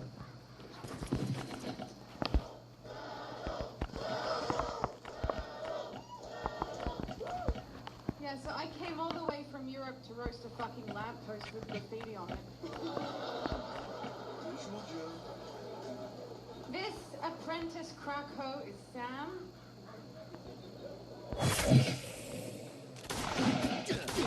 Like she would spit out a piece of broccoli because the texture is yucky.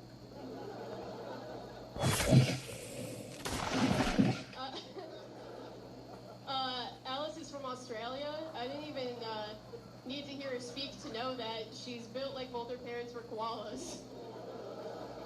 Alice looks like when she queefs, she calls it the thunder from down under.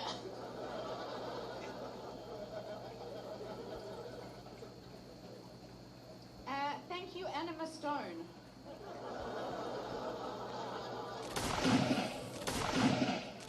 Sam she's had a bunch of miscarriages. Amazing at only a few years old, even a fetus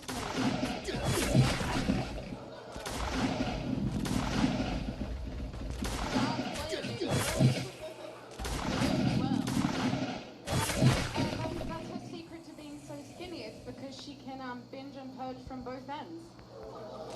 Oh my god. Actually, Alice told me she has an eating disorder. Hey, maybe try one of the other ones.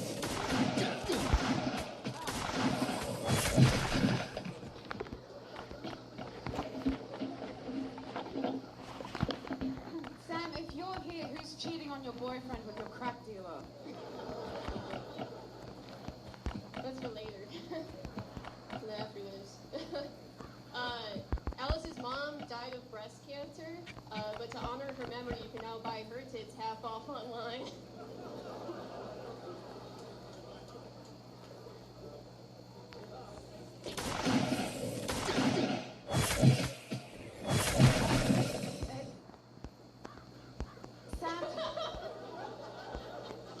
Sam told me she's a line cook. I think it's a bit weird to include your body shape in your job title.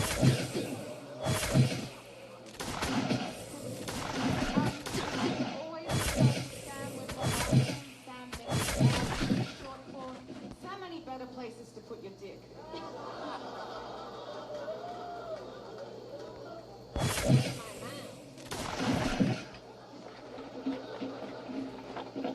It's a lost art. What can I say? I'm keeping it alive. Alice is an English teacher, a barista, and has multiple mental illnesses. Do you tell them that when you go in for that haircut?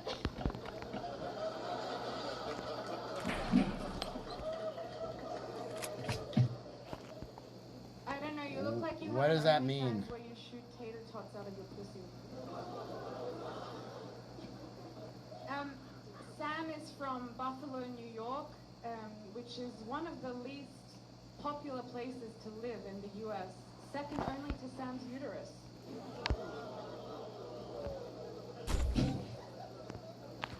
Not wrong.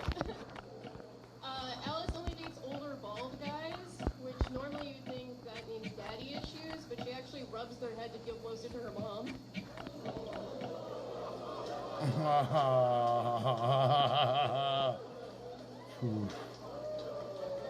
Keep it going for Sam Minnie. That is such a strong joke to end on. Number 5. Sam and Alice. Alice and Sam. Wow. Women fighting, everybody. Classic. And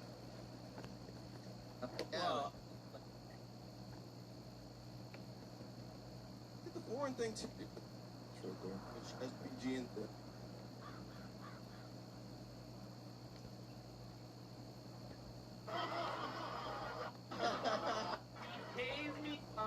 Had to tune in. We love these cats, and I'm glad that New Orleans drafted them. So New Orleans get these. New Orleans. Most countries in Asia are New hot. Orleans being So Chicago. John Moore versus Delilah. when it's a form of a, when you get an answer in the form of like a question. I'm not actually a comedian. I'm the tranny Booker John hires. He needs him. He pays me in Sudafed and copper wire. Thank you, Benny the Bull Dyke. Thank you, Olympic Cobbler. She's a woman. She's interrupting. No, Delilah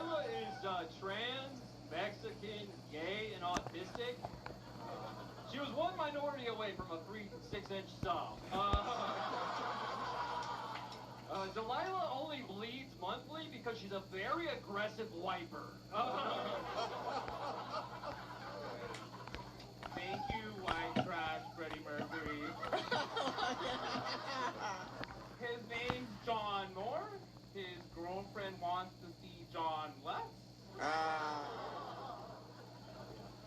This battle's a lot of fun. It looks like Luigi versus Bowser. That's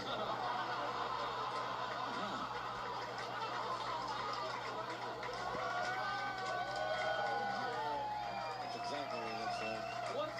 What's fun is if I win, legally, Delilah has to tell me which castle the princess is in.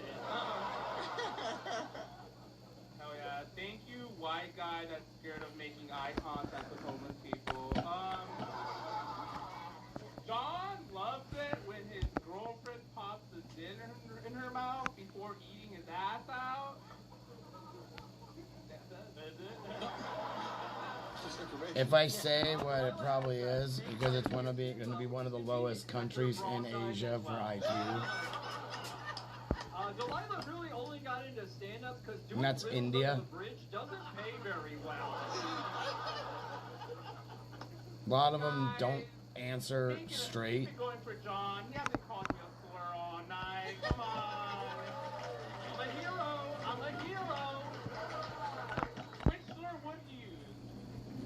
On 3, 1, 2, 3, say it.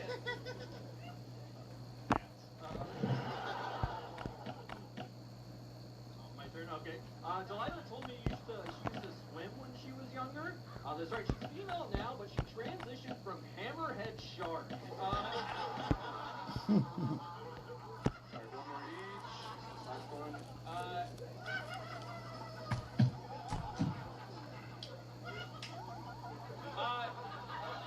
John and I look like we both would have died of AIDS in the 80s. So you guys buy fuel by the liter.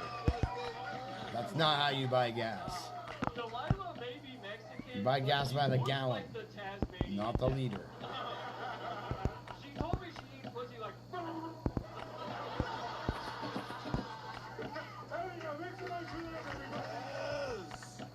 Delilah Orizaba. Gas is expensive everywhere.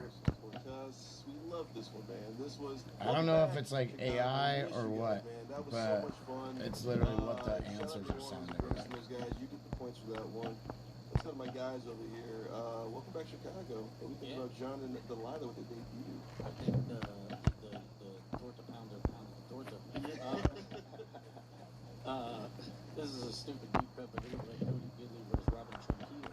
Oh, you know who we're talking about? What the heck is Cody Gidley? Asia is also not a country. Delilah looks like someone I matched with on Bumble, so I was voting for Delilah. That was fucking. No, Delilah looks like Fat You. Yeah. What do you mean? I love the outfit. I mean, right off the bat, unique, stands out, confidence, fierce, all that. I was in love with the whole battle. She's a chupacabra. Yeah. It was so great. Fantastic. Delilah did the thing that a lot of newcomers do, and I think with experience she's gonna learn this. But providing information that sounds funny in your head sometimes is not always gonna be funny to everybody else, You right? need the info, yeah, but you gotta have the connection. Right? It's almost like that's a good setup. This is great, and maybe the setup is funny, but you need You're gonna need a bigger punch. puts in his act likes to dips in while she's eating ass. Sure. What else? What do you Yeah, call it's it? almost What like, about it? You know what I'm She saying? set it up too. It sounded like she had more on the Exactly. back end, so we're all kind of like. But then when she called it out, it did. Right, and then also like leaning on your opponent to kind of finish your punchline. That's always a risk, like having somebody say a slur. Even that's an insane risk. But Delilah's all about risk, clearly. And she kept it nice and short. I love that. It wasn't like a whole setup. It was just pop, pop, pop, pop. Nice and beautiful. Good work. And I haven't seen John Moore, and I know because and check out the Rose Battle Chicago YouTube page. He's doing some great work over there. They're well produced. They do a good job over there. John?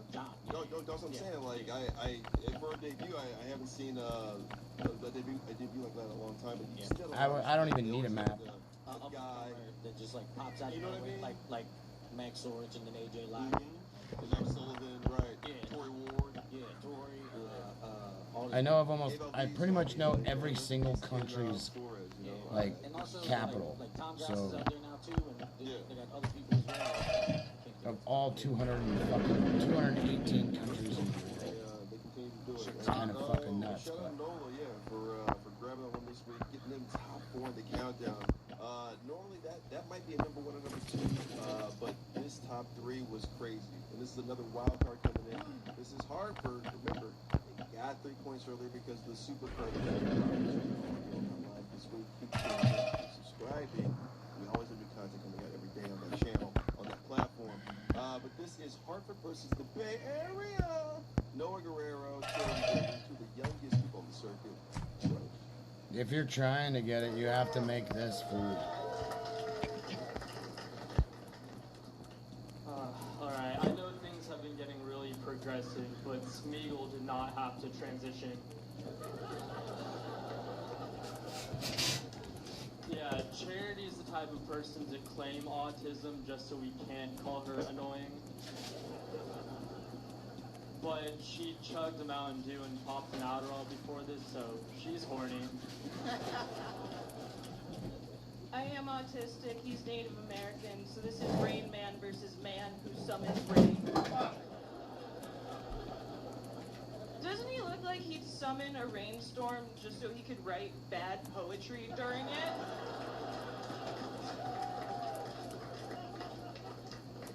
Alright, thank you, Freddie Ann.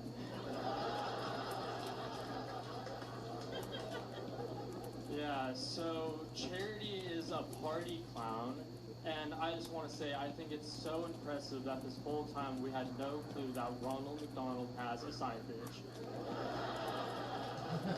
Ronald McDonald's got a side bitch. It's true, I am a clown. He's also half Latino, so he's also good at hiding his friends in cars.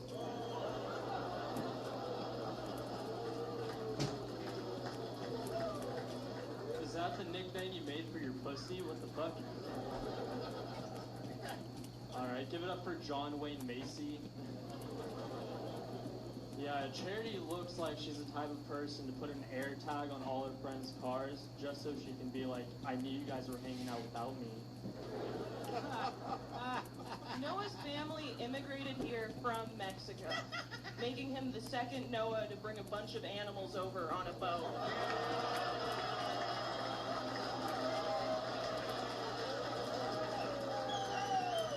Get him out of here. Alright, fuck you.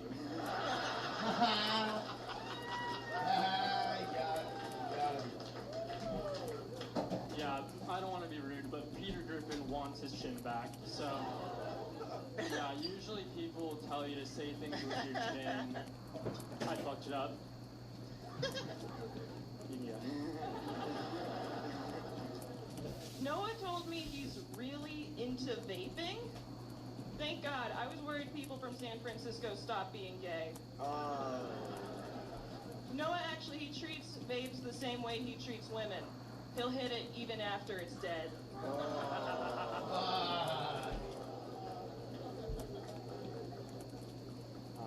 Charity, you look like even your horoscope would tell you to fuck off.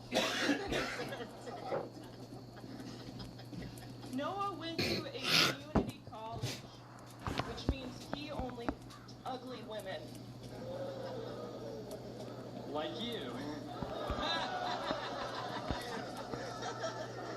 Yeah, keep it going for the youngest fellas on the circuit. I mean, crazy. Huh? I just spilled something on my floor. I spilled cheese on my floor. It does look like balancer, right? So I had to sweep my fucking floor up. Like I was just like putting away my chicken and potatoes, the shit that I made for dinner, and then fucking my cheese fucking container fucking hit the floor after I was shifting this thing into my It was hilarious, man. I love the authenticity, what you call it, the my originality. refrigerator.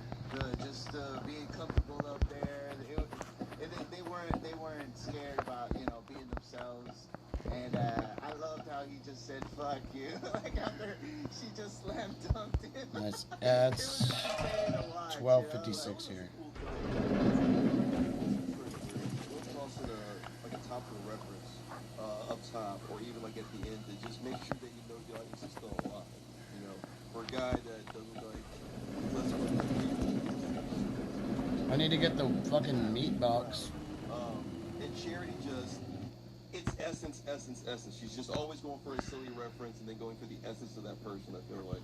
And then I was like putting food away because I was like, I needed to get more. I had to get more juice. So I went up there to go grab shit, and then I was like, might as well put this away real quick. So rewrapped it with the foil was on top. Put it back into the fridge, and then I went to move something, and it fucking went floop right out of the fucking thing, right on the floor. So I had fucking white cheese all over the floor. So I had to go scoop it up, put it back in the thing, then move things around and get everything. And I'm like, I don't know who won that. I don't, who cares? I guess at the end of the day, but that cheese sucks when it falls. Unless if it's shredded and shit. Like I shred my own cheese, but I buy this one that doesn't have any coagulants in it. What the fuck? But yeah, I mean, I like both of them. I think they had great stuff. She reminded me of she had some Jack Trainer look, but Danvix energy, right? Yeah. By the way, they just died at Cellar. Oh, great. This week. Yeah. And that, I mean, the first time she laughed, kind of hard, and she threw herself around and shit. I was like, that's funny. Yeah. But then she did it. She's a clown, right? Osprey Channing here from the Haters podcast that drops here every Sunday. We're both like, oh, she's fucking. She this angle. Laughs like a rag doll. You look like the only time you. Super Criminals are fun, man, but that was just a big event. Let's get to number 2 here. Normally, a battle like this would be number 1, but again, this is a tough week because we had that Austin event. So number 2 is New York. It's Rihanna Chalitze against Jana Jones.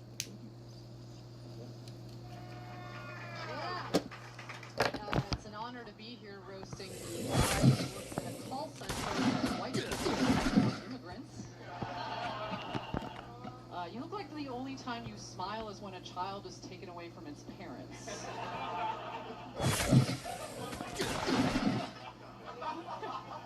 Josh, come get your dumb wife off here. Why is she fighting your battles for you? But, Irina has an OnlyFans, but don't worry, it's one of the empowerers. It's empowering, John. If you have a problem with your wife showing whole for $6.99, that's sweet. Those are good prices. Hello. Well, find me after the show. John is half Indian, so when he orders a hit on somebody, he also delivers it.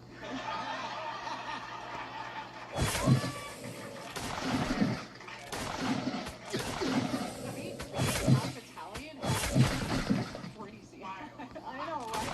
Like, this guy must have to change himself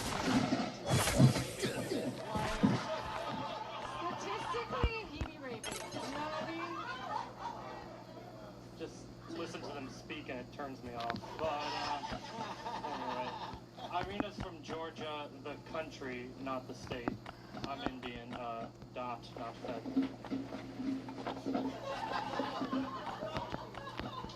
She moved to New York when she was 3, so she tells people she's either an immigrant or native New Yorker, depending on what's more social.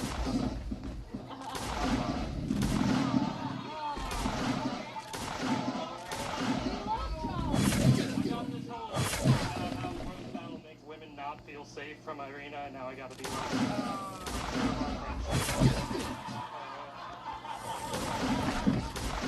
I've got the rape material in the back. Save the manifesto, John. John, you're like a gargoyle that black people from going into banks.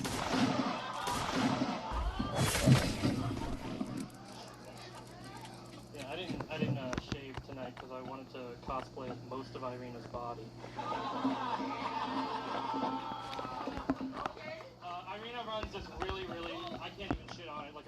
show in Brooklyn. JP was there when we were on it.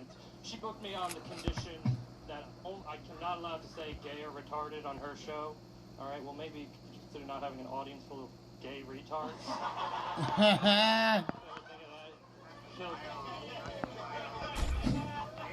Killed 2 retarded birds with 1 gay stone. We're in Queens now, so let her rip. That's so funny. I actually shaved my whole body tonight because I wanted it to look like the back of your head.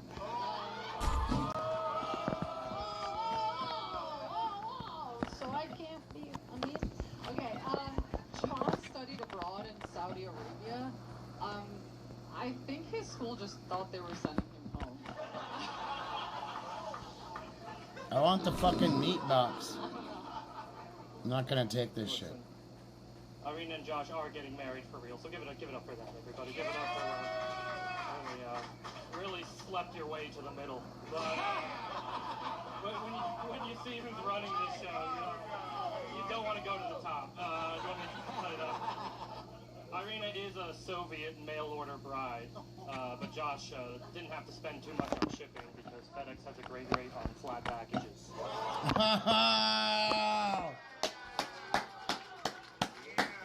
Just to be clear, that's the last sexist joke I'm going to tell, okay? Because why would I make any jokes about a major part of your identity? What are you, my equal? Equal?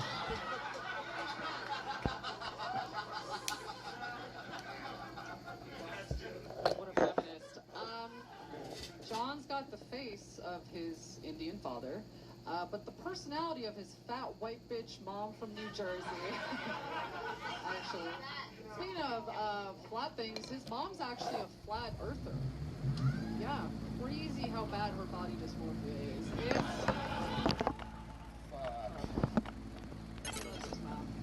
A woman should be 2 things. She should keep 2 things always low, her weight and her voice.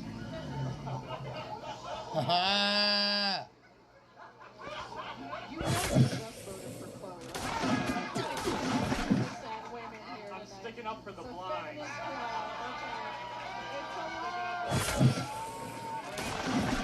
Brandon, this one goes out to you. I'm gonna echolocate that to you, Brandon.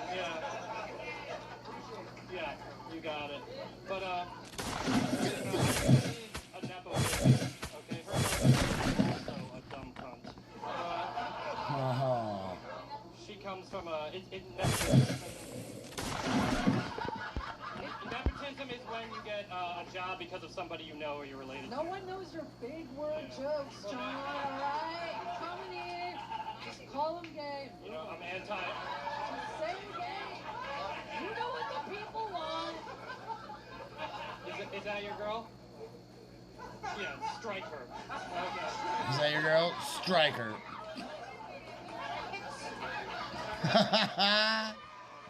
Anyway, one last point.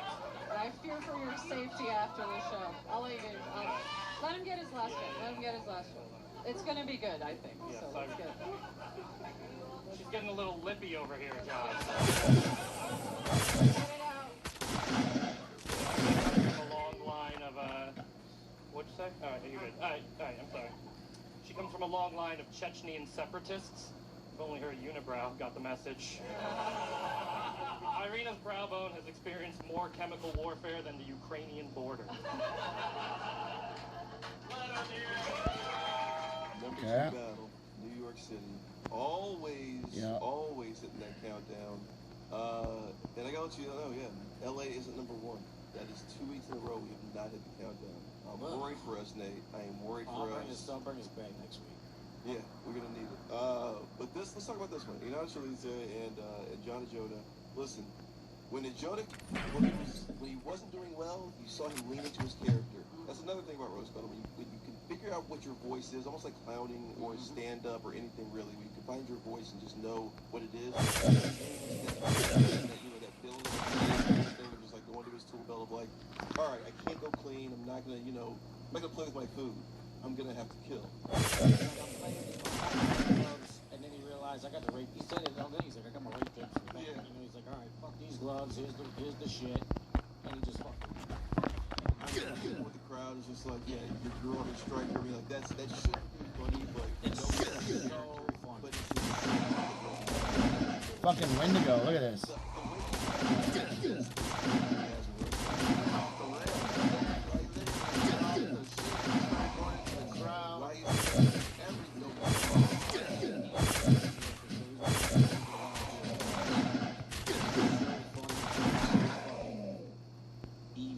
Yes, but evil. I mean, yes, evil, but evil in a way that's likable. That is the hardest thing to do in this. Smart, likable, evil. Yes. And Jalise does a good thing that you say, which is the playful thing. I'm going to keep going back to that because I think that's such a great note and just a great structure to have in this thing of being present, being playful, and all the other things. But she's becoming a major battler, and they are doing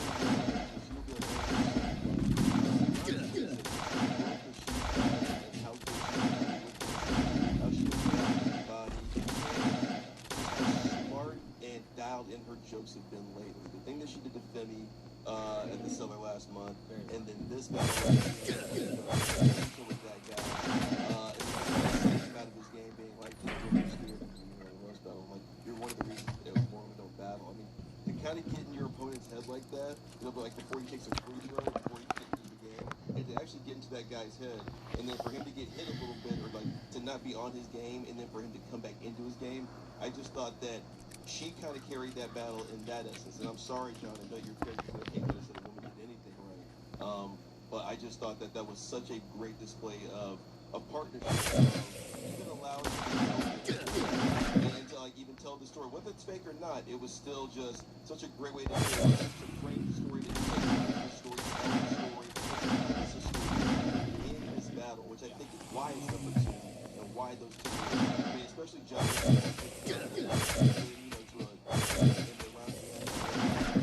A world championship in season 1, and going to season 4 now, and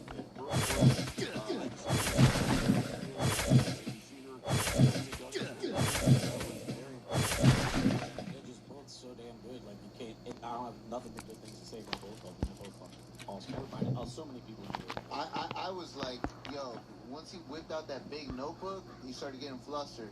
Then he closed it, put it in his armpit, and then it started going. He just started. He said, I noticed that he.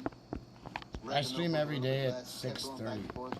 But once he put it under in his armpit, and Monday through Wednesday is 6:30 till whenever I get tired. That shit was hilarious. Right? That siren thingy. Brandon Law versus Chloe McGovern. I was like, yo, that was a funny ass fucking word. I don't think anybody's ever fucking made a joke, a reference to this. Well, yeah,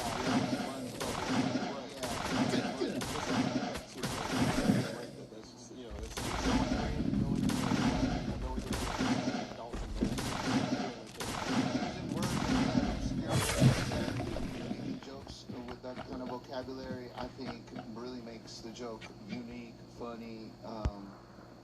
Think about that, guys. Okay, there is the Randy Jalise with a Leah Simon type rise this season. Maybe. Keep tuning in, man. This is RBL Weekly. The month is over. We're going to month 2 right now. Week 5 this week. Right now it's week 4. And the month Offspring Channing, co-host of the Haters Podcast, drops on Sunday. Nate Welch, the RBL champion, number 2 in the world pound for pound, and Kenny Lyon, the guy who started this motherfucking gangster shit. Number 1 in the world. Is Alright, I'm gonna close my game. Oh, I gotta grab this. I gotta close my game and come back. But it's Josh, me. So my bike will be there and my axe will be right there too. Hell yeah! I love Josh. This is Josh Means. He has 2 kids with 3 baby mamas. He's fucking up. Josh doesn't say the N-word. Josh means it. I might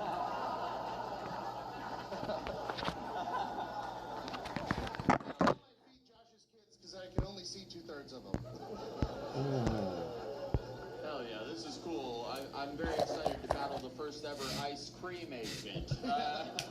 Mike has an ice cream named after him. It's just vanilla with a CPAP machine. He's making fun of me for food. Food is what his kids would have if he paid child support. Fuck. It's so fun to be roasting a Civil War postman. Fucking insane. Josh looks like his idea of being a responsible dad is washing the heroin spoon before he puts it back in the drawer. Mike has a gambling problem. It's a roll of the dice. He makes it to April. He looks like he invested in crypto and Crisco. You look like you tried to distract me by making your skin look like pizza. Oh, fuck. I'm not falling for it. Josh looks like Mac Miller fucked the evil lizard from Monsters, Inc. I've never seen a leprechaun with leprosy. It's like if Abe Lincoln goes, "You free, twin." Oh, that's a good one coming from Thanos on Snap. Mike lives above a fast food restaurant, and the only thing surprising about that is that it's upstairs. I do get high on my own supply. Josh's wife is Muslim. Bummer, you know, I know. He says it sucks because he has to cheer for the bad guys at war, but it's kind of awesome because she wears a hijab and it's like putting a bag over her face.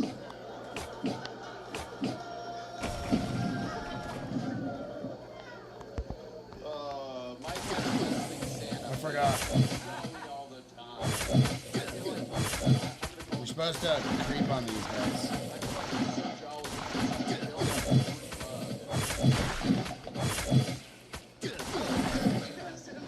It's fun being fat. I can afford food. Josh's, I don't know what to say. Your sister just transitioned, so I don't know. His brother wants to be a sister. He wants to be a brother. His dog fucking. I mean, at least with a tranny in the family, someone's gonna make headlines. All right. Mike looks like a Nazi, and he's definitely put 6 million things in an oven. It was really 180,000. Do the math. What cool guy. There we go. The fuck? So not worth it. Ryan Moses, live from the Comedy Mothership. You can check out that episode this Thursday that drops. If you like those three you saw today, Noah, Charity, Sam, Alice, obviously the battle of the week was Mike and Josh. There is a battle on that episode that people are already saying is battle of the year. So we saved it for, I didn't want to put it on this episode. It's a hell of a battle. Hopefully next countdown next week. You guys will see this Thursday when it drops on the channel. But that was outstanding. That is obviously why those guys are number one. So much fun. So much fun. I mean, you know, president of the Bay Area, Josh Means. I mean, the guy battles almost weekly. He's so good at this. He teaches a class. Please check out his class if you want to learn how to roast. You know, like, this is my brother. Like, he's been better, by the way. He's turned a corner too. He used to be weird at first. I don't He might need still it. be weird to some of the. But he has that thing. I have enough copper. Yes. Yeah. I need the meat. To love this new realignment. Austin.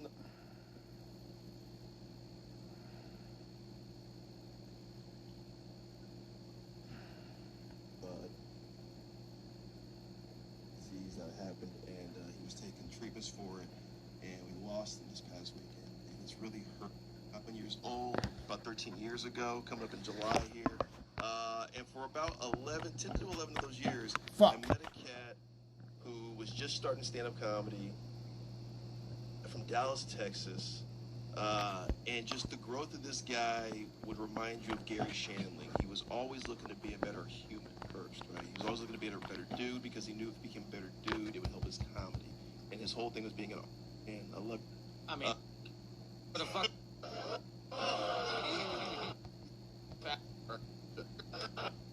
Countdown next week. You guys will see this Thursday when it drops on the channel. But that was outstanding. That is obviously why those guys are number one. So much fun. So much fun. I mean, you know, president of the Bay Area, Josh Means. I mean, the guy back.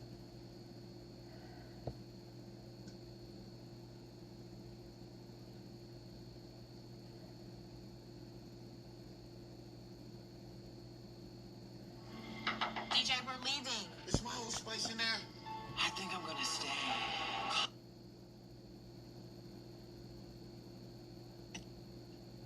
But sometimes it's in the sentiment, and I think that's... They hit you on... Sorry, I drifted off. Battle, yeah. Okay, Alice is from Australia. Famous for being very, very strict about what they allow to enter the country. Apparently very relaxed about what they allow out.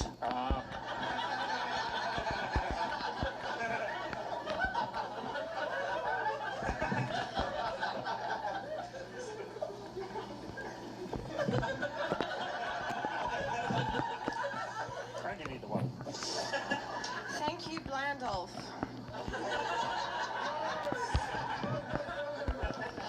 This is Chris Groves, comedy veteran, mentor to many.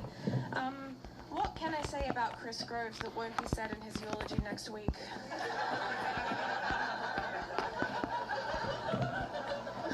Chris looks like he drinks tea every morning out of a mug that has never been washed.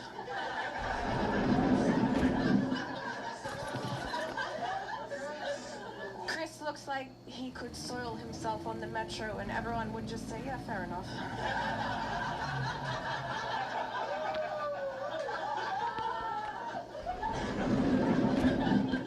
Sorry, I drifted off.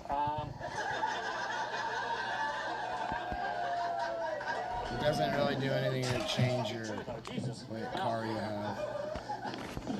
When Alice was 17, her mum died of breast cancer. Presumably before she had time to kill herself.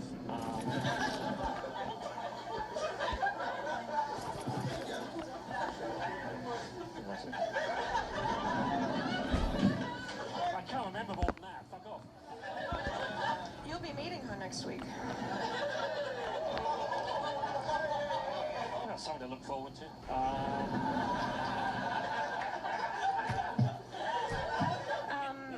Silence, please. Chris owns the Secret Comedy Club in Raval. Secret Comedy Club is a great place to watch comedy when the clubhouse is closed.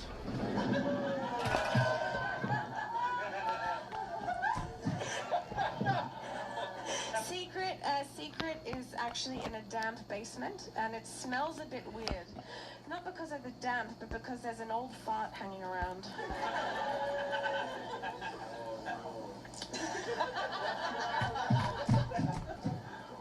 Bitches have resting Alice space.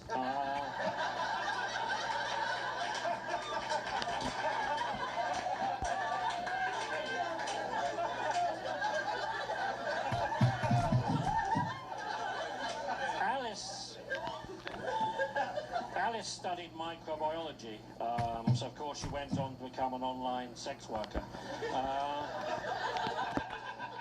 Her dream was to work with things she couldn't see, and she ended up working with things we wish we hadn't.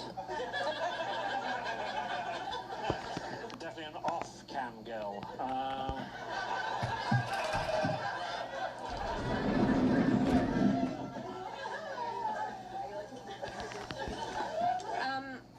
Chris finished school and went to university, which was pretty impressive for someone growing up in the Victorian era. Few people know this, but as a young man in England, Chris met the scientist Sir Isaac Newton. Newton actually devised his theory of gravity after seeing Chris's terrible fucking posture.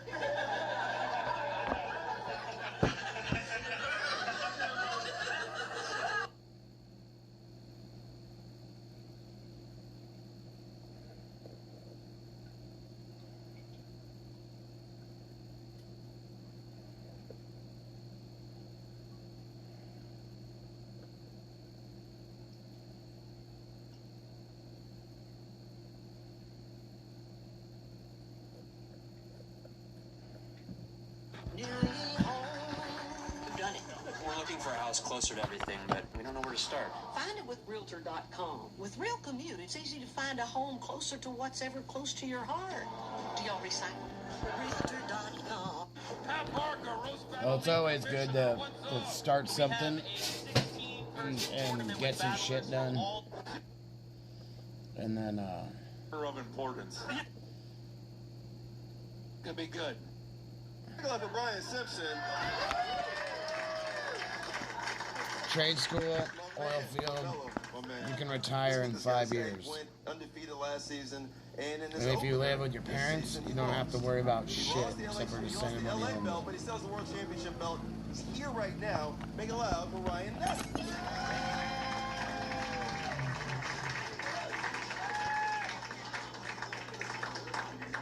What a glowing introduction. He lost his last battle. Yeah. You didn't bring any product branding up here? Don't mention it, yeah. This season on 90 Day Fiancé. You're battling another Indian person. Why do you think you're British and trying to colonize these people? It's literally the third Indian person, like, in a row now. It's great. Like, I'm stopping so many from getting through tournaments. I'm like a spam filter at this point. You're battling Debbie. Have you seen anything about her? What do you know about her? Oh, yeah, she's a great battler. A lot of fun, so I'm looking forward to it. Yeah. 1 round, 5 jokes to move on to the next round. Who's going first? I'll take it. Oh, Jay wants it first? Let's get it. Battle. New York City, Los Angeles, last round. Guys, I want to make this quick. I know Divya's got to get the killer catch all about her game, so, all right. It's going as well as it did the first time. Start off strong here. All right, guys, you may recognize Divya from every dating app. Yeah, she's the one who spoke with us on your account. Hey, everyone, give it up for this bouncer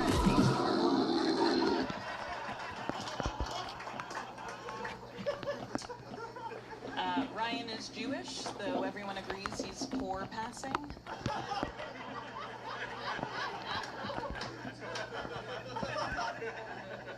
Ryan's so Jewish, he took a 23andMe and found out he's 100% not getting into heaven.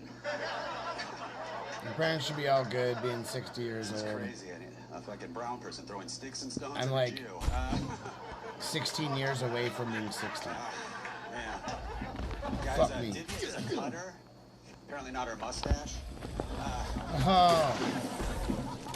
Crazy. You can make your wrist look like Barbie. I still won't check you out.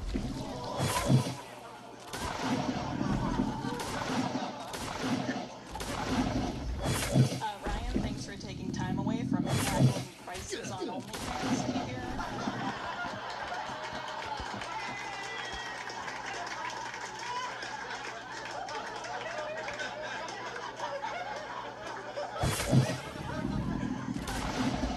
When Ryan's dad was dying of stomach cancer, Ryan wouldn't pay for radiation therapy because he thinks therapy is gay.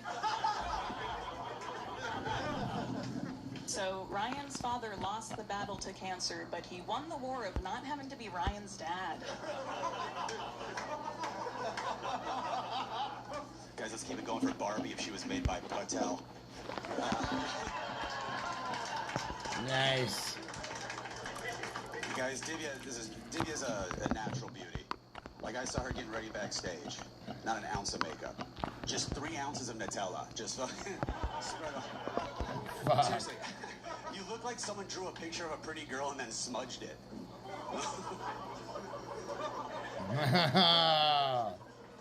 Hey, I'll keep it going for Adam Sandler and 50 First Rapes.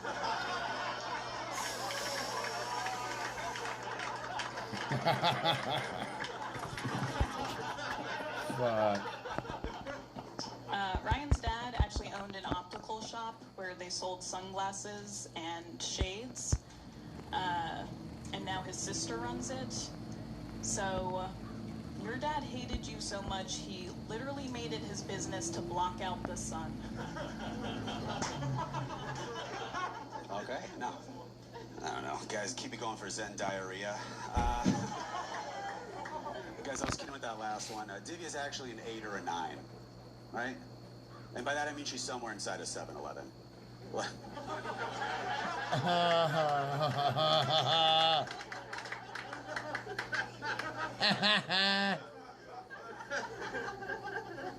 All right, we should really wrap this up so Ryan can get back to taking his insecurities out on his wife.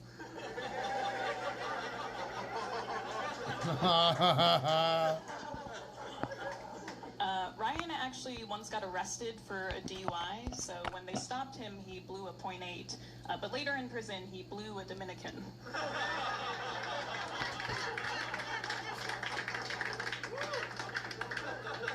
That's funny, Divvy. Your skin color looks like it's bruised. Fuck it. Why are you so upset, though? Are you AM, PMSing? Anyway, Divvy's mom's trying to arrange her marriage. It shouldn't be that hard. All she has to do is connect a couple dots. I mean, she says true love is blind, but unfortunately, it's still got a great sense of smell. Oh, fuck. Okay, yeah, I'm Indian, but after Ryan got fucked in prison, he's the one that said, "Thank you, come again."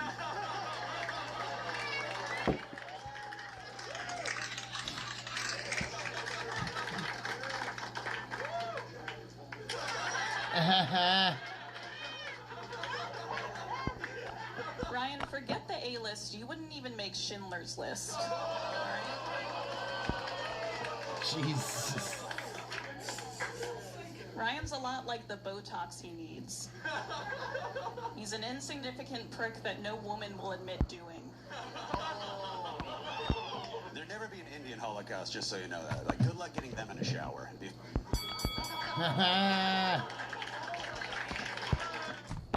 you know you might get a big cash payout if you were in a car accident last year? Yep. Even if...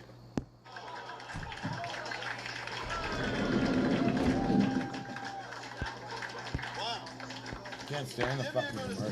From New York City, that's the world champ Ryan Nesson from Los Angeles. One more big round of applause.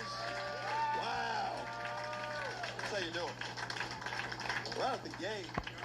Before I go to my esteemed firing squad, let's go to my two niggas from Atlanta right here. I really enjoyed the battle, but you know, you came with flavor as a white person. I was very impressed. The blind one? The curry just had You a little have bit to too kill much the kick blind for one. You know what I'm talking about? So, fortunately, Yeah, Ryan, you have to we're kill gonna the blind one. give it to her. Okay. Let's go to the other firing squad here. Let's start with Frank Castillo. You won this, like a tournament like this. Who'd you like in this battle of live action Simpsons characters?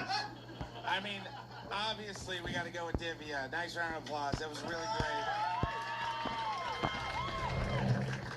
Ryan, you had good jokes, but you flubbed so hard out the gate, and I think it was kind of like we all watched you like give up on yourself before, you know what I mean? But then you got a lot of momentum in the middle of it, and it was nice. Yes. Oh, mate, you know this for a long time. She wasn't even born when you started battling. I know. So, you're scared of this lady? She's like, she's on pace for Rookie of the Year. No, I mean, Lexi and I have a lot in common. We look like the last two people to get arrested at a college encampment, so... Big protest joke. Who's ready? 1 round, 5 jokes. Omid, Lexi. Who's going first? I'm going first. You got this? Yeah. Battle.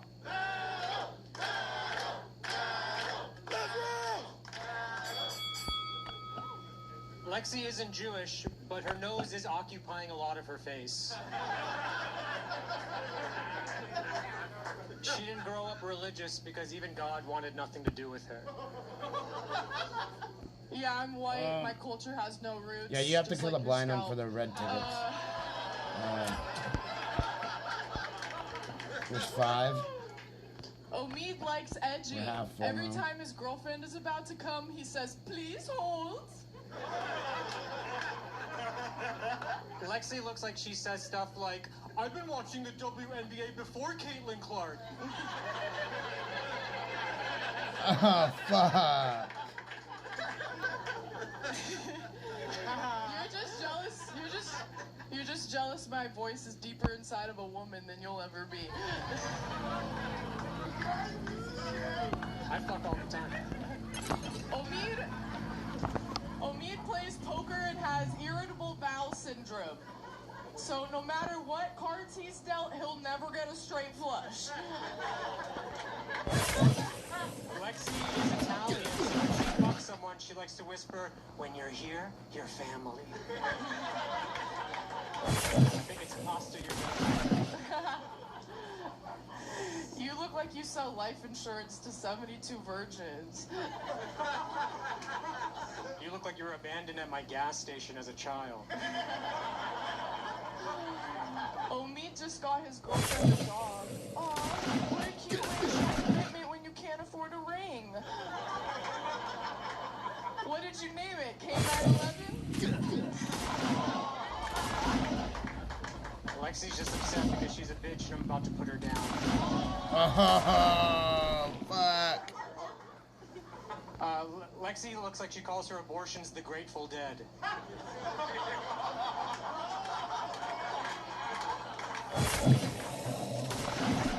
Omid is a scrawny bitch that never works out. The only time he gets a pump in is when someone needs help at the gas station. Lexi has borderline personality disorder. I know, personality.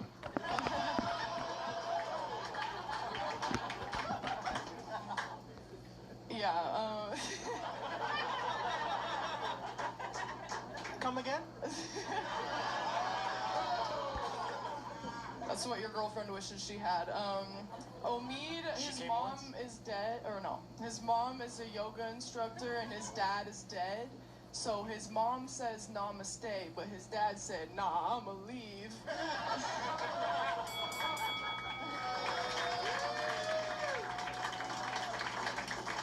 Lexi Actionelli, Bay Area. That's Omid Singh from Los Angeles. One more time. That was good. That was good. Let's start with my haters over here. Who'd you hate the most? Mexico. It was a good battle. But if I don't have to, I probably won't vote for white people. So I'm gonna go with Omid. Okay. Okay. All right. You want to start with this one? I missed the start again. Which one's Omid? It's a great question, actually. This is Omid. I mean, pretty great job. I mean, you're not Jewish. Let's see. Well, someone needs to tell your face. I did get chocolate coins in my stocking, so my parents kind of knew that I was. I think Omid 3-2 is what I had on the score sheet. Fucking great jokes. Whoa! Put that on record, folks. A British man voted twice for Indians. That's... You can't go back home, Jimmy. Sure. All right, Sam, what did you like here on... Well, I ain't gonna deal with these guys. Anyway.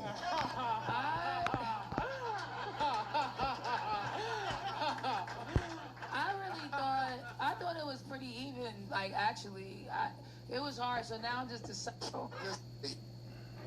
This year, let's talk about soda, because Poppy's changed it for the better forever.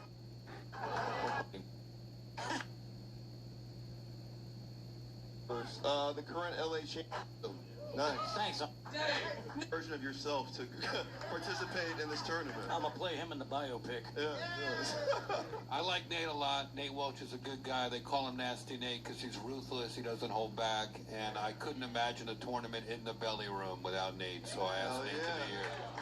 Belly boys. Hey, current champ. All right, but this is a legend, ladies and gentlemen. She's the queen of mean here in the roast battle. All the way from the Bay Area, but she resides here in LA. Rampage Wesley! Yes. Thank you. Yes. Good to see you. All right, this is gonna be a fun episode of My 600-Pound Life. Featuring Nate. You've seen Nate battle a lot. Like, what's his best feature when he battles? Like, what's his best trait, you think? Ooh, Nate's really good with wordplay. 100 credit where credit is due. Nate is fantastic with wordplay. Can't wait to see how many puns he does. The over-under is 12, right, Pat? Yeah, okay, 12. Nice. The Baker's dozen. All right, we ready for this? Woo! Who's going first? Your gentlemen, ladies and gentlemen. Can't see fucking thing, dude. These things right here, these things should not be up there. It should be like on your map here and here. Paige is the only Like person I know that fucking can type XXX like in her search bar and clothes pop up like before. have it up top there, have it up top there, and have it on top there, not on there. It's that algorithm, yo. The fuck is that? I may be fat, but Nate, you look like the only guy that wears condoms with the sleeves cut off. Nate is from the bayou, so he'll eat anything that crawls. Crawfish, crayfish, women trying to escape. What the fuck? Yeah, look, it doesn't even show that it's looking at you. Busted biscuit. Legend has it that Paige's belly button is deeper than a Robert Frost poem.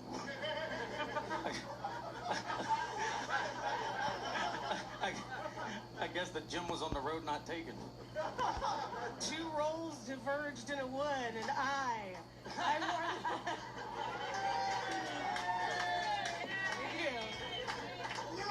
Nate looks like he only dates black women so he can steal their wigs.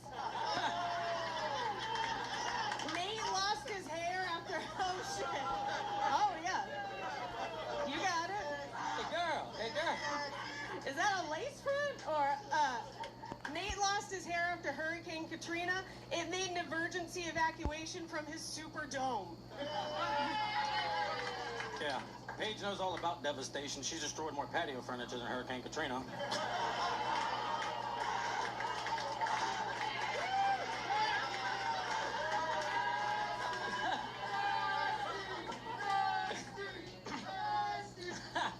Thanks.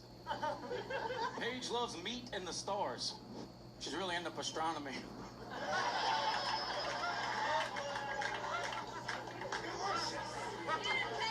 It's true.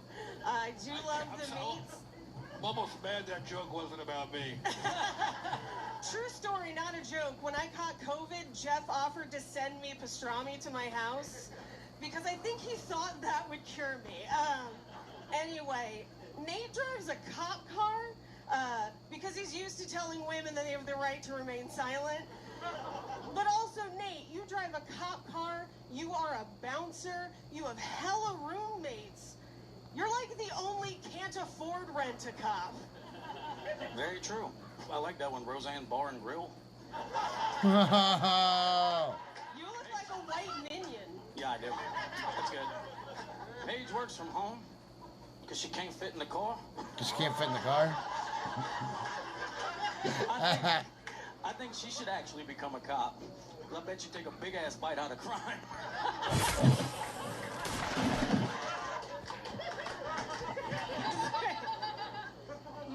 That's rich. You look like you vape 11 herbs and spices. I don't know what the fuck a herb is. I'm pretty sure you do. Vin Diesel who drinks diesel. Like, that's what you look like. Calling me fat when you're over here like bargain bin Vin Diesel and Patrick Stewart, Professor XXL up in this bitch. I love it. I could. I have a joke after. Okay. So in 1803, the United States purchased Louisiana for $18 a mile, which means the surface of Nate's head is worth like $47. Let's go. That's a lot of math for me. You look like you've been doing Oreo Zempic.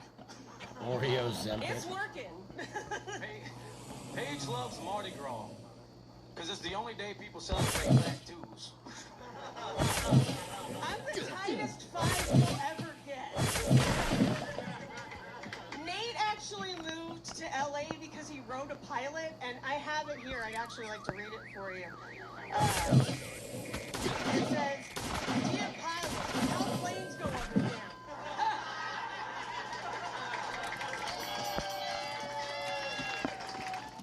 Ever sue the driver who crashed into you after a car accident? There's a better way to get compensated that's faster, easier, and could get you way more money without spending years in court or paying expensive lawyers. Shut up.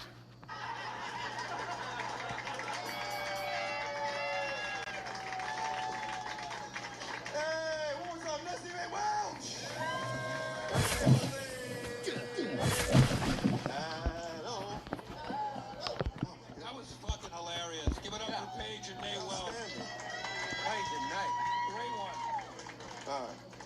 Firstly, I'd like to say congratulations to Paige, I assume.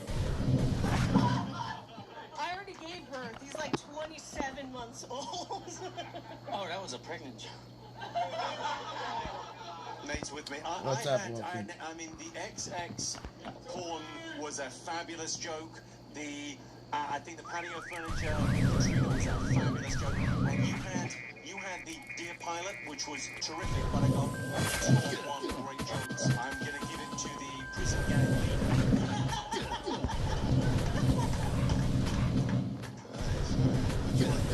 Trying not to die and have my fucking armor break right now. You had some really great bad jokes. I really like, I've heard about that shit before. As a fat person, I was nervous she would go my way. So that says a lot. Also, you married, so I think you should just kiss. Not my flavor. You look like a couple, but I had to give it to you, Nate. You did come out strong, but you look like a preschool teacher with stupid style. Okay. It's crazy that you never touched on how she is wearing a children's fitted sheet. I don't want to fuck around with that. You want to introduce the new guy here? Oh, hi, Tony. Tony Hinchcliffe here. What's up, man? Welcome home.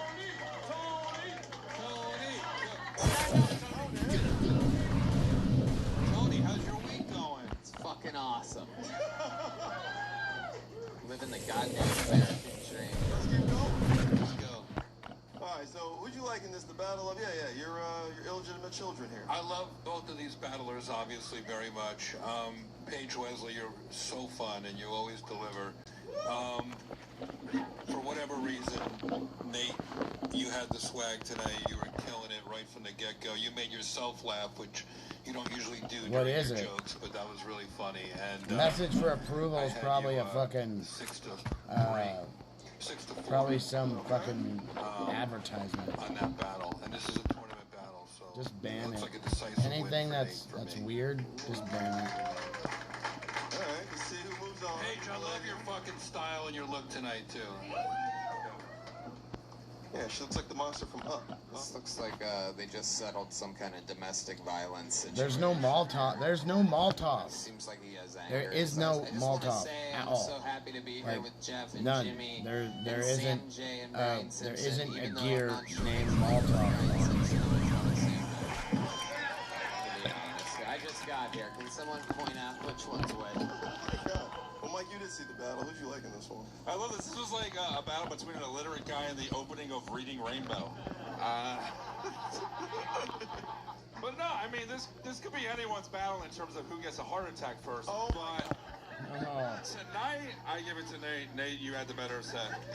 Moving on this weekend. What did Jeff Russell Wild guys? Nate Wells! Yeah, baby. There's no Molotov, dude. There's no Molotov trick. Don't worry about it. It's spam. This guy's from the Bay Area. Let's meet him Just right now. delete it. Logan Barr.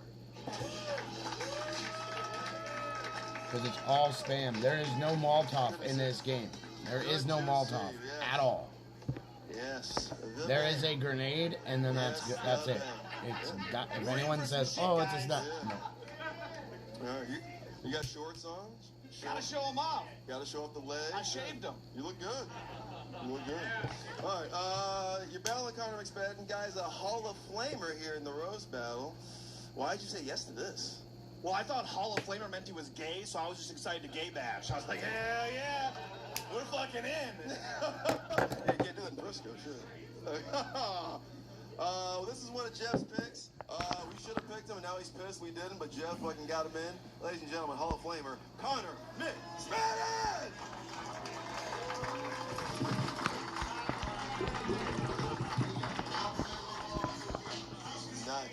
Nice. You're the only moderator I have. Nice. You played that song for these two white boys. Nice. Oh boy, sorry I had to take my AirPods out. I was just listening to my favorite band, The Shins. Anybody? You can't believe how happy I was when I looked them up and found out their big hit was called Phantom Limb. I mean, are you fucking kidding me? That's the universe wanting you to lose, Logan. Good to have you back on. One round. 5 jokes. Who's going first? The OG go. Yeah, there's no Molotov Last battle of the night. or a cocktail. Bay Area, LA, let's rock! Logan is 6 feet tall and 2 feet short. There's nothing that burns zombies. That was a good one, Slender Manic. Connor's mom works at a college, or as he refers to it, the hunting grounds. I think we can all agree Connor's mother should have mixed spat in him out. Well, it's good to see you showcasing your other disability tonight, your joke writing. Oh.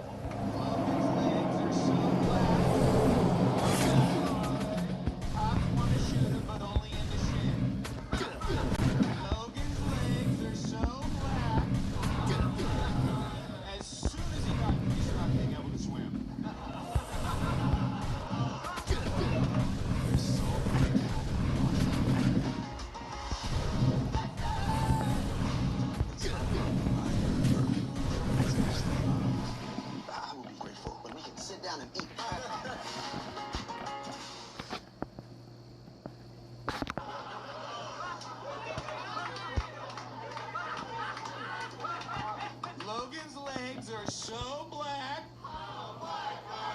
He abandoned his only son to try to make it in show business. What's Bane? Nailed it. Connor was What does molested Bane by his mean? blind autistic cousin. You could say he got special head. To be fair to his cousin, though, he said, "I thought I was just rubbing Braille." Yeah, it's a pain to do that. Even I'm not fucking unathletic enough to get molested by a blind kid.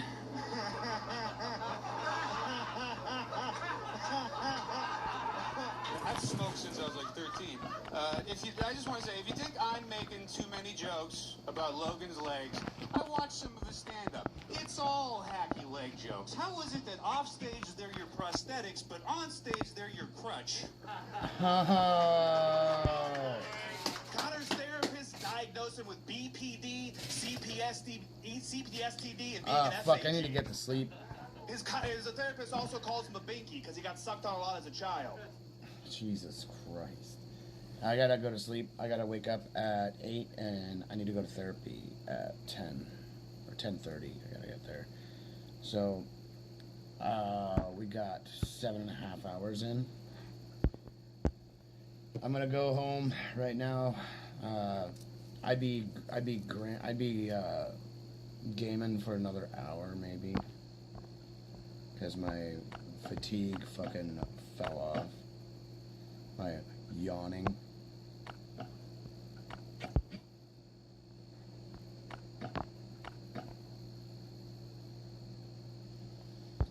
So yeah, and I think our food is gone. Yeah. We'll grab some of this stuff out of here. Yeah, it's about to hit 1, or it's about to hit 2 a.m. here. So all I gotta do is just throw my PJs on that I have in the dryer, and then where are you at? Hawaii?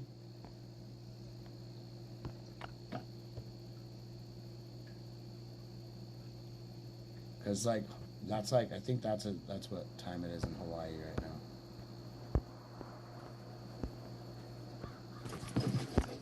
Like I got a buddy in Hawaii. I got like a fuckload. Middle East? Oh, you're in the middle of the day.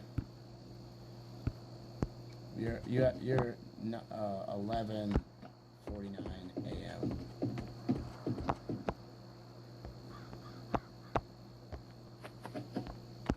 Yep.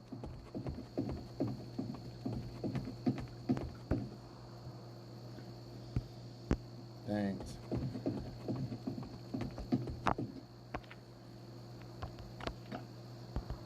Let's grab this single shit out of here.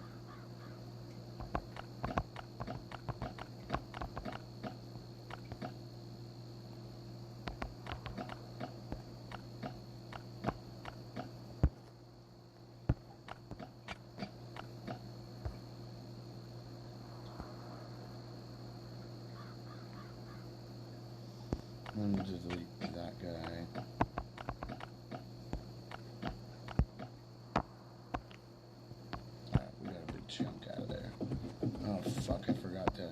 Son of a bitch.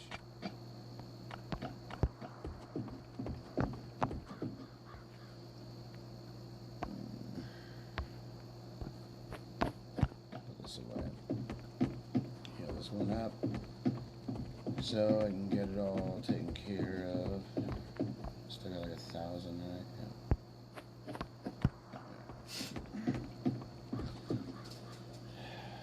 Yeah. Okay. So now we got more.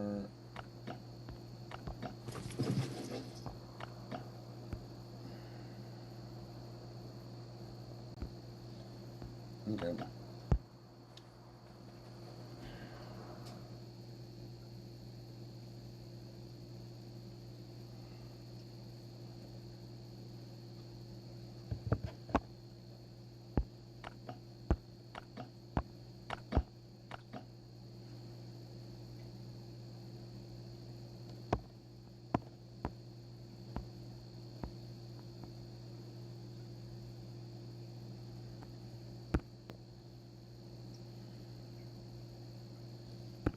Yeah, I'll be on at 6:30 p.m. my time here, which will be like, if you rewind the day 8 hours, it'll be 8 hours from before the time that you logged on. Lucas Gamer Dad, LUCAS, then Gamer, then Dad. I need to get 200 followers over there for a goal, but I need to get people to show up and talk on there over and over. So yeah, kind of a pain in the ass getting that done, because I can't force people to jump online and go, hey dude, right? So can't force people to fucking jump online or play a game, so right. I just threw up my mouth a little bit. That was weird.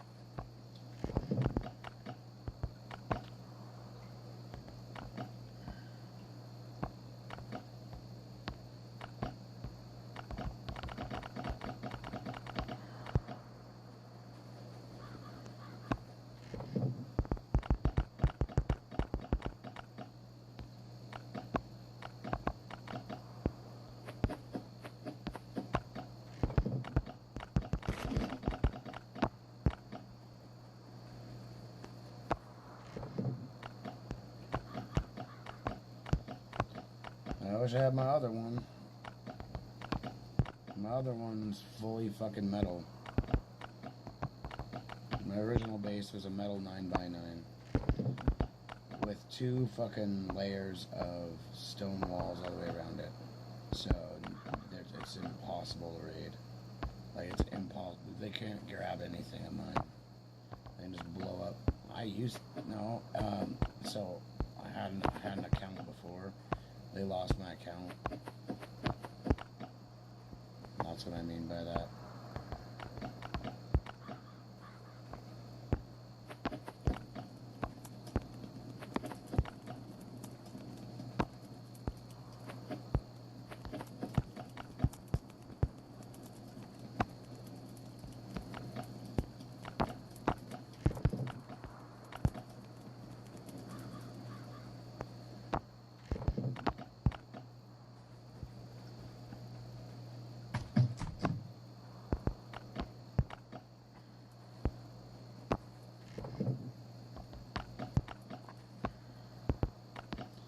I lost my account, and then they gave me over $10,000 worth of shit and over $10,000 worth of gold on the game to fix the error, which isn't fixing the error. It makes me fucking have to grind harder.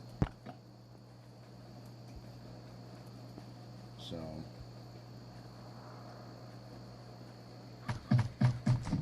yeah, that's a lot. Like my ATV is done right here. So if I ever want to go and do that, but you go there, here and there. So I gotta go put 6 more of those things on. Thing and a thing.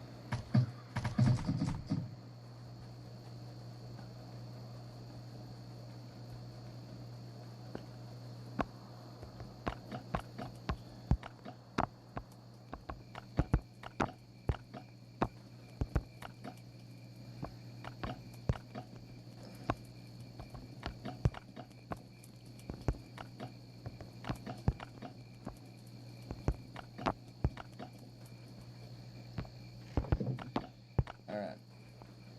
Well, I think I got all that shit. Besides this stuff with my dog.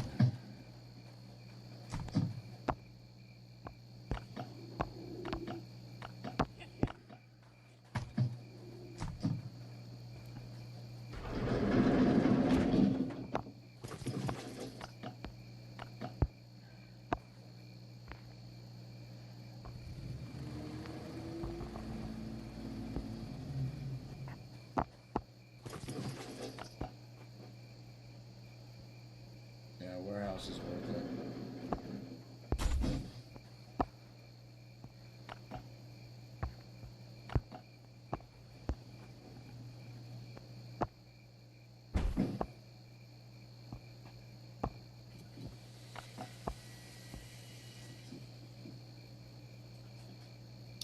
Still no fucking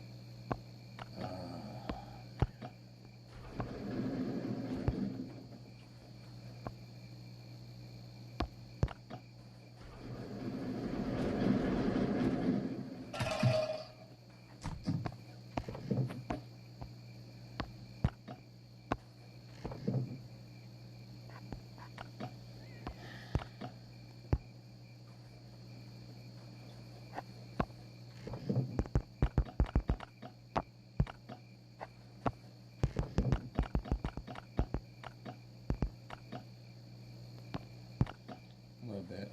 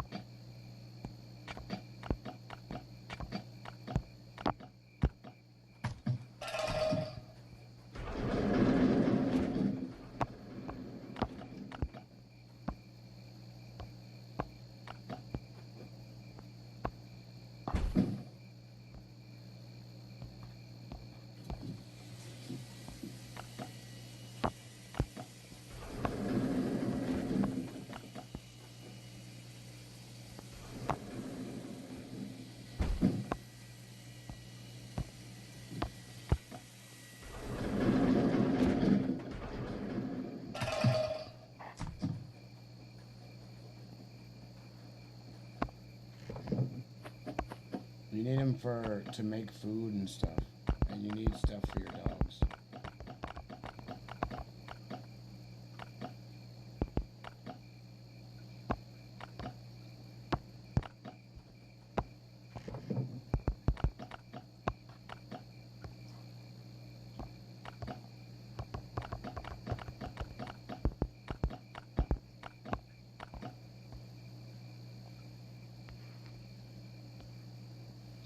I mainly use these for this stuff pike,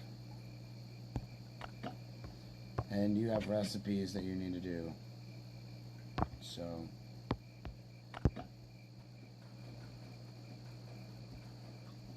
yep.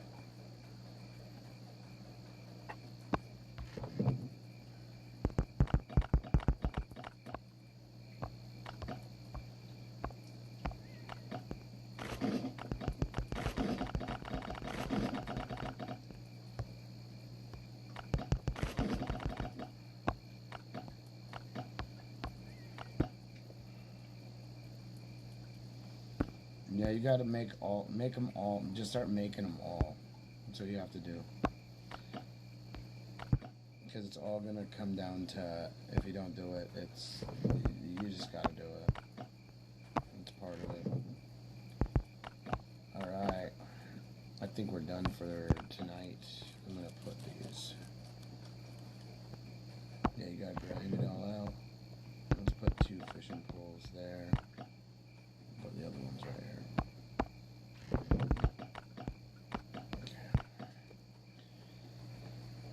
And I'll drop this last guy there. Alright. Okay, so I'll show you what the bunker code is. Bunker code 62750.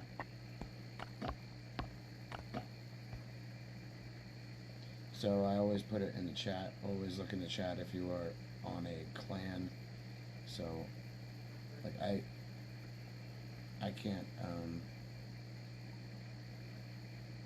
can't speak.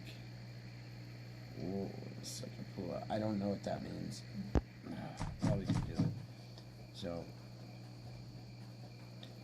but yeah, have a good night. I'll be on tomorrow. I gotta go shopping 2 in the morning.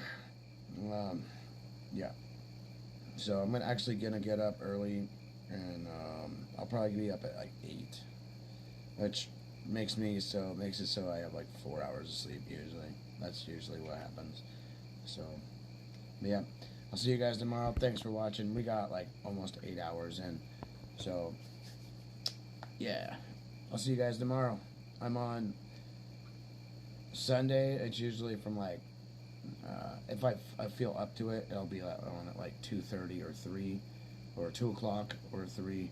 My visit with my little one ends on Sunday at 1 p.m. So I usually we'll clean up, move some stuff around because it's a longer visit. So we always, I always have to clean up after my little girl's here because she does stuff, and this is our place, so she can make a mess, and it's just me cleaning it, so it's all good.